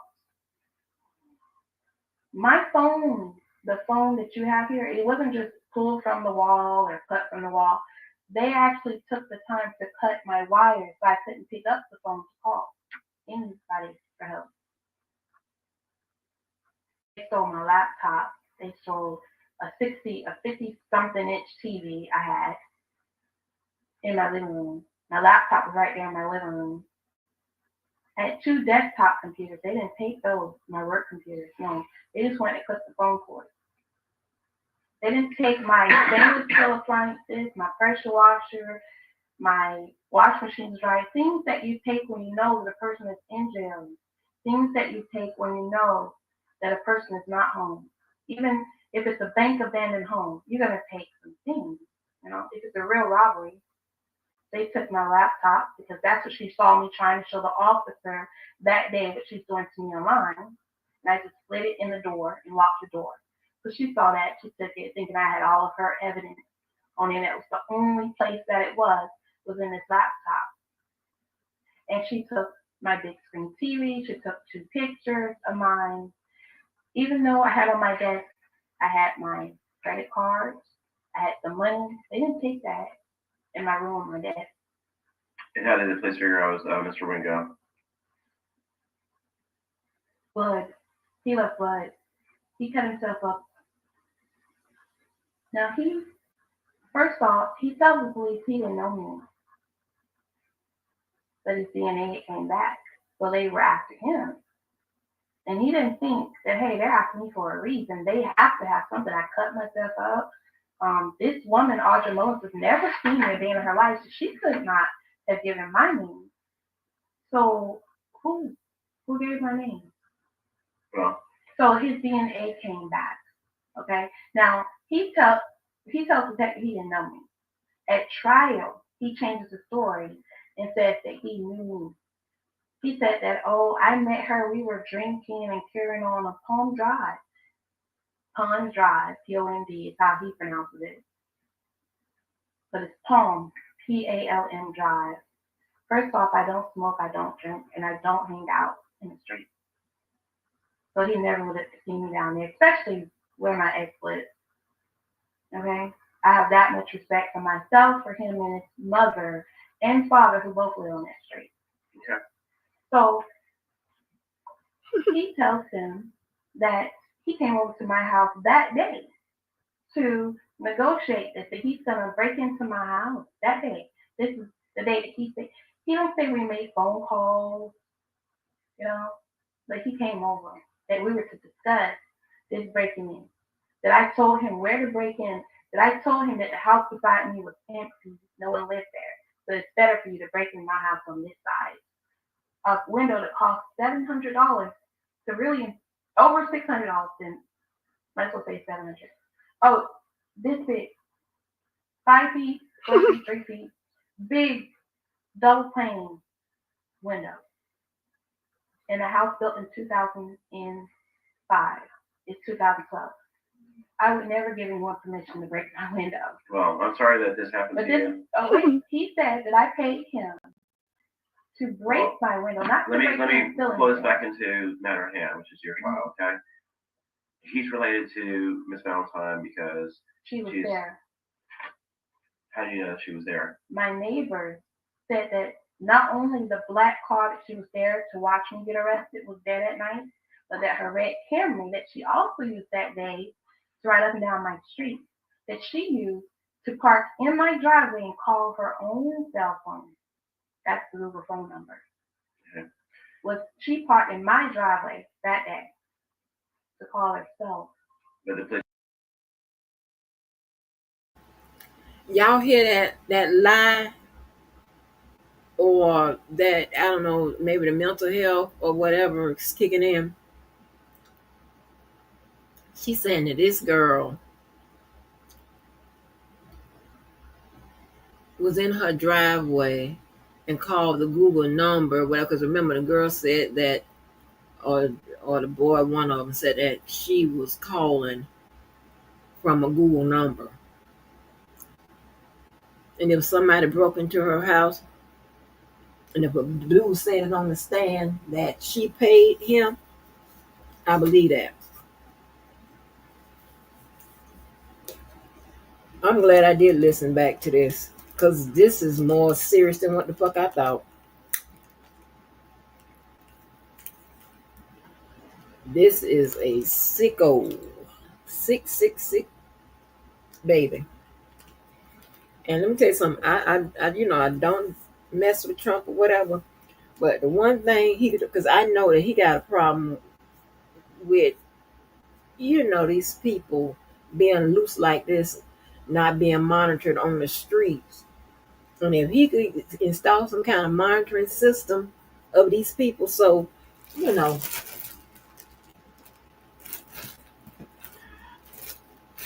because this is crazy.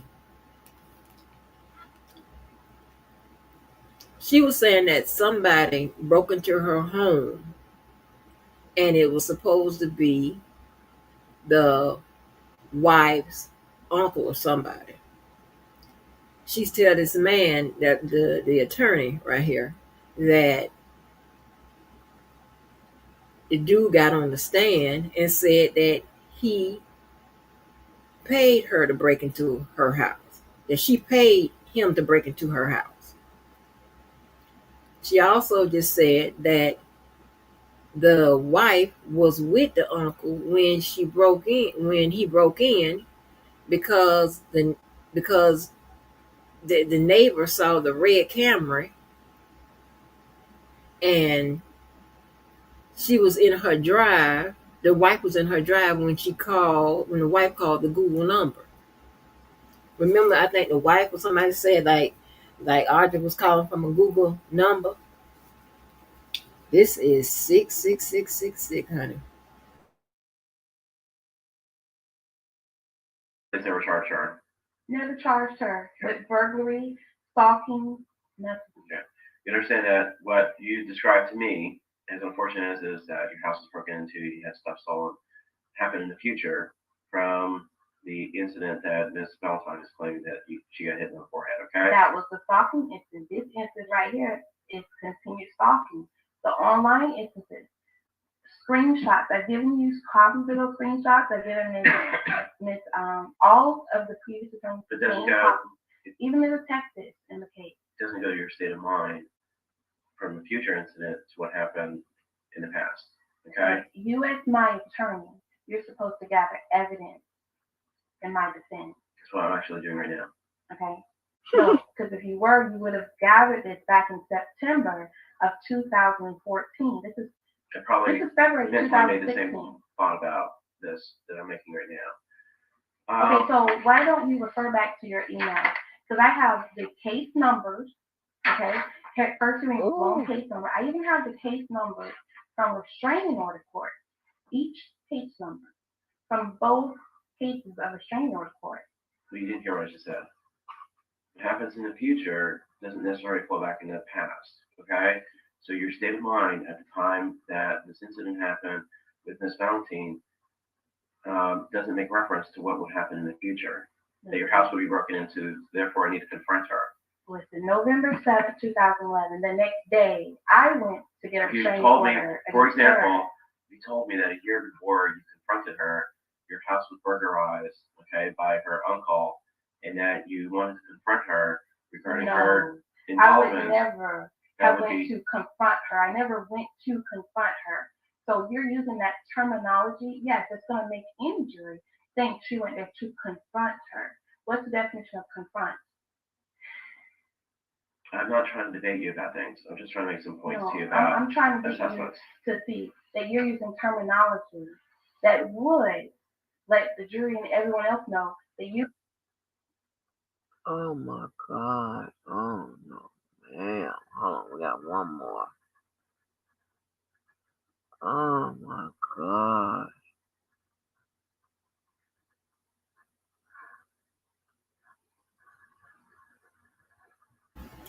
He probably got to be kidding all of me. You got to be kidding me. I didn't know. He probably took his degree off the wall, his nameplate off his desk, and beat her to the parking lot because he quit. After that day, I know he probably on some goddamn drugs somewhere. But this is crazy. People, I didn't know, and not talking about y'all, I'm just saying, but I didn't know like all these type of personalities exist in the world. Like it's like, that's why I navigate through people like a goddamn, like I'm doing a swim move on the football field. I have my head on a swivel. Shit, whatever they be saying. Hell no. I be like, this is crazy. This is the last one, y'all. And I'm gonna drop that link. 8 o'clock tomorrow, okay? 8 o'clock tomorrow for what? Pre-trial conference. Pre-trial conference starts at 8:30. I'm on the docket for 8:30. I will be there at 8:30. No, I'd like to be there at 8 o'clock. 8 o'clock for what? We've already talked about that. 8 o'clock for you to talk to the state? No, for me to talk to you. So you know. We're talking now. So no, but there's going to be. What new evidence, what new information would you have from now to 8 o'clock in the morning? Oh God. I'm going to have a discussion with the prosecutor before you come in the courtroom. About what? About your case. And you about me taking a plea deal? That's ma'am, what please not don't interrupt going to me. take? You would like an answer to your question. You asked a question, so let me answer it. I'm going to be speaking to the prosecutor between now and when you come to court in the morning. If I have a discussion with the prosecutor this afternoon, I will call you. Yeah, I got one last question. I'm not finished. Go ahead. However, it's more than likely that I'm going to have a conversation with the prosecutor tomorrow morning, and I would like to talk to you before you get in front of the judge at 8:30. Mm-hmm. I'll be the first attorney there in the morning. You'll be one of the first cases called. Okay? So I'd like you to be there at 8 o'clock. Okay. One last question, since you're not going to pull up any evidence. Okay. Post November 7th, not even a day later, restraining order evidence. It has to do with relevancy. Court evidence. It has to do with relevancy. She wrote down in black and white what she said happened that day, and she gave testimony, sworn tape testimony, as to her version of what happened that day. Okay. That's why it's relevant. Okay. Okay. My next thing is my last question is, what statute states that the judge can put her in jail for 180 days if she refuses to come in for deposition? The civil contempt statutes. Could you write that down so I can take it home and research it? Mm-hmm. Can you write it down so I can take it home and research it? I will look it up today. If I don't look it up today. So you don't know either. Yeah, I'm very familiar with the statutes when they say I don't have memorized every number. Okay. It will take no. They think you're supposed to have it memorized.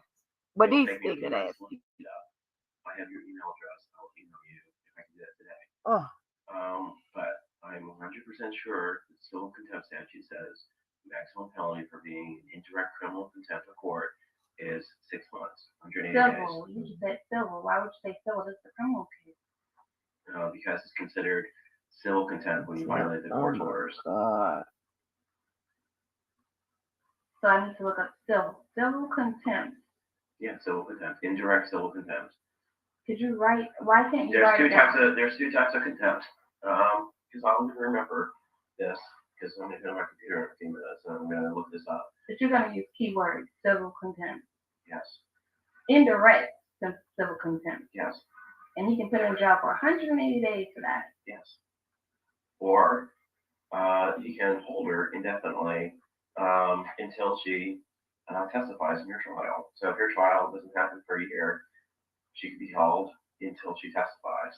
So let's say, I'm just going to use a trial. Let's say she goes out of the country again, like she did before in 2012, goes to Jamaica. That's her right. She has a passport. Well, first what has to happen is she has to be served a legal service. Okay? In order for her to have a legal reason to appear in court, she has to be served. I think there's a problem right now getting her served. Secondly, what has to happen is there has to be a hearing called a rule to show cause hearing to give her the opportunity to explain why she didn't follow through with the legal service. Then what has to happen is the court has to make a determination whether or not she violated the court's order.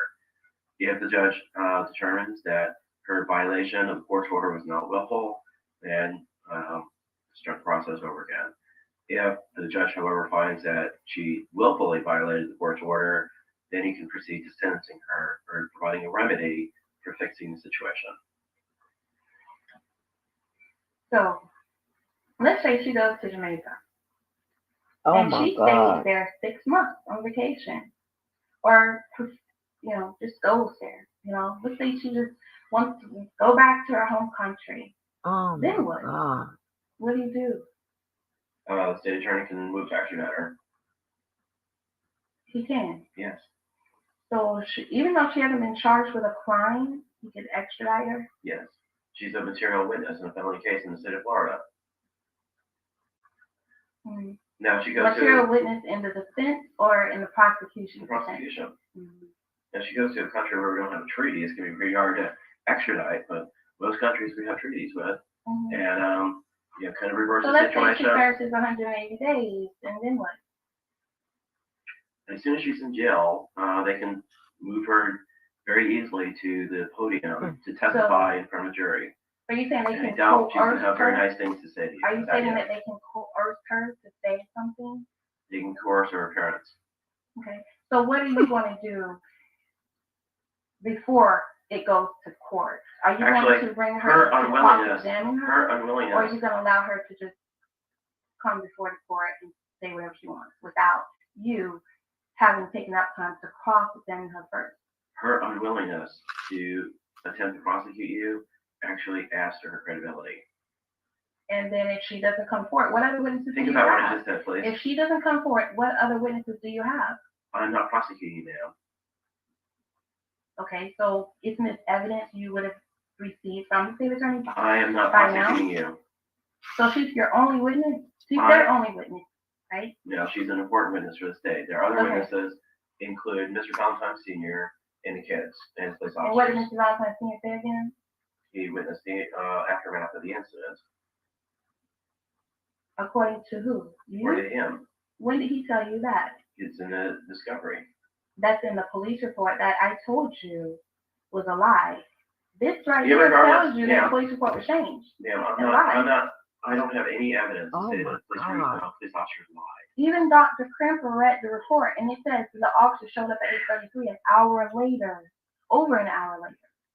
But you refuse to look into that. A time difference is not a material. Yes, it is, because I could have been murdered within an hour. I could have been dead right now. It's when the officer thinks about 3 or 4 days later and he writes his report and he's just like, it was at 8 o'clock or it was at 7:50, you know, what time was But it? he didn't correct the whole report, did he? No, Yeah. but I don't have any evidence to say that he made up what Mr. Valentine said.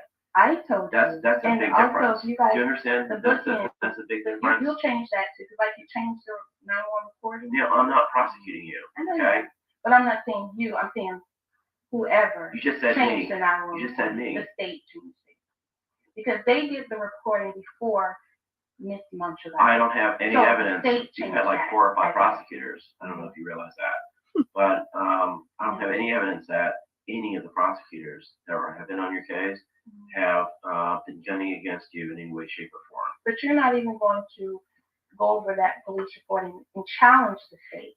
You're not going to challenge the state on the 911 recording, the police report, or Oh my it does say that God. language in the law. Challenge the state from my client's right to speedy trial. You're not going to do that because what you have allowed the state to do is as if the law never existed. You've allowed them to eviscerate that. You've Okay. allowed them. 8 o'clock tomorrow, okay? Man, thanks for coming, okay? Oh my God.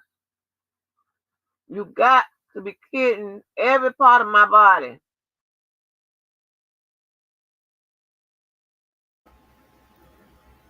That is crazy. Now, as you see, it ain't much change. Those type of people need to be under constant and consistent care because we are concerned.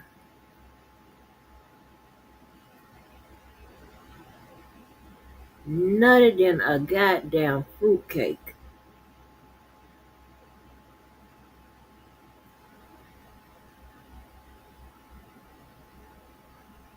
Honey, he checked. Baby, he got up out of there so goddamn quick. Let me see.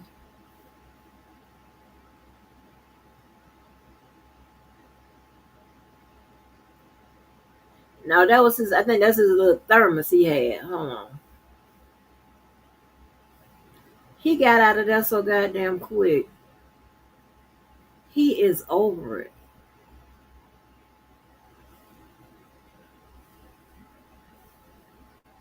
I don't have any evidence. Even Dr. Krimper read the report and it says the officer showed up at 8:33 an hour later, over an hour later. But you refuse to look into that. A time difference is not a material. Yes, it is, because I could have been murdered within an hour. I could have been dead right now. It's when the officer thinks about 3 or 4 days later and he writes his report and he's just like, it was at 8 o'clock or it was at 7:50, you know, what time was But it? he didn't correct the whole report, did he? You know, Yeah. but I don't have any evidence to say that he made up what Mr. Valentine said. I told you. That's a and big also, difference. You guys, Do you understand? the That's bookend, a big but difference. you'll change that too, because like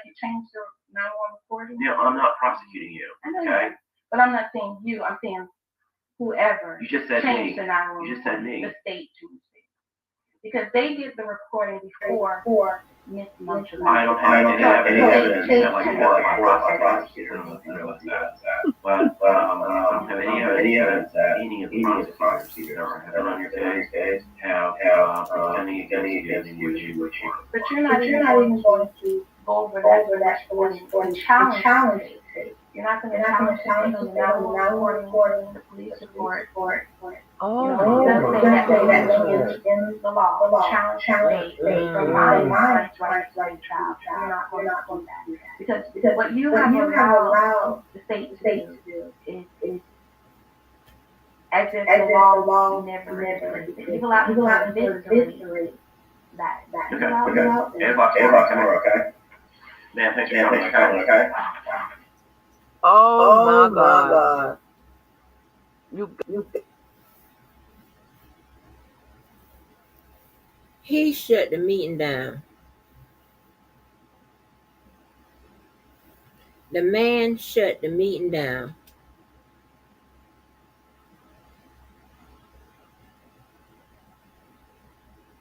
Yeah, she said the 911 call was manipulated. And she's gonna hit. How's she gonna hit my link?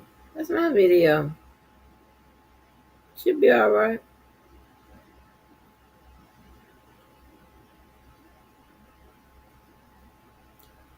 This girl is absolutely insane.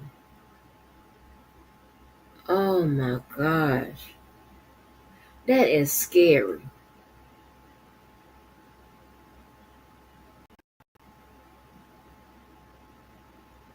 And then she got that craziness where she has fits of anger.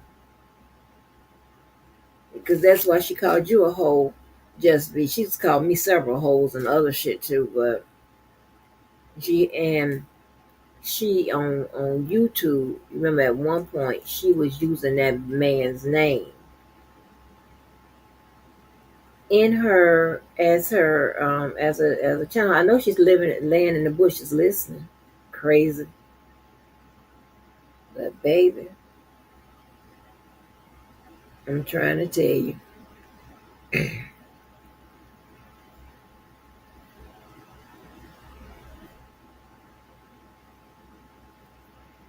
I told her, I said, what did I say? I got him. I thought you was in here. When I realized you didn't respond, I had to get her. Yeah, I think I got him. I'll tell you, that was an opportunity to cuss her out. It wasn't just for you. Shit, that was an opportunity to cuss her out.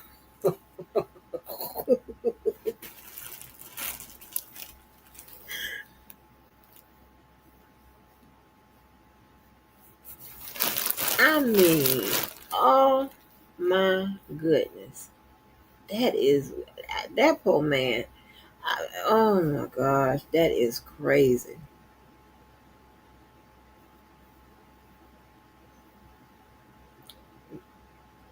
Whatever, ma'am. That is crazy, y'all. We're gonna have to do better than that. They're gonna have to do better than that, but this mental health shit.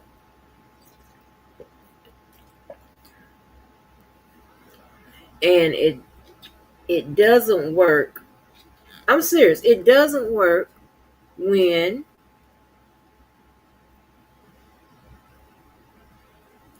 right. Yeah, Jeremy Reynolds. I mean, that man somewhere, he's either on crack or on crystal meth.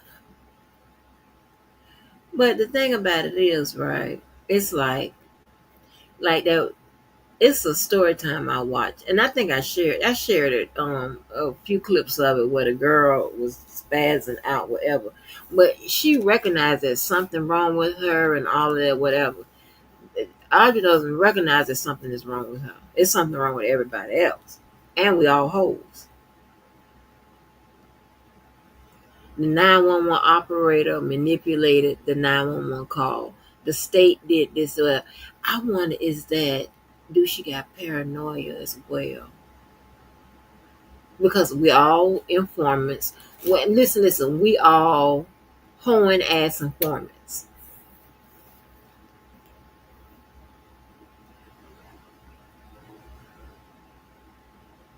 Yeah, like what in the hell?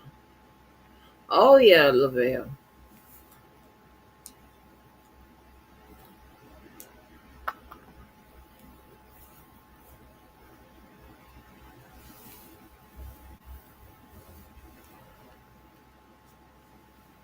It's the lies for me, child.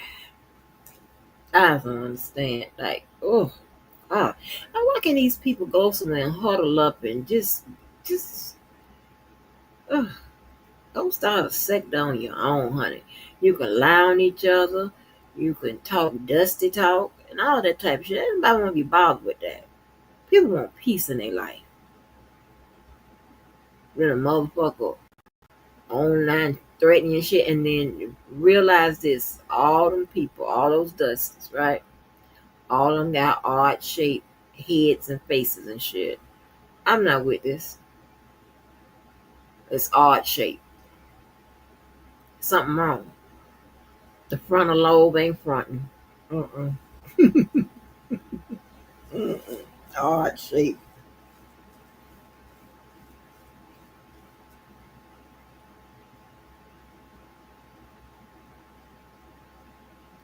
She accused you of scamming off R. How, just me? Oh man. I hate when I force myself to eat. Ugh. I didn't eat yesterday.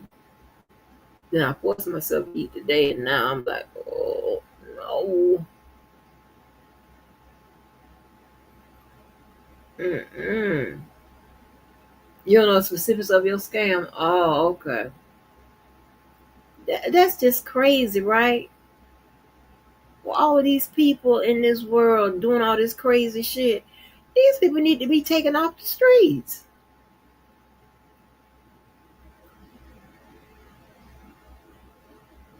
I mean, if Trump wants to send some people to El Salvador, I can give him a good list to start here. Go and let them be over there in El Salvador some goddamn well. Harassing people. Shit.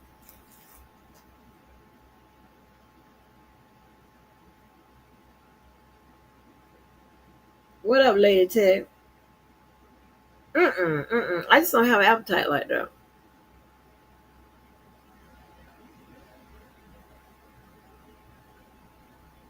I try to eat only when I'm hungry, but then I try to force myself to eat. So I won't, um, you know how you be, like sometimes you can get weak or whatever these people talking about. So I try to at least force myself to get um, a little something out of the nutrition groups, right? Mm. And I had I had a not a piled up plate, but it was at least a full plate because it was something touching every part, and I'm like, oh Jesus, this ain't working out. Oh yeah, this ain't gonna work out. But that is insane.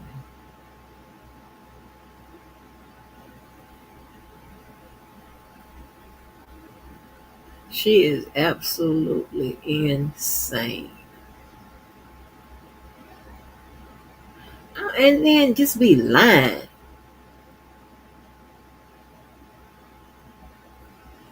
Call that wife.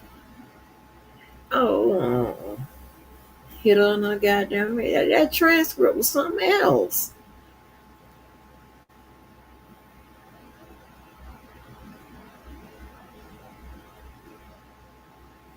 I almost feel sorry for her.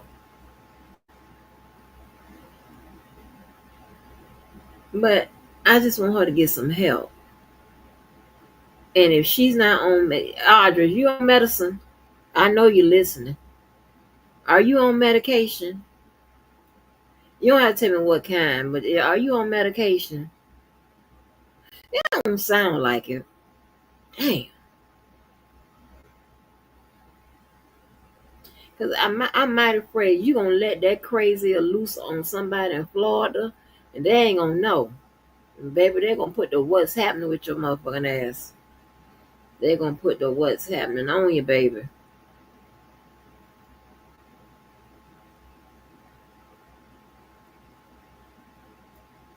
Jesus Christ.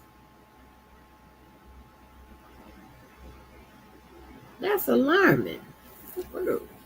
Acting like, now they did something to the 911 call. What they do to it? The man trying to tell you what's the material was not. You keep coming up with this extra shit, whatever stuff that, if brought into court, goes. I mean, just and then you got to be, and then her little sick partner. I believe they jumping up and down, but I'm just lying. I don't think that. But anyway, her little sick partner. They think they can usher in lies into the court as well. He think the same thing. Maybe he got what she has. I don't know.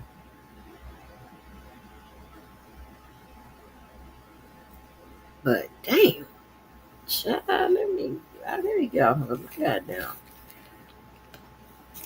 shit. Ain't doing right.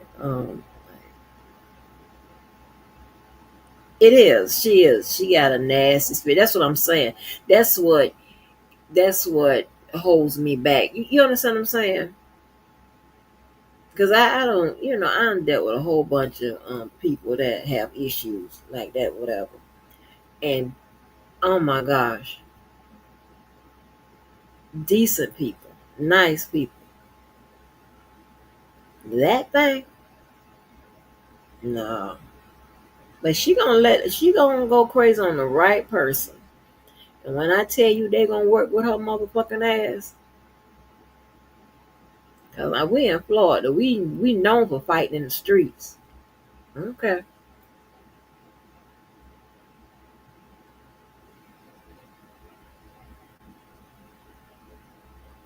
Yeah.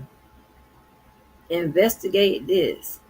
Invest and then the man, I wanna know who is the man that got on the stand and said, and this out of her mouth. Crazy. Who's the man that got on the stand and said you paid him? What's his name?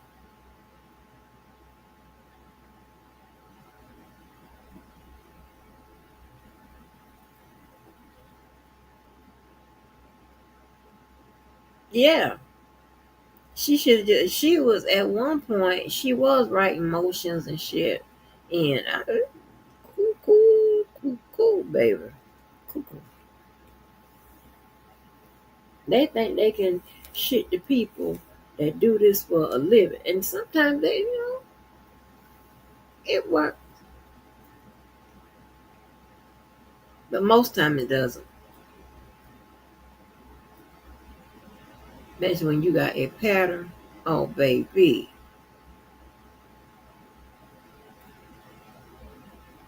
This nigga got a pattern.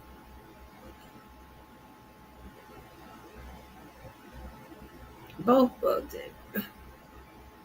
Damn. That just creeped me out. All over again.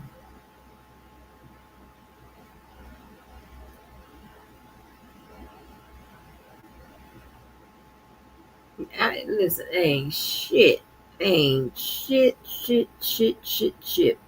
you can say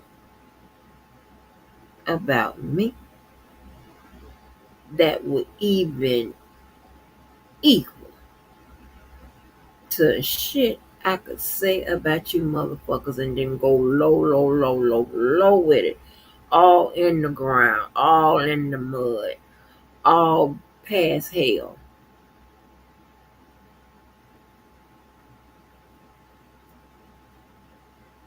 Talking about somebody talking about his children. No, we're talking about the fact that you don't take care of your children. Two different goddamn things, nigga. And you want to use that to call people children's name and shit like that. as if no one can call your kids' name. Hell, we don't even know your kids. Shit.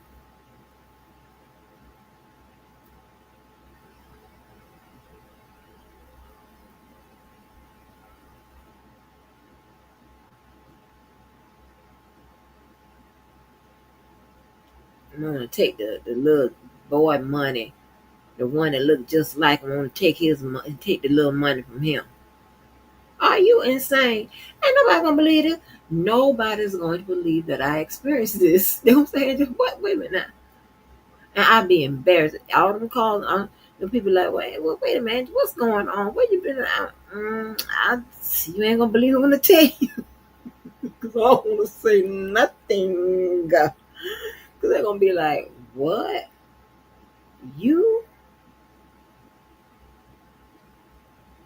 They're gonna be like, you done been threatened, you done been, and you ain't shut America down. They ain't gonna believe it. And then I got my people that go, why you didn't call me? Why you didn't call me? Why you didn't call me? Mm-mm. Mm-mm. It's just some things people just ain't worth it, child. It's just some crazy, crazy, crazy shit. And you go to these other little sectors, and it's just they just, I mean, seem to be decent or whatever. Even I'm not gonna say the Jaguar right sector, but I'm gonna say like some of the channels that feature Jaguar white commentary. I don't be, outside of arguing with her, I don't see, like nothing really going on like this here. Like this is some crazy shit. Nobody's going to believe. And then I get accused of buying Chinese products. Are you fucking crazy?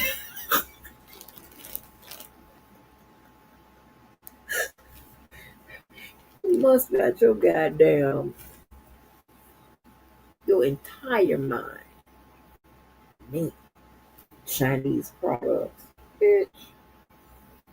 All the Chinese products I'm buying is at the goddamn beauty supply store. The hell? Go in your damn hell.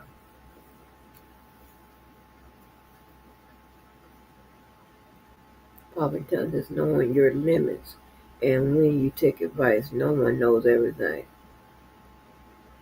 The one of them Dusties over there with that apparently jumping up and down on, or want to jump up and down on that little main little burnt off looking little thing that the bozo have, talking about uh I buy Chinese products, like like my pocketbooks, like I would buy fake stuff.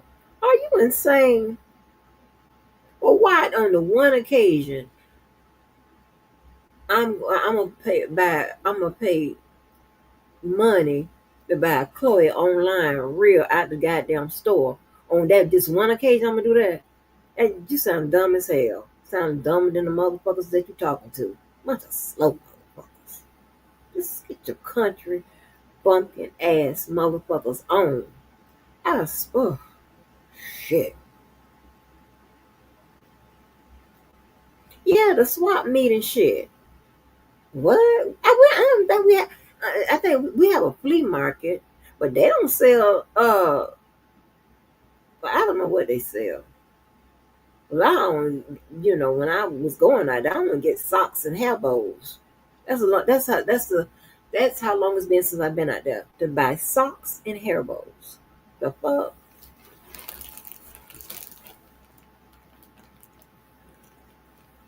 goddamn insult. Goddamn swamp meat. Are you insane?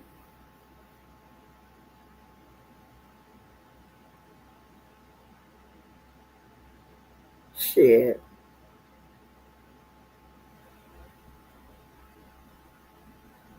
Right. Like, baby, I'm not doing none of that.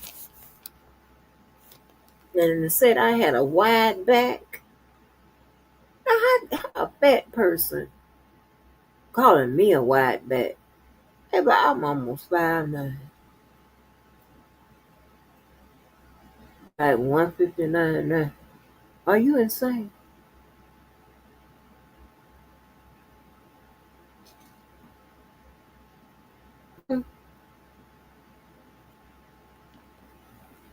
Your motherfucking ass have a goddamn wide back. I'm gonna tell you what's wide. Your motherfucking eyes. That's what's wide. Your eyes. Them motherfuckers spread so far apart that they about to motherfucking go next door.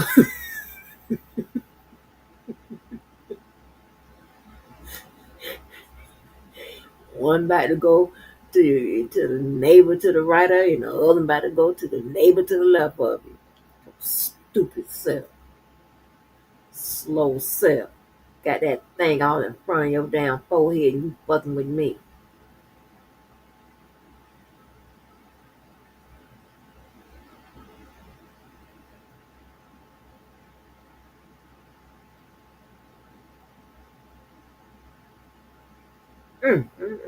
R. Kelly said that thing is your third eye. Tell my mind.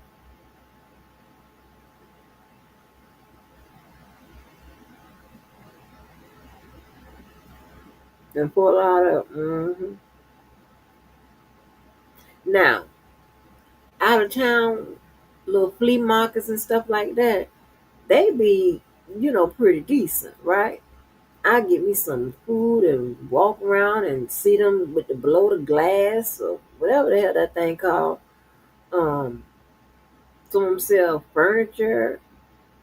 Some of them sell, a lot of little stuff. Pots and pans and shit. You can get like what 100-piece pot pan set, $50, shit like that. Get you some come up, get some towels. A lot of them little flea markets be tight. But you talking about, baby, a whole bag meat on my shoulder. Let me tell you something. Before I have to buy some swap meat or whatever, I still got Coach purses and Michael Kors purses, honey, with the tags on. Before it get that goddamn bad, that's an insult. Shit. I ain't never been insulted so much in my damn life. A swap meat purses. Huh? You okay?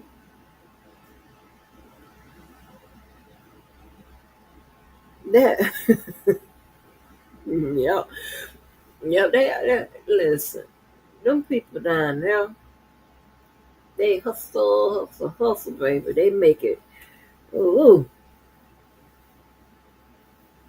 I'm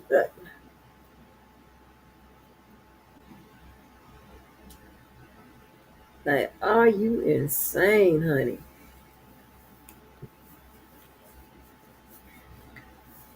And Fendi and Gucci, that's my favorite two purses to goddamn carry. And under that is Louis and Prada. The hell? Holes and formers and counterfeits. Damn insult. Girl, the hell wrong with you? Shit, you the guy probably seem like the swap meet motherfucking queen. Hell, all them goddamn children. Shit.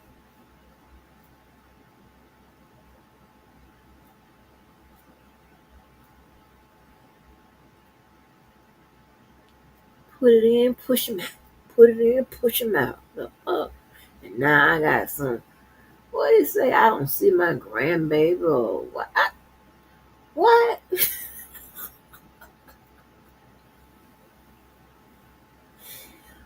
Oh Lord, baby, they come up with it. They comes up with it.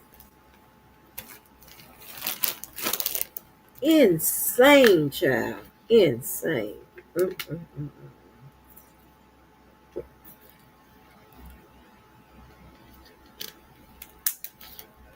Sitting up there about to cry. Or, no, got off the camera to cry, in my opinion, when you heard R. Kelly just destroy your timeline. You done put out here. Ain't me, Rob, call me. Lies.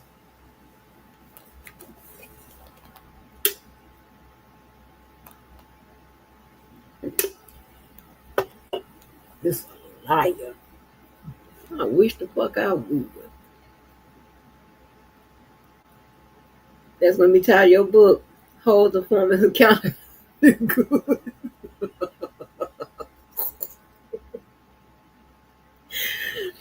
Yo, we cannot make this shit up. This is crazy.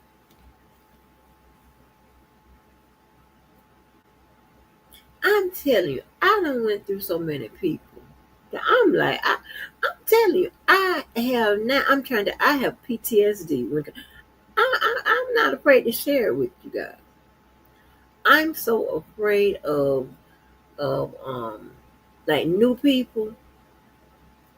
I am. I'll be like, oh, baby, if they don't come with a referral, I'm telling you, I better know somebody that know you. If not, huh, mm-mm, mm-mm. I'm telling you, it is terrible, terrible. I'm telling you, I have PTSD when it comes to people now. I'm serious. I had to go and like it wasn't like I was second guessing some of my people I know that I've been with forever. Well, I was like, hmm. Yes, I'm trying to tell you, when I'm scarred, baby, it goes deep. I'm so goddamn terrified of new people, baby. Oh. Y'all wait to D-Day. Wait to D-Day. I'm gonna tell you all about it. I'm gonna tell you all about it. I am like, oh my gosh. I really believe, I can't confirm it, but there are at least two killers amongst y'all. I don't know where y'all are, which screen name y'all under, if you're in the bushes, well, there's about two killers out there. Y'all got me just plumb paranoid. I promise you, I'm not lying. That I'm making it sound funny, but I'm telling you, I'm very paranoid because I don't run into these type of people. I don't run these type of men. I don't run type of women. I don't run type of none of this. I don't.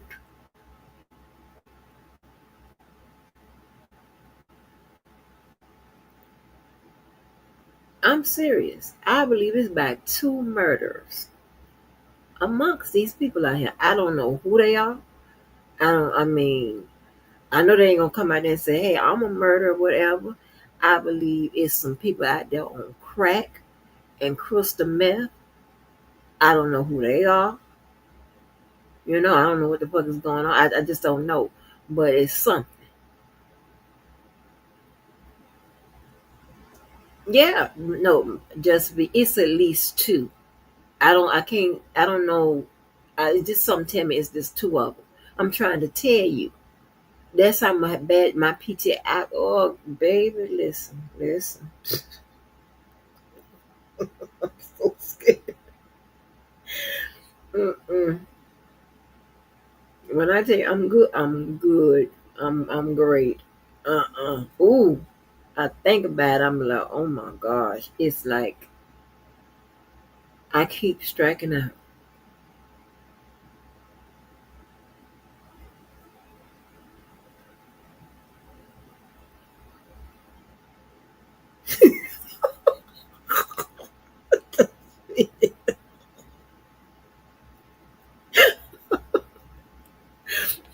Just be it's still some addicts out there. I'm telling you, they on pills, they on powder. It's a bunch of them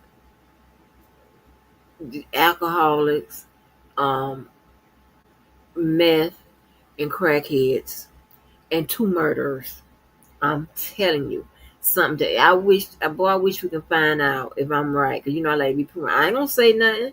Just y'all let me know. Y'all email me and let me know that you one of the murderers.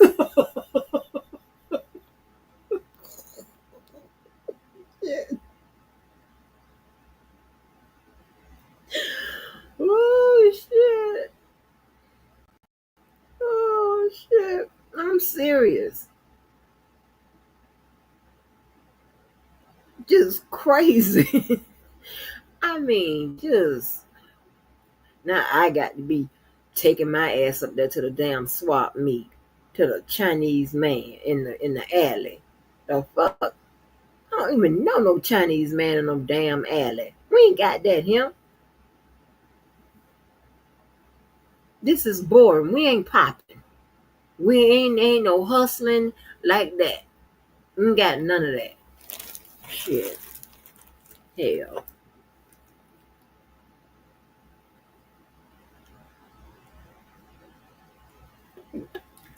I know everybody who you got to check in with. And I'm telling you, we ain't got that. Shit.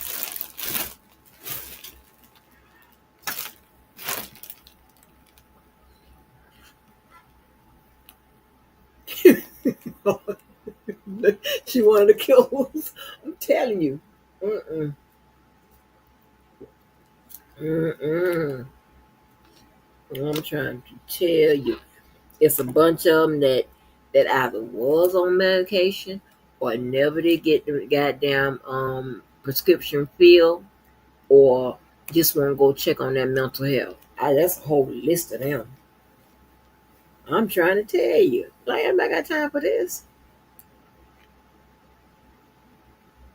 I be so glad when this thing we got going go, because I'm lost. I can cuss y'all the fuck out from the A to Z and get the hell on. I'm gonna come back though, but it just won't be frequent. Mm.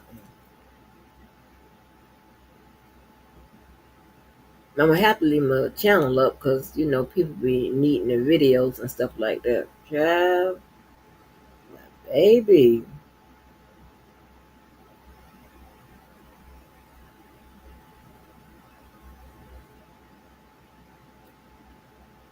I was supposed to go to California.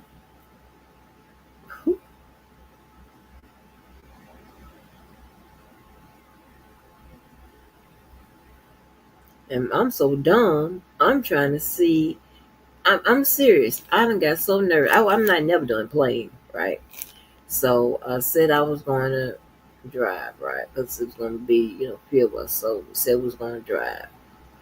And, people go to rolling their eyes because I be the holdout. Everybody else be wanting to get in the sky. I be wanting to get in the car. So I'm so stupid. I forgot to look. Let me look it up right now. I want to know if there's a boat to take you to California.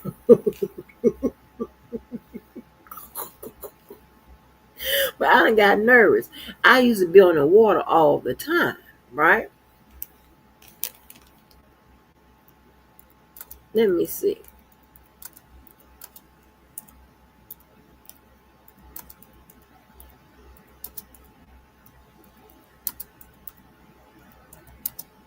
Florida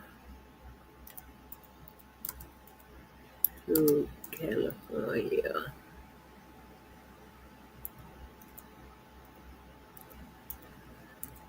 And I ain't talking about one of them motherfucking castaway boats. Oh, Lord, there is a boat that goes from Florida to California.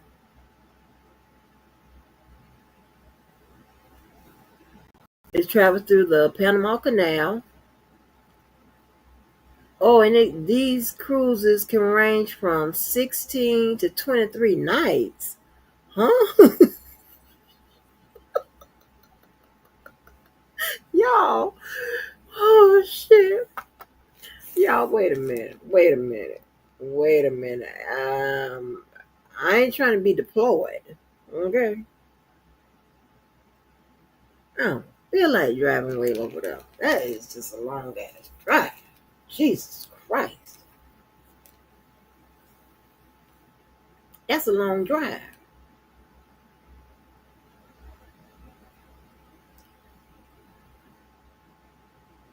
Oh,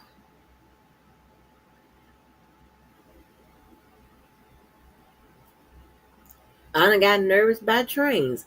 I would have gotten on one But now since I done got this sector and gave me this PTSD, I don't trust them trains because I have watched those movies where the train be going over this like this little valley, them valleys and stuff like that. You know, something don't look right. I ain't fucking around with that. I'm good.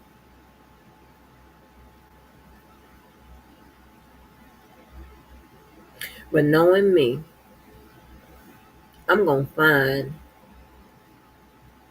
somebody else in California that way. Baby, always teleconference, honey.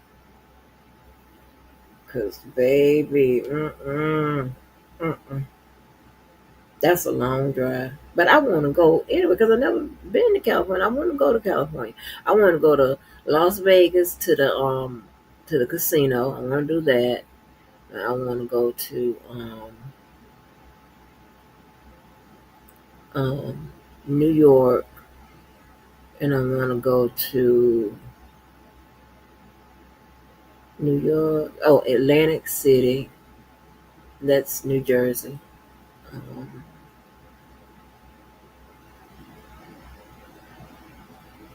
and that's pretty much it.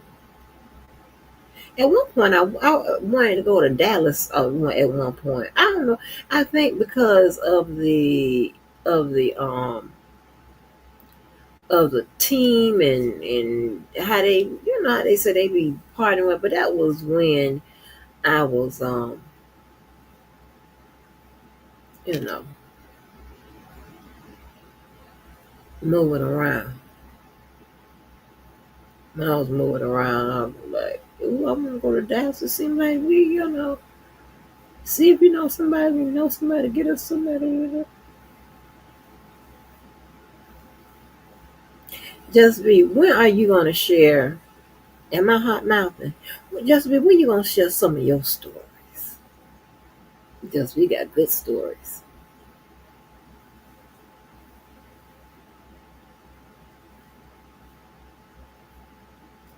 Child, and I be messing around, be hot mouthing stuff. I mean, I think Dr. Rogers said about the boy. She said that boy foot looked like a pig feet. That's what it was. So that boy took his feet out them shoes and said his shoes was the same shape of the feet. The shoes was the same shape his feet. He said feet. I could swear she said that on live. I hope she said it on live.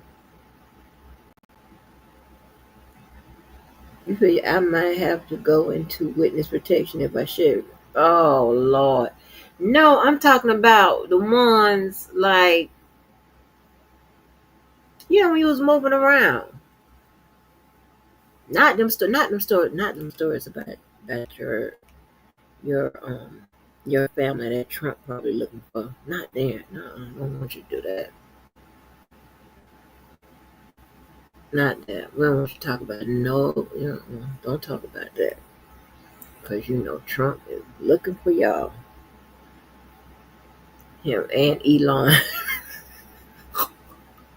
Doge is on your ass. Doge is on your family's ass. And y'all that DEI too. Oh hell yeah, Doge on y'all ass, baby. Yeah, don't tell them goddamn stories, baby. Doge on y'all ass. It's a lot of y'all that Doge. Doge is on y'all DEI ass. Yes, sir. What's the list of the people that Doge is looking for y'all? Huh? And what the man named one of the people that work over there for those big draws and all of that? Yeah, but he looking they looking for y'all. They looking for y'all. They looking for y'all. Y'all questionables. Yep. Y'all passport carriers. Y'all, green card holders. Yeah, he looking for y'all. Doge is on you. Big balls. Yeah.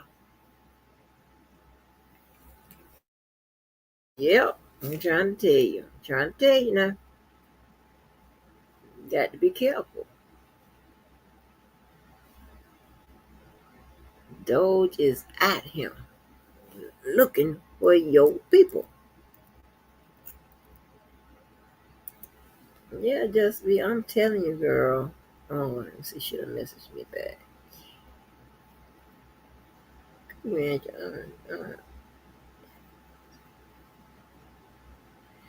they try to fight the good fight against the madness. We have the stupid human and the total spirit working havoc on everyone and furthering misogyny and racism in every from bigotry while completely lying man's pockets and manipulating markets and causing chaos. I'm so glad we reconnected. I really miss seeing you around, and I'm glad to be back in touch. Oh, I love her. Oh, I love her. And see, why? Let me show you. This good lady right here is one of the people I met online. Not over here, though. Let me see if I can get it up. But I'm going to have to block it out, you motherfuckers, because it's on my real shit. Good lady. And again, I keep y'all secret. Woo! I can't tell you. They're gonna be like, huh? What? Oh my god. That's what I said.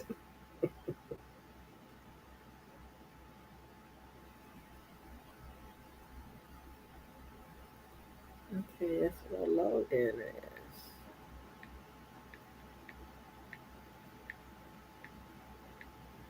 This nice good lady.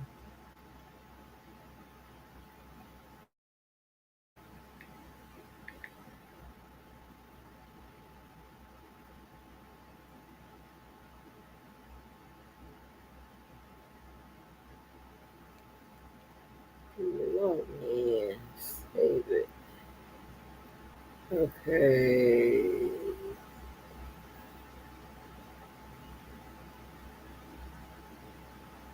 Uh-uh. Uh-uh. Don't allow. Okay.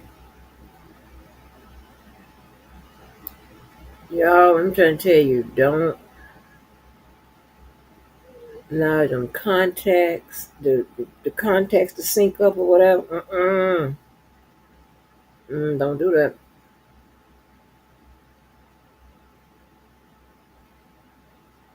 Oh man, where's my messages? Yeah, how nice and sweet this woman is. So good.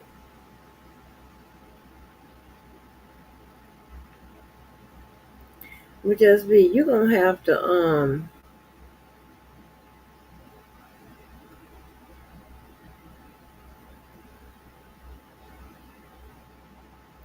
I can't find all my good little people on here. No ma'am. Never give it damn weirdos.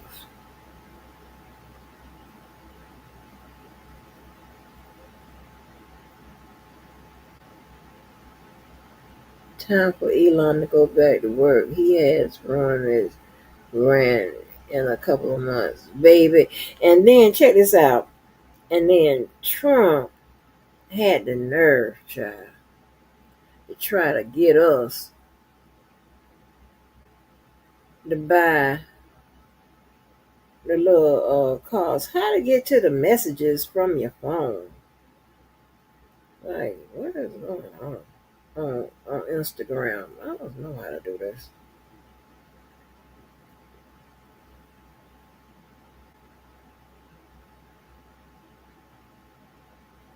Residuals.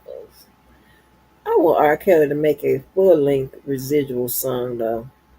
Because he did that.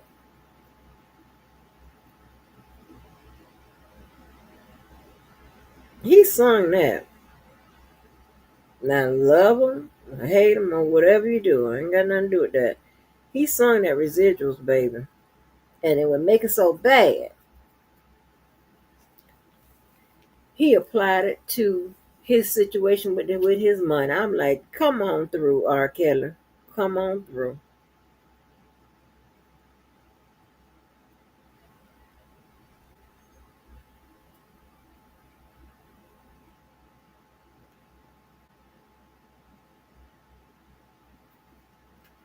He sung that. Who was the song? And it made me look at y'all. I don't know if y'all ever seen this of him. I saw this today. He was in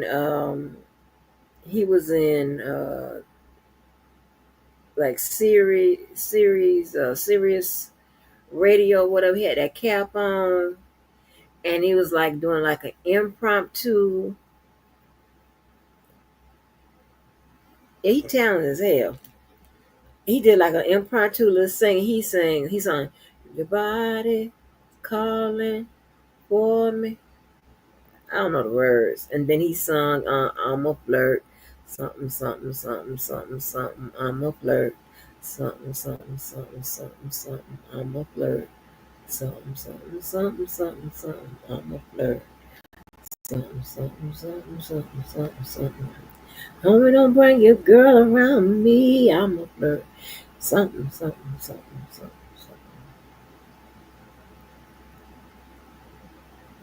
something. It's the remix. Some. Hey, some. Yes.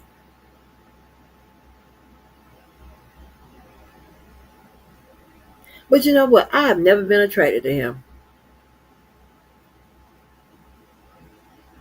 You like that song about his calling? Girl. I have never been attracted to him. I ain't never gonna jump up and down on him.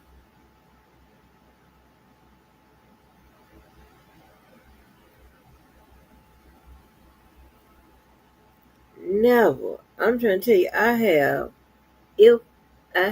have three of his CDs. I know how that one, that red and black with the microphone pointed down. I have one that has a bow on it,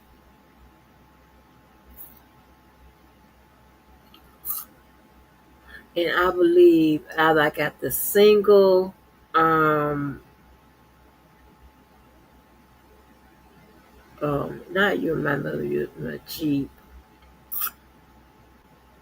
What's the real popular song he sang? The rid of the his like his most famous song. Um,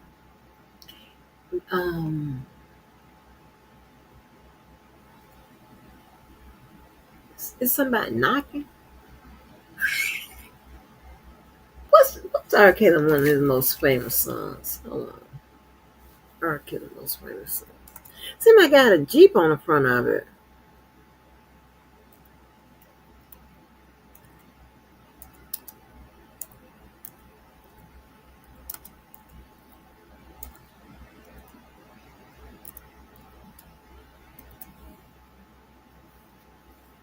My ignition. I think I got that. My ignition. Let's see if I can tell.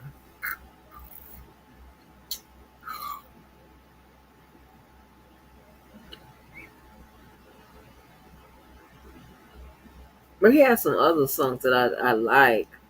But I just was never that girl I met through Yvette. Oh my gosh, baby. She probably somewhere was sick.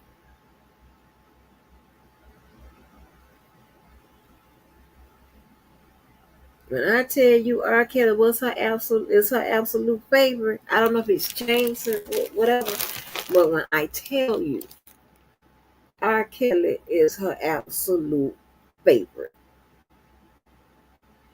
I don't think it's an album or something. She know the words. She got all the albums.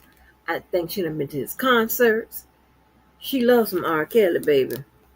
Because the dude, I don't know if y'all hear me on one of the calls, we always talk about this dude, Robbie. And I say Robbie went from looking like R. Kelly to look like Method Man now. And she was crazy about Robbie.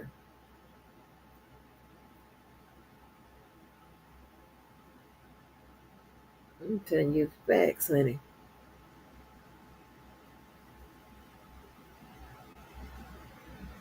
I don't know about your girls around me. I'm a flirt. Mm, mm, mm, mm, mm, mm, mm.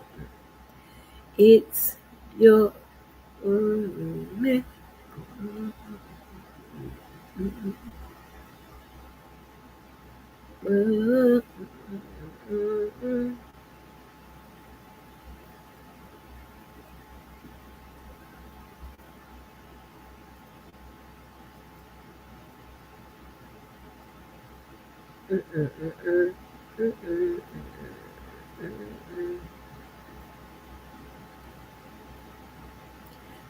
Tommy.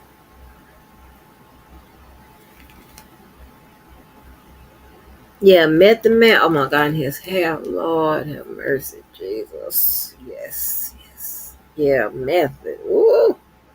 Yeah, I like Method. Method is hot, honey. I love Method Man. So, and he been married for 30. Yeah, yeah, he been married. I think he said his wife had cancer or something. Let me just take it from the screen. I don't know how to get into this.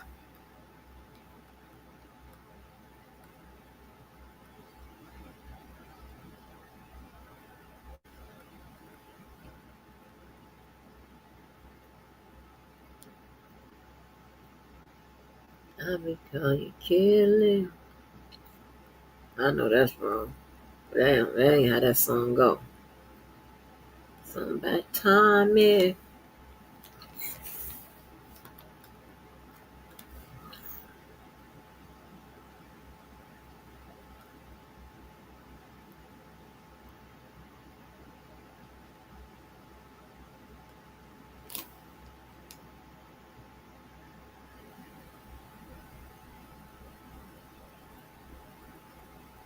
Oh, that's crazy. I got just one person from over here on my real Instagram. That is cray cray.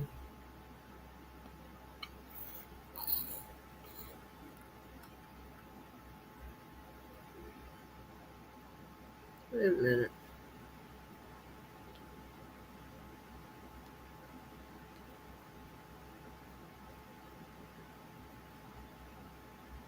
No, two. I'm sorry. Two.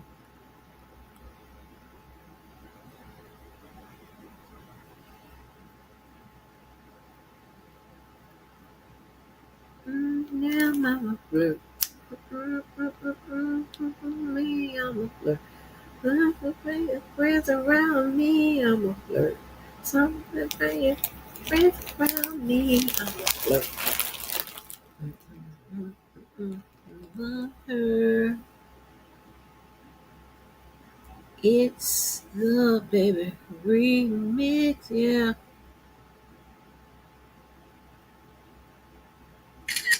I wish I knew the words to these songs and stuff.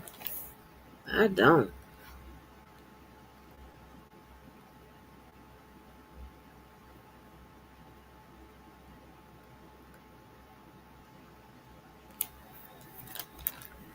I mean, good people. This is what I'm telling you. These type of people. I'm gonna show you the type of people I like to meet online. And I don't even do that. Baby. Yes. Ugh.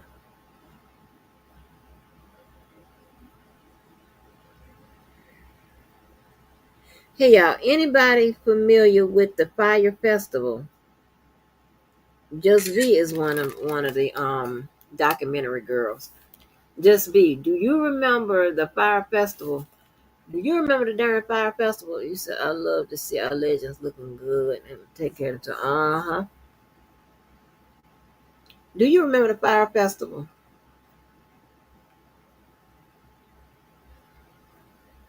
Y'all, I know y'all tired me talking about that.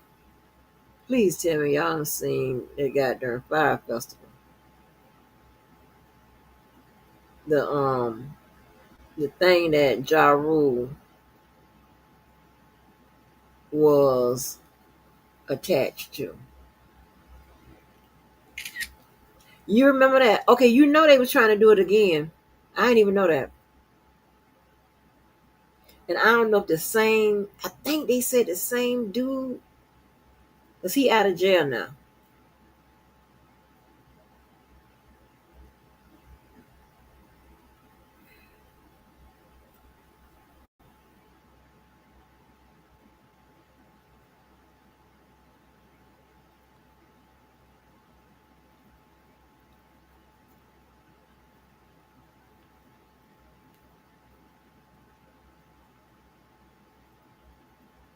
Well, it's oh my God, you got to be kidding me. I think it done got canceled. I think he done canceled it. I think he canceled it, child. Now I got to go and catch up on that because right there, that right there is some real foolishness. And you know what I don't like? Ja Rule, right? He's sitting up there. I don't like people that acting as if they got some money in the thing, right? Like, and here's what I mean, right? And here's what I mean by that. I'm okay with you being the the face of it or whatever, and you be like, on one or two occasions, you'll say, yeah, I put some money in it or whatever, right? Okay with that. What I'm not okay with is um when people say like they put some money into it and then start making making um making decisions as if they literally are the decision makers. That is what I don't like. And be making promises that somebody else has to keep. I don't like foolishness like that. That's some bad business. That's bad business. I don't like mess like that.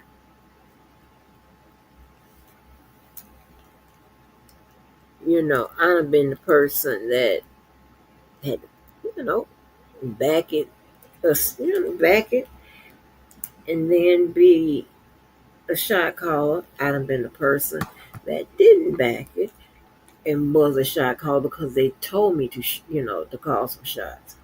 I've also been the person who was just putting it out. When you have people who who when you have people who will sit up there and make promises knowing damn well, hold on, knowing damn well that they can't make promises.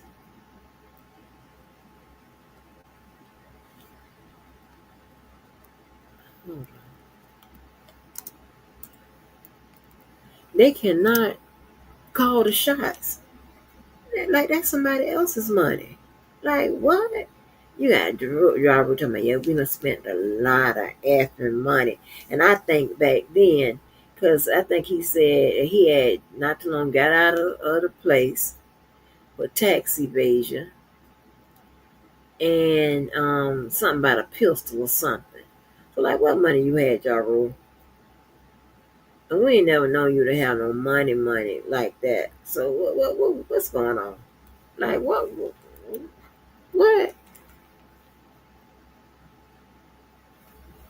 And he all out there kiki with that old tight mouth. I don't like no tight mouth man.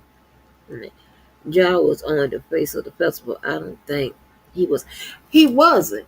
I don't think he was either. But he was on one of the little videos.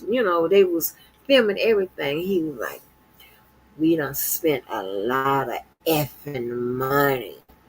Act as if he's like, the big dog or something. Like, John, dude, you ain't spent nothing. You don't have nothing to spend. Like, what are we talking about?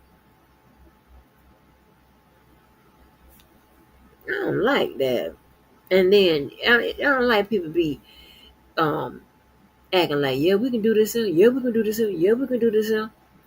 And they're like, no, you can't. Like, who okayed that?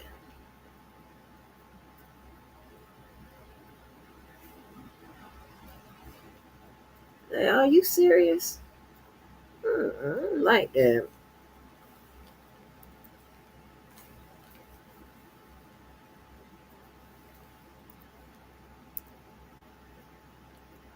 We spent a lot of effing money. Girl, I was like, did you? On what?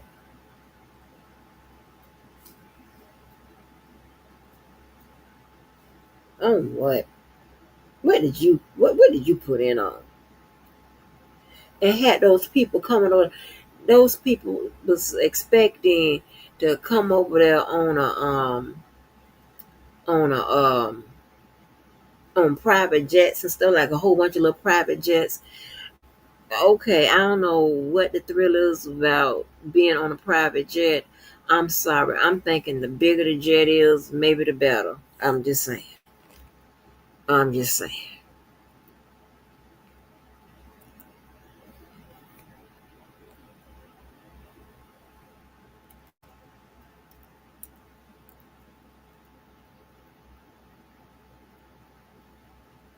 I don't know what the other one is.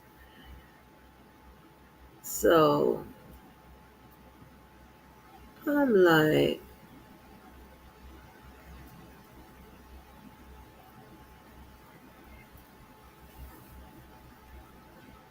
oh my god, he pissed me off, child. I probably shouldn't have got so. I mean, it ain't like I got pissed off and I'm like I'm a crazy person or something, but I just don't like people to do that. Just stop capping. Stop doing that.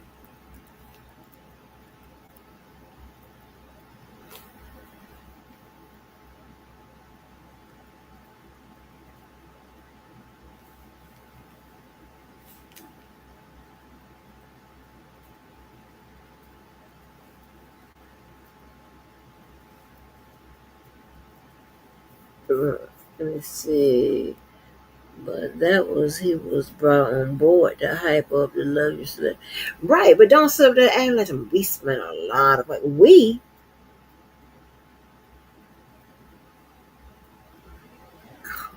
and then see, I told people look at the Netflix one first, then look at the Hulu one, and then there's one on YouTube I shared, and it'll give you a whole. And child, didn't Billy lose some weight from the time he was out there on that island? He was thick in the thighs, baby. Was out there. Maybe by the time he got to Hulu, honey, remember they were saying that you'll be able to party up close with Kylie Jenner and the other it girls. Yeah, and check this out right here, right? Girl, did you look and see?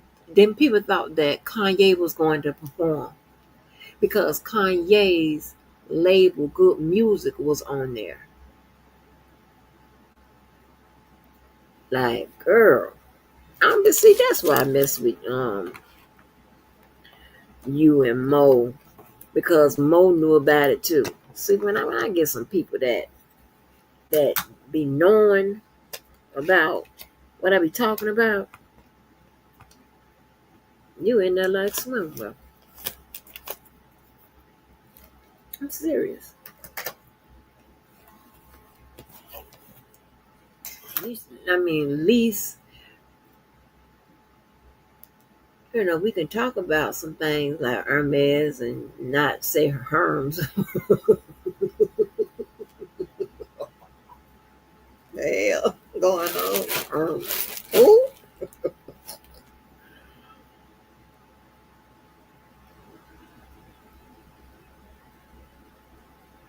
right.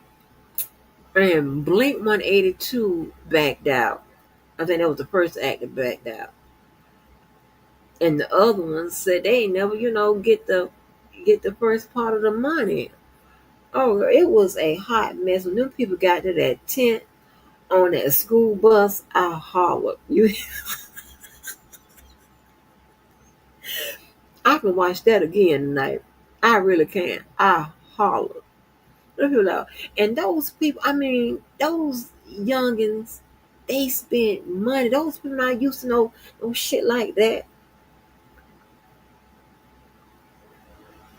And I was mad at the one little Asian guy, right? He was saying like they were trying to kill the people. But listen, the one little Asian guy, girl, he they didn't want people close to them in the tents. So they started stabbing the tents, other tents around, and peeing on the stuff. Okay, I'm like, why would you do that?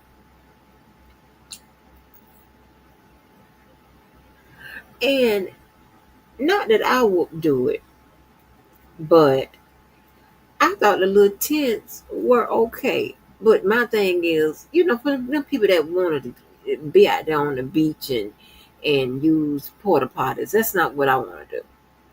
Some of the people was able to get some of the little houses.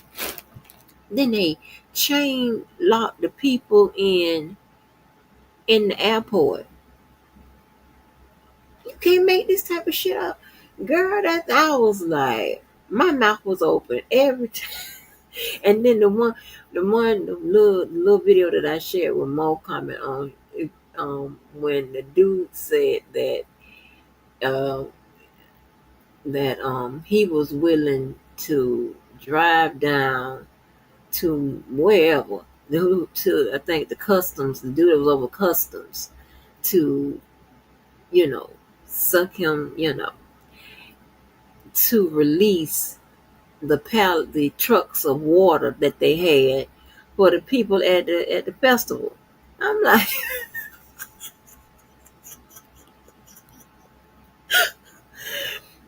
also, I don't know if you pay attention to like the interviews, but some of the people that was working with them or whatever, Billy had ran a personal debt on them people at Amex and all that type of stuff for that festival.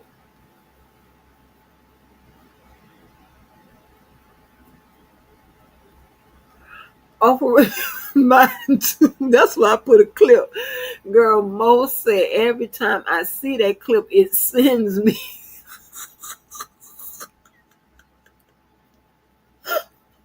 I was like, oh hell no.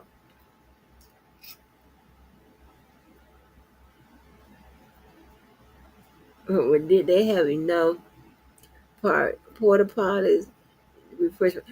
Mo, I didn't never. They were supposed to. At one time they said they needed 1,000 porta potties. Okay, but Mo, I mean not Mo. I didn't see not one porta potty.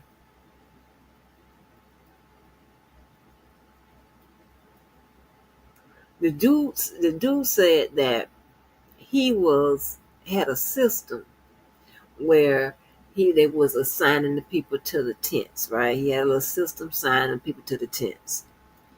Billy stood up on a table and told the people to go first come, first serve to the tents, child. He said that messed up his entire system.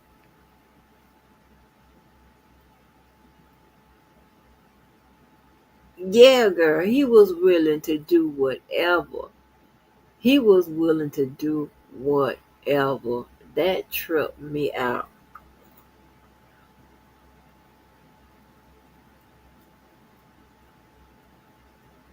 But here's the thing, right? They wanted to say that Billy kind of intended to scam those people. And I don't think Billy intended to scam those people, right?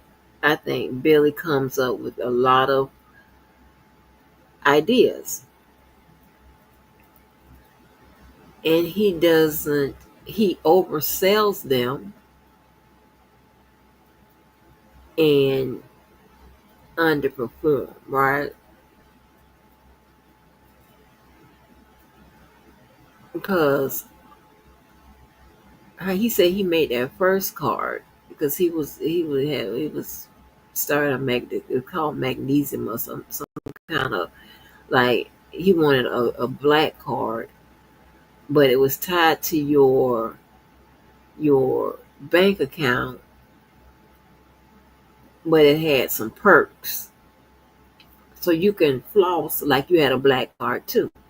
He said that he he copied the strip from his debit card and put it on the back of a card that he made out of metal or something. Something he made. It made the card. And he said it worked at a store and it worked at a some other machine. He said it worked at, and so he started getting memberships for that, and then they built a fry app, right, where it was supposed to and y'all know I'll never remember the documentaries and the stories and with this well, so this had to sit with me.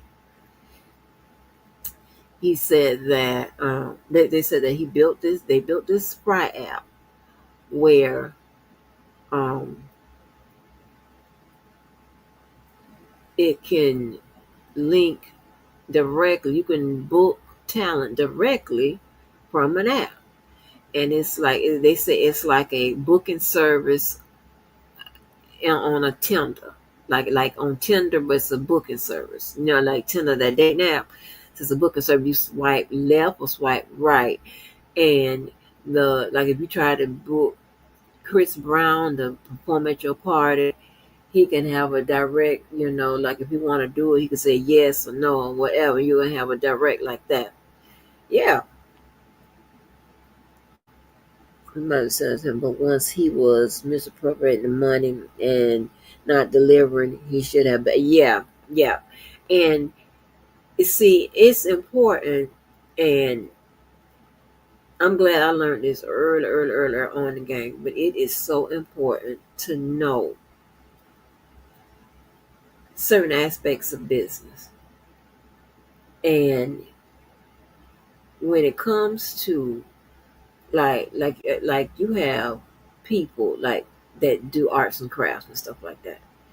They only take a certain amount of orders,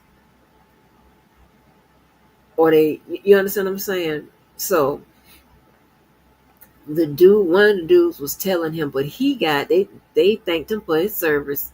They Shiny O'Neal him, thanked him for his service and sent him on when he was telling them that, listen, stop taking stop taking reservations for these people. Stop, because we're not gonna, we don't have what we need to cover these people. And he kept taking bookings. He kept taking bookings. So, but you have to know when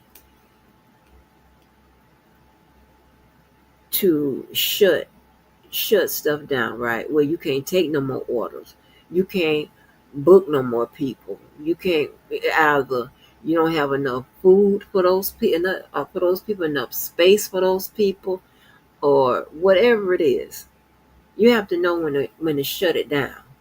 And you also got to start planning ahead of time for events. You got to start planning, and then one thing about that is knowing your crowds. That's another thing. If this is an event that is catering to people that that have it or whatever, they're gonna pay the deposits on time. They're gonna have the rest of it on time or whatever. If they don't, pay it out. I have dealt with somebody. Look, I've been talking about this man again. Oh, that man gave me PTSD. Y'all, that man would take the money and try to put it on something, another part of his organization, and not apply it to what it was supposed to go to. And then it was always operating in the red. I'm like, oh no. I did the best I could.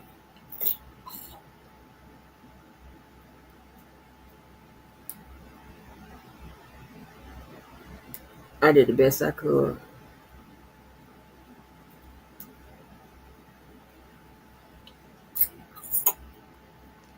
Because just telling that person, like, listen, You got a good idea, and I understand that. But you are your ideal. Okay, I'll put it like this. You have a set of us who can afford what's going on. We not staying in no travel lodge. We're not doing none of that. Okay.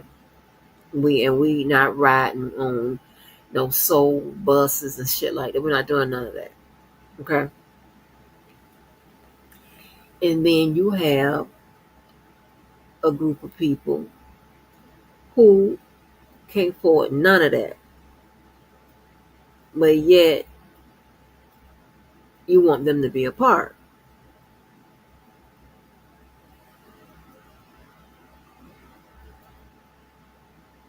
That a successful musical festival is extremely hard to do. It seems like it. It's a problem that talents have managers for their bookings and contracts have to be specific. That app was doing from scratch. Yeah, they were saying like um, they think that he tried to use that festival to um, promote that app, further build it out. You know what I'm saying? Yeah, that was crazy. But, and what he would do is his budget would be splitting it all even amongst all of us. I'm like, well, how is you counting them when you know they ain't got the money? I'm like, no, you should split it up amongst the people who have the money because you refuse to not include them. I personally, want them to come too, and so that's why I started introducing them to way to raise some money, fundraise and whatever, right? I try to introduce them to do that because it was crazy. And then you have some people that's not like me. Some people don't understand that, okay, why they going, but they ain't got no money. And it seems like I'm paying for their way. Some people are like that. Child, we had a girl, I'm trying to tell you, this was crazy. My friend of mine, he, I didn't bring him in, but we started being friends when he got there. He brought in this doctor. Right. The doctor. We was going somewhere. The doctor didn't want, because this was a big event. The doctor didn't want his child to be with a chaperone, that was chaperone. You know what I'm saying? That it had a children's room, like a few children's room. The doctor didn't want that. The doctor wanted their young child in a room by herself. Yeah.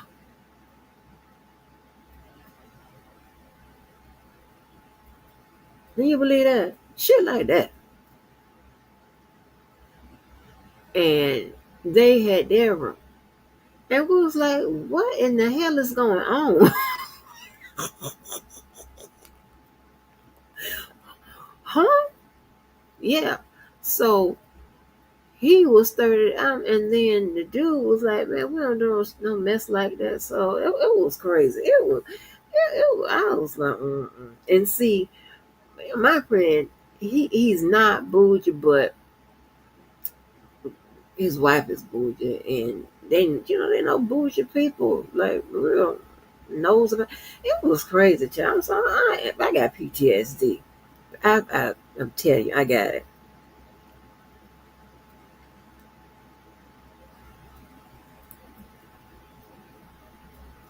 That whole experience stressed me out because I felt like I was added on to a group, and soon as I kind of got things going, whatever. Here comes. a male with, it's mine. Not he was. He kind of saying he, he he was letting me know that he called the shots. I wasn't trying to call him up on shots. I was trying to make sure that this stuff don't look crazy, and you don't got my name attached to it. I don't do that. You're not gonna have that on me. Nope. So I listen here. And he ended up putting me off the board, and then trying to put me back on. I was like, I'm staying off. Then what killed me, y'all? He tried to bring the ex on the board with the wife. Now, check this out right here. I didn't give a damn about the ex and the wife. I didn't give a damn about none of that part. At that point, particular time, the ex and I was going at it.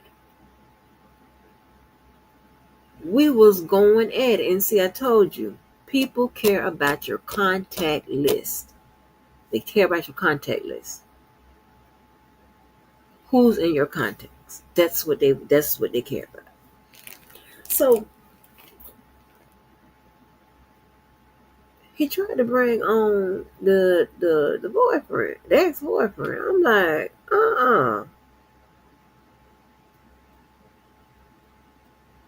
He said, well, you're just gonna have to deal with it. No, I'm not.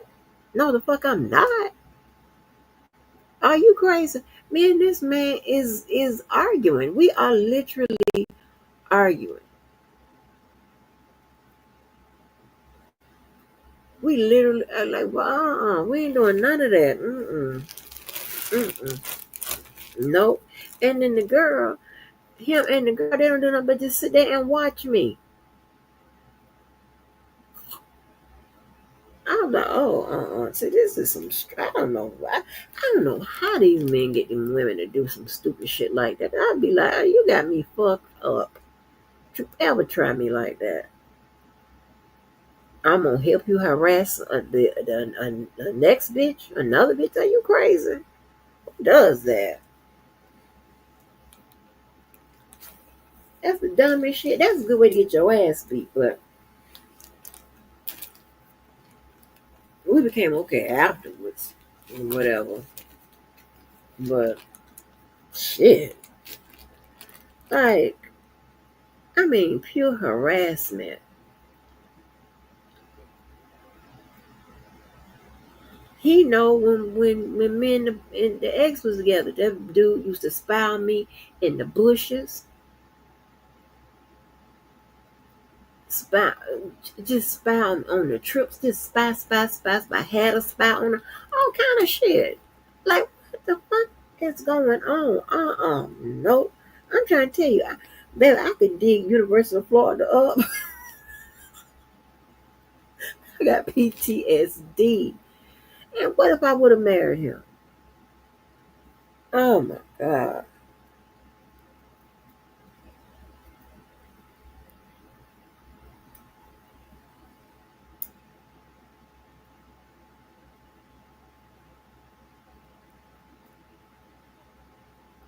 And let me tell you, I'm gonna tell you something.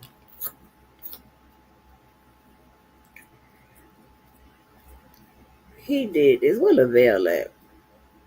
I don't know if Lavelle's still in here. Because this is some man stuff. And let me tell you something. I am so y'all have no idea how PTSD and paranoia y'all done put on me. I don't know what to believe no more. But listen, I'm second guessing every goddamn thing. So, University of Florida, something happened, right? And it was a good time.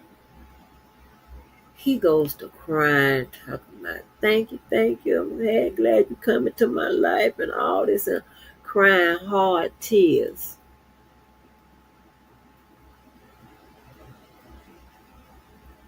Now, I think it was real. Y'all mother made me second guess everything. I don't believe nothing.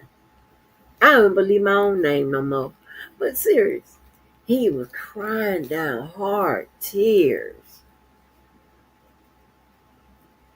And all of that. Yeah, baby, we done went through it. uh-uh. Oh, we done went through it, child.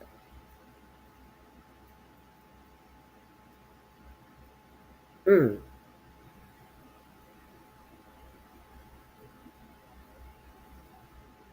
He says, thank you for going in my life. Thank you. Thank you. Yeah. Like, oh, okay. And baby.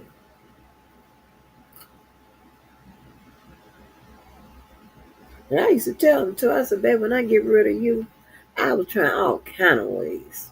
Jesus. I don't understand why people just, man, I said, I just want to break up. I don't do nothing else but break. We're going to be cool. We're going to be whatever. You know, shit, I just want to break up. I don't want no breakup abuse. I don't like all of that. It's too much. Shit. I'm breaking up with you to have peace. That's what I'm doing. My gosh. I don't want no breakup abuse. I might as well stay where I was.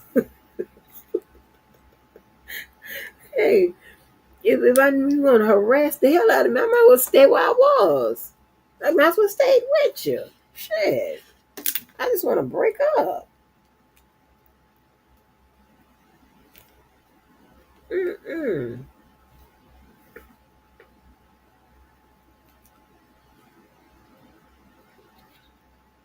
That is all I want to do is break up. I don't want to be going through all of that.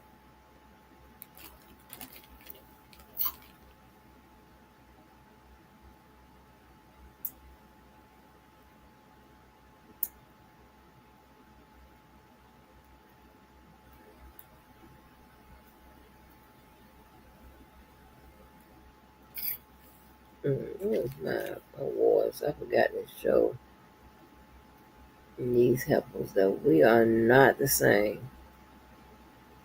We're not.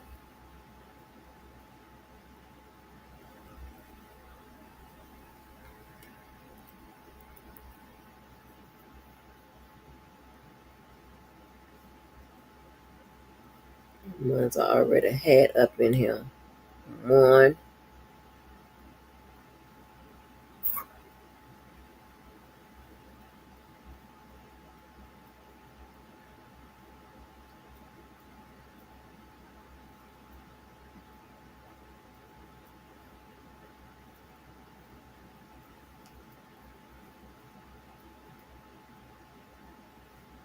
Hold on, D-Day. I think I'm gonna go get it all, honey. Baby, it's a chest I want to show y'all the trophies, but it's also on the internet, and I don't want it to link back to the person it links back to. But yeah, like, boy, if you don't stop, we ain't the same. And you ain't got nobody thanking you for shit. Nobody. I want the money back from the children. What the fuck? If you don't shut the fuck up, acting like I know you, I don't know you. I don't know none of y'all.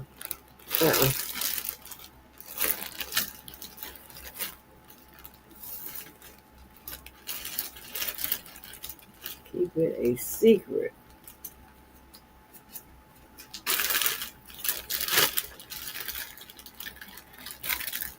Yeah, keep it. I say, oh Lord.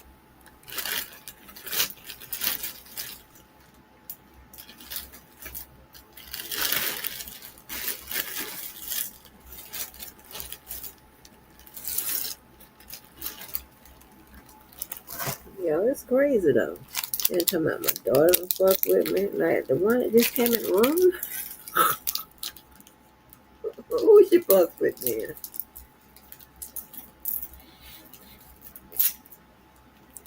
Every time you turn around, her and I together, she works real hard outside the house. And y'all, you know what? I still haven't. I only picked back up that one job. I got four four or five more to pick up. I just ain't. I'm shit.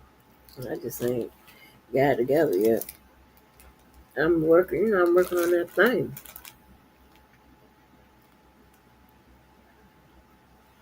But I'm gonna go back. I think I'm tell people I'm ready in May, child.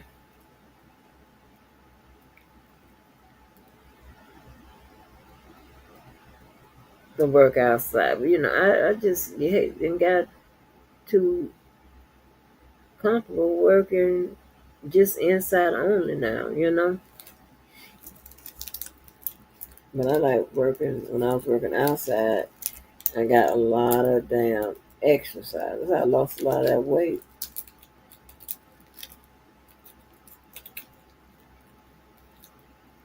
Lost a lot of that weight. I don't mess around with that treadmill. That treadmill, I have you with no hips in the box shape. I don't mess around with that.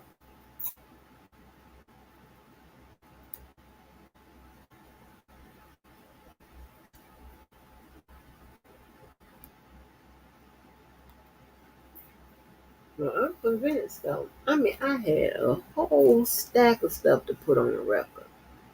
Had Menendez, another person, little fella that got killed by the correctional officers. I had Diddy's um motion limited. I was probably gonna do the last. I don't think I did the last time we saw Lori when she rests as a defense. I don't think I put that on the record yet. Boy, I had a lot, and somebody said, "Baby, they don't talk about like what? Didn't I tell them don't do that?" I think I asked them nicely.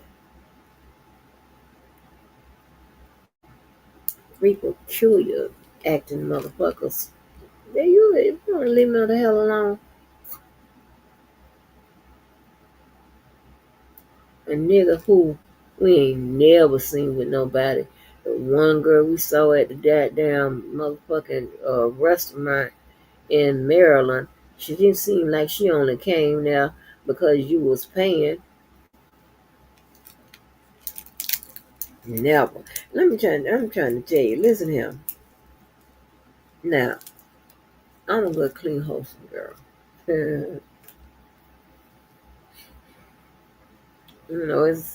I just don't give it up like that, right? I don't give it up unless I'm in a relationship. But men are a little different. Men don't get it. Okay?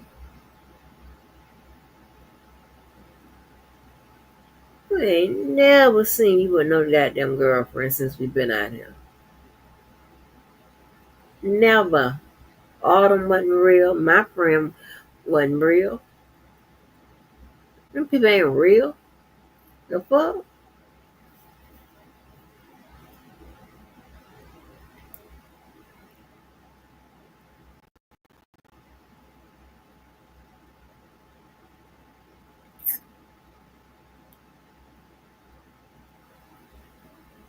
But you wanna run up on the damn roommate. Boy, you ain't gonna do nothing but let me touch you for a minute. He gonna be on straight attitude from jump. Be like, he gonna be out talk all right. Them people don't play about me. You stupid. I boy. It's a bunch of you motherfuckers I done spared. The fuck? Cause I know y'all ain't serious. I got time for that. Threaten people and shit over some goddamn car. You think I wonder what year is this car? Where the car? What's going on? Keep harassing this woman and this damn man and all them lies and shit. But baby, I think them people got your motherfucking number. And I hope you listen to Audra and let her coach you on your motherfucking cases. Cause y'all two dumb motherfuckers together, and she gonna have your ass hemmed up in that motherfucking courthouse, and then she gonna forget what she done told you. And she gonna say, I don't know him.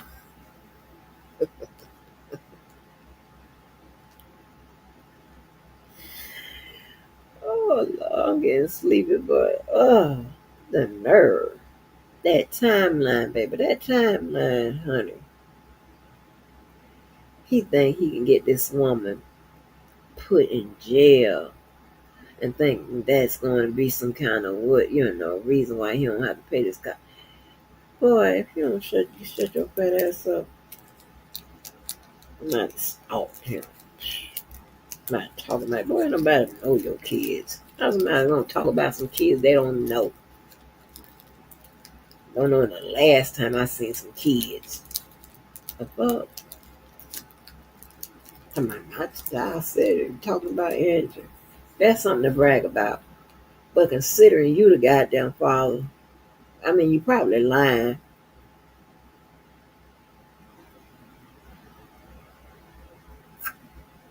Ugh, it's disgusting.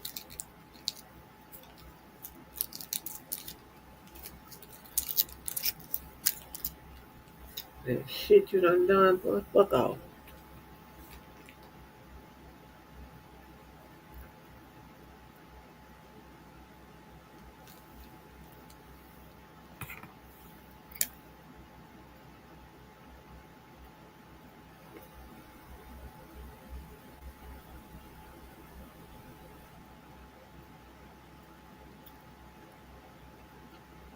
I'm waiting to see goddamn Baddies part 2 of the damn reunion. That's what I'm waiting to see this weekend.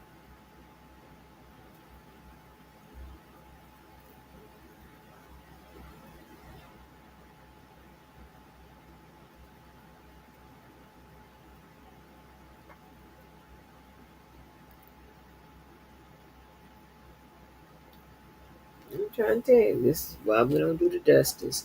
Y'all wanna learn. Y'all are going to learn. Pick and choose who y'all deal with.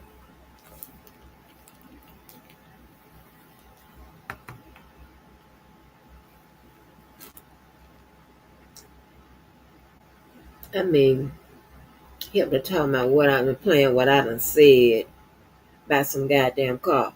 Well, I bet you if Sylvia knew you done pay child support and want child support back for the church, she probably wouldn't gave you the goddamn car.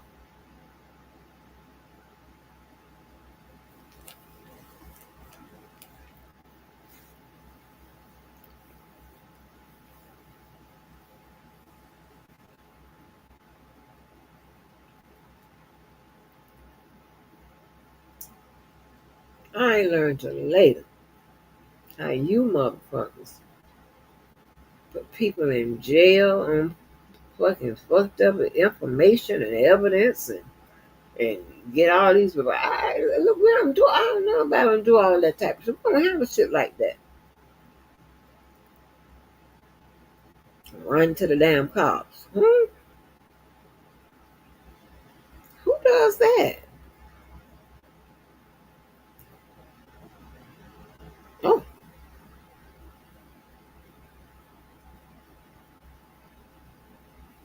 yeah, I did 14 years in the hood,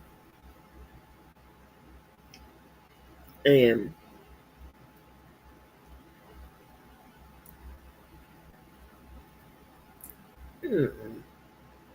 like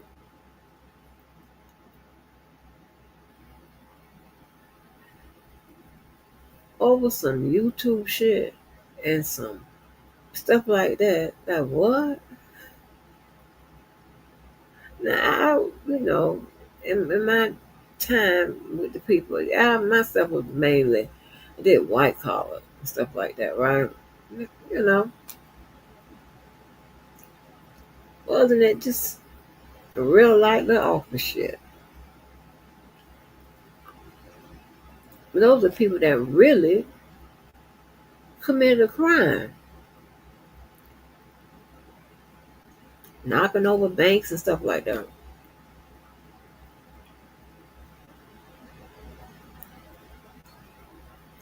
Not arguing with people on the YouTube and threats and all this and whatever. Like what? Literally putting people in jail. They are trying to. They don't care if you're a female, male.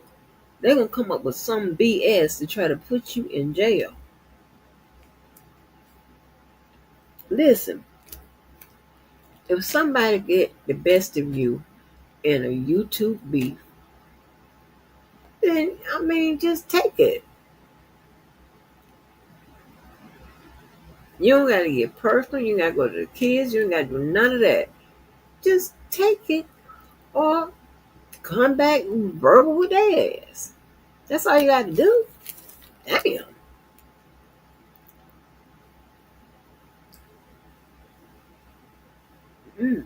I mean, now shout out to the sectors that pull up. Shout out to them. Make it a real crime. But this, that's what I said. I'm more man than all y'all. This is some bullshit. I'm not manly at all. I mean, I'd rather fight a man, but mm-mm,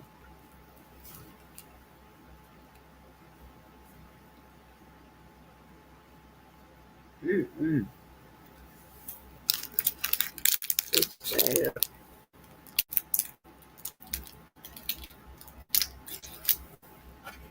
See, I'm talking about somebody.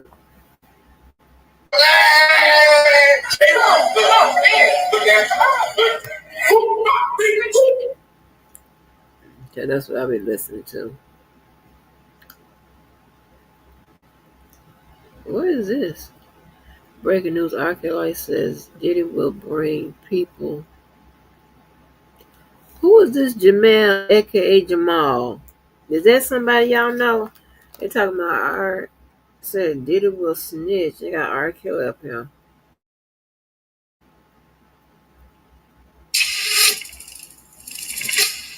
All right, welcome back to the channel again, ladies and gentlemen. Thank y'all so much for coming over. Now, look, R. Kelly attorney is speaking out, and she said Diddy could drop big names in his trial. This is huge. This is what I've been talking about.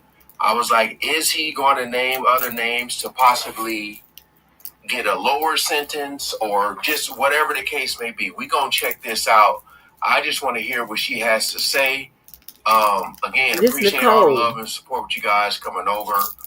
I did also hear that he was denied. He was trying to extend the trial, but they saying it's going to be set for May 5th. That's what the judge said. Yeah, we ain't gonna waste no more time. Let's jump right into it. When R. Kelly was first, he was charged state-wise. People start to leave, right? The same people you depended on now, they're slowly going away. And I suppose in any matter, people want to get away from danger, right?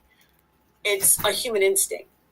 However, what happens to individuals like Diddy or R. Kelly, who are used to having these people, friends, bodyguards, whoever it is, around them 24/7, they have extended themselves for them, and then you get charged with something and they flee. It is such a dehumanizing feeling.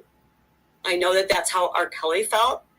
I personally one of the things I was responsible for was talking to some of his prior boys, for lack of a better word. Some people weren't answering their phones. It is crazy. And I get it in the one hand, right? Nobody wants to associate themselves with someone who's being charged with a crime like this. Right. However, if you were there and you know that these facts did not go down the way this person is saying they went down, and you're running, it says a lot. And everyone ditched R. Kelly. Okay, now there's a huge difference, though, between R. Kelly's fans and friends and Diddy's fans and friends. R. Kelly kept his grassroots friends, people that he had worked for him. It wasn't he didn't branch out and do things because his gift, for lack of better words, was singing. Where P. Diddy surrounded himself always with the best of the best, the actors who are the best actors, the elite. I don't even have to go into all the people that he's named. Right. There is a video on YouTube, and it's on every social media, where Diddy names off all these people. Okay. And at the time, which was prior to his arrest, I'm not sure that the world really knew what that was about, right?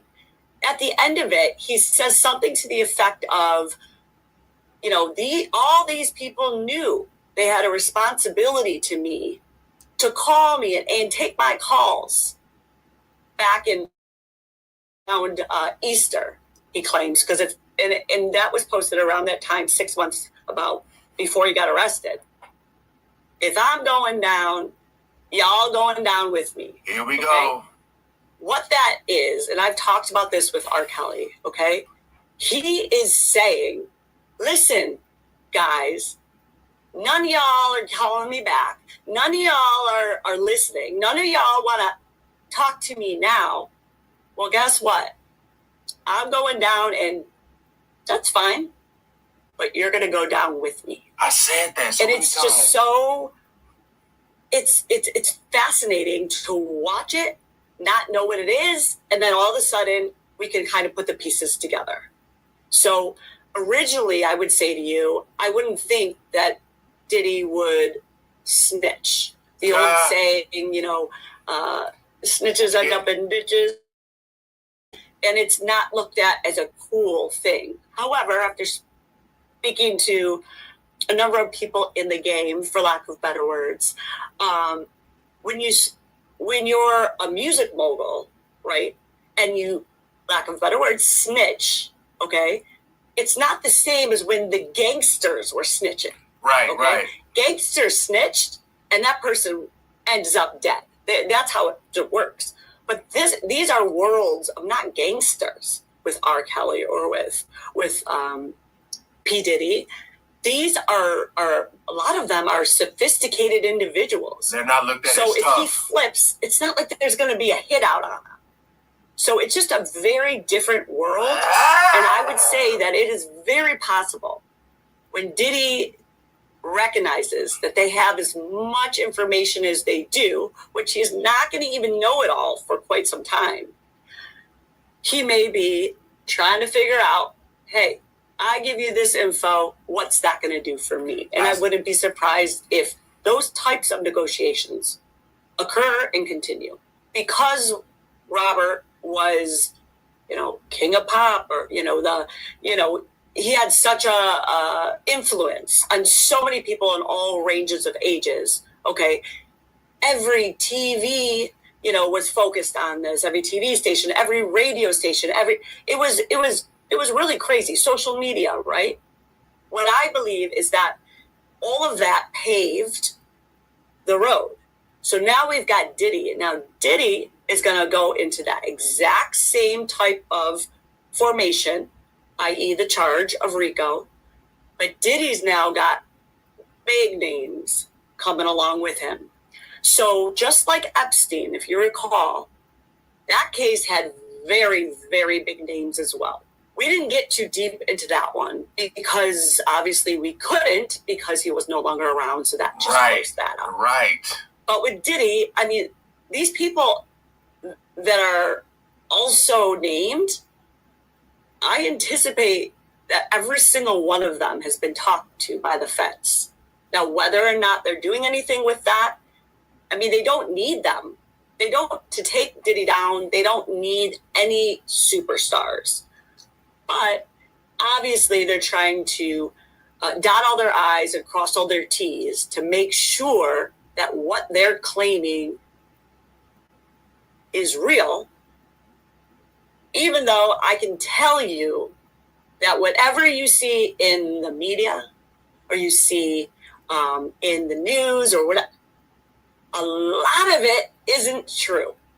And I can tell you that because I was obviously on the inside with R. Kelly's case, and I would just sit there half the time and be like laughing because it's just so not true. So I appreciate that I'm able to talk here, you know, about the reality of, unfortunately, you know, what our world is seeing and what's going on. Inside information. Diddy does not know what he was about to get into. In other words, R. Kelly, who I represent, he went through the same situation. He was in Brooklyn prison. He had experienced those prison guards. He was in the, as they like to call it, the special housing unit, which is nothing like we in the public would think the special housing unit is. So these individuals go from, you know, having everything literally at their fingertips, yes, to begging to make a phone call to their lawyer, to begging to have some type of food that's edible. I mean, it's real. The special housing unit is the shoe. It's isolation. So Robert went through it as well, R. Kelly, and I am confident that P. Diddy is going through that as well. And it just messes with your mind. P. Diddy is charged with RICO, okay?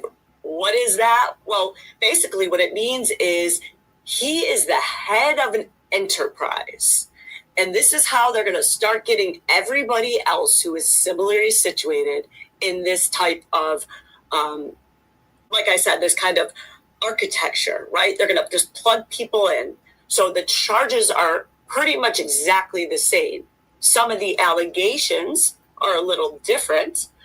Initially, everyone was thinking that Diddy's cases only had to do with adults. So that's a big, significant difference, which we all know now that there's lawyers who have come out representing alleged victims who were as young as 9 years old. Okay. So the allegations, and listen, in Robert's case, the one I did in New York, it had no kids at all. But everybody just automatically links that in their head when they hear that, oh, they're being charged with what? So let me get back. The RICO charge has P. Diddy up here, which is exactly where R. Kelly was, right? They're the head of what we call this enterprise. Everyone underneath them, i.e. security, housekeepers, limo drivers, buddies of his, anyone on the payroll, they're here. They make up the conglomerate of Diddy's enterprise, right? i.e. the allegation is they allowed for things to happen for the benefit of the head person, i.e. R. Kelly or Diddy, right? And then from there, there's got to be an underlying predicate felony. There's got to be something that they can attach R. Kelly to or P. Diddy to.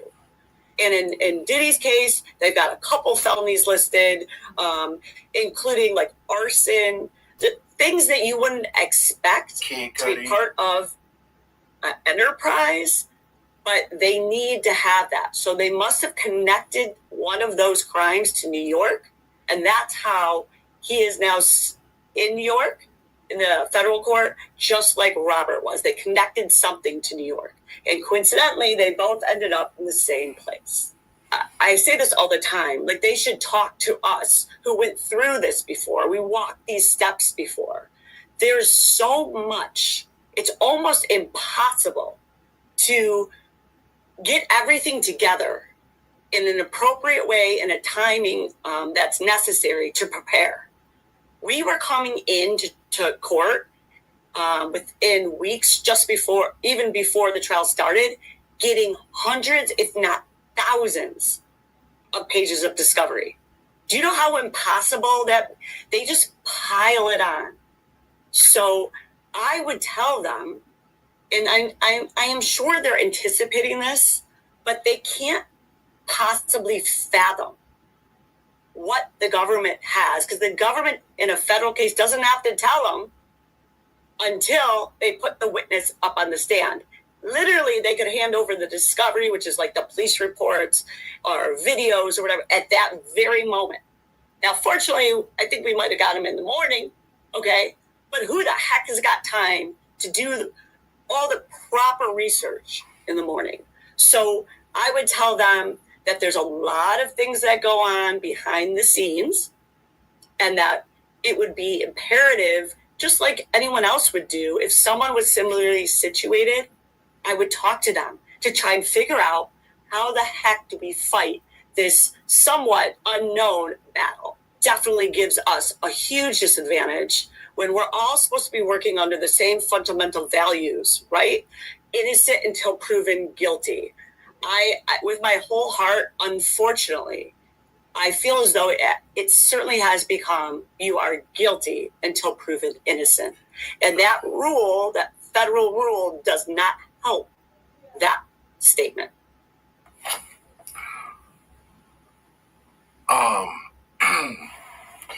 You know, I said before, I find it to be, I mean, I feel like it's going to be very, very difficult for him to get out of this, which means, like, if he does, something drastic happened. But yeah, I said before, he's probably going to start naming names. Right now, they were trying to throw everything at the wall to see what sticks, to, you know, all the bells he tried to post, all that stuff. So what she's saying is they're basically probably going to throw the book at him. They're probably going to throw the book at him to either protect names. Again, I keep saying this stuff is alleged. This is alleged. It's alleged because we don't really know the truth. But, and we're talking about consensual versus non-consensual at the end of the day. And it's a lot of stuff that he's being charged for, accused of. So the fact that it's not a lot of people speaking on his behalf says a lot. Because I feel like at some point in the conversation of them speaking on his behalf, they may be incriminating themselves. But comment below what you guys think about this. That was some good insight right there. All right. Peace out.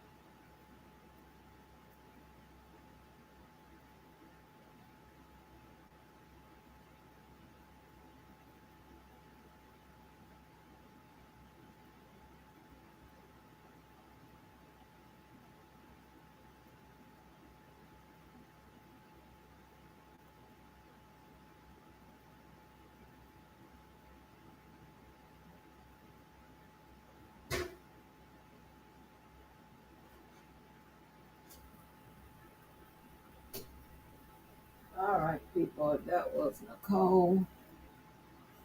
Okay, and that concludes tonight's live. Hey, make sure y'all do something good for yourself and someone else.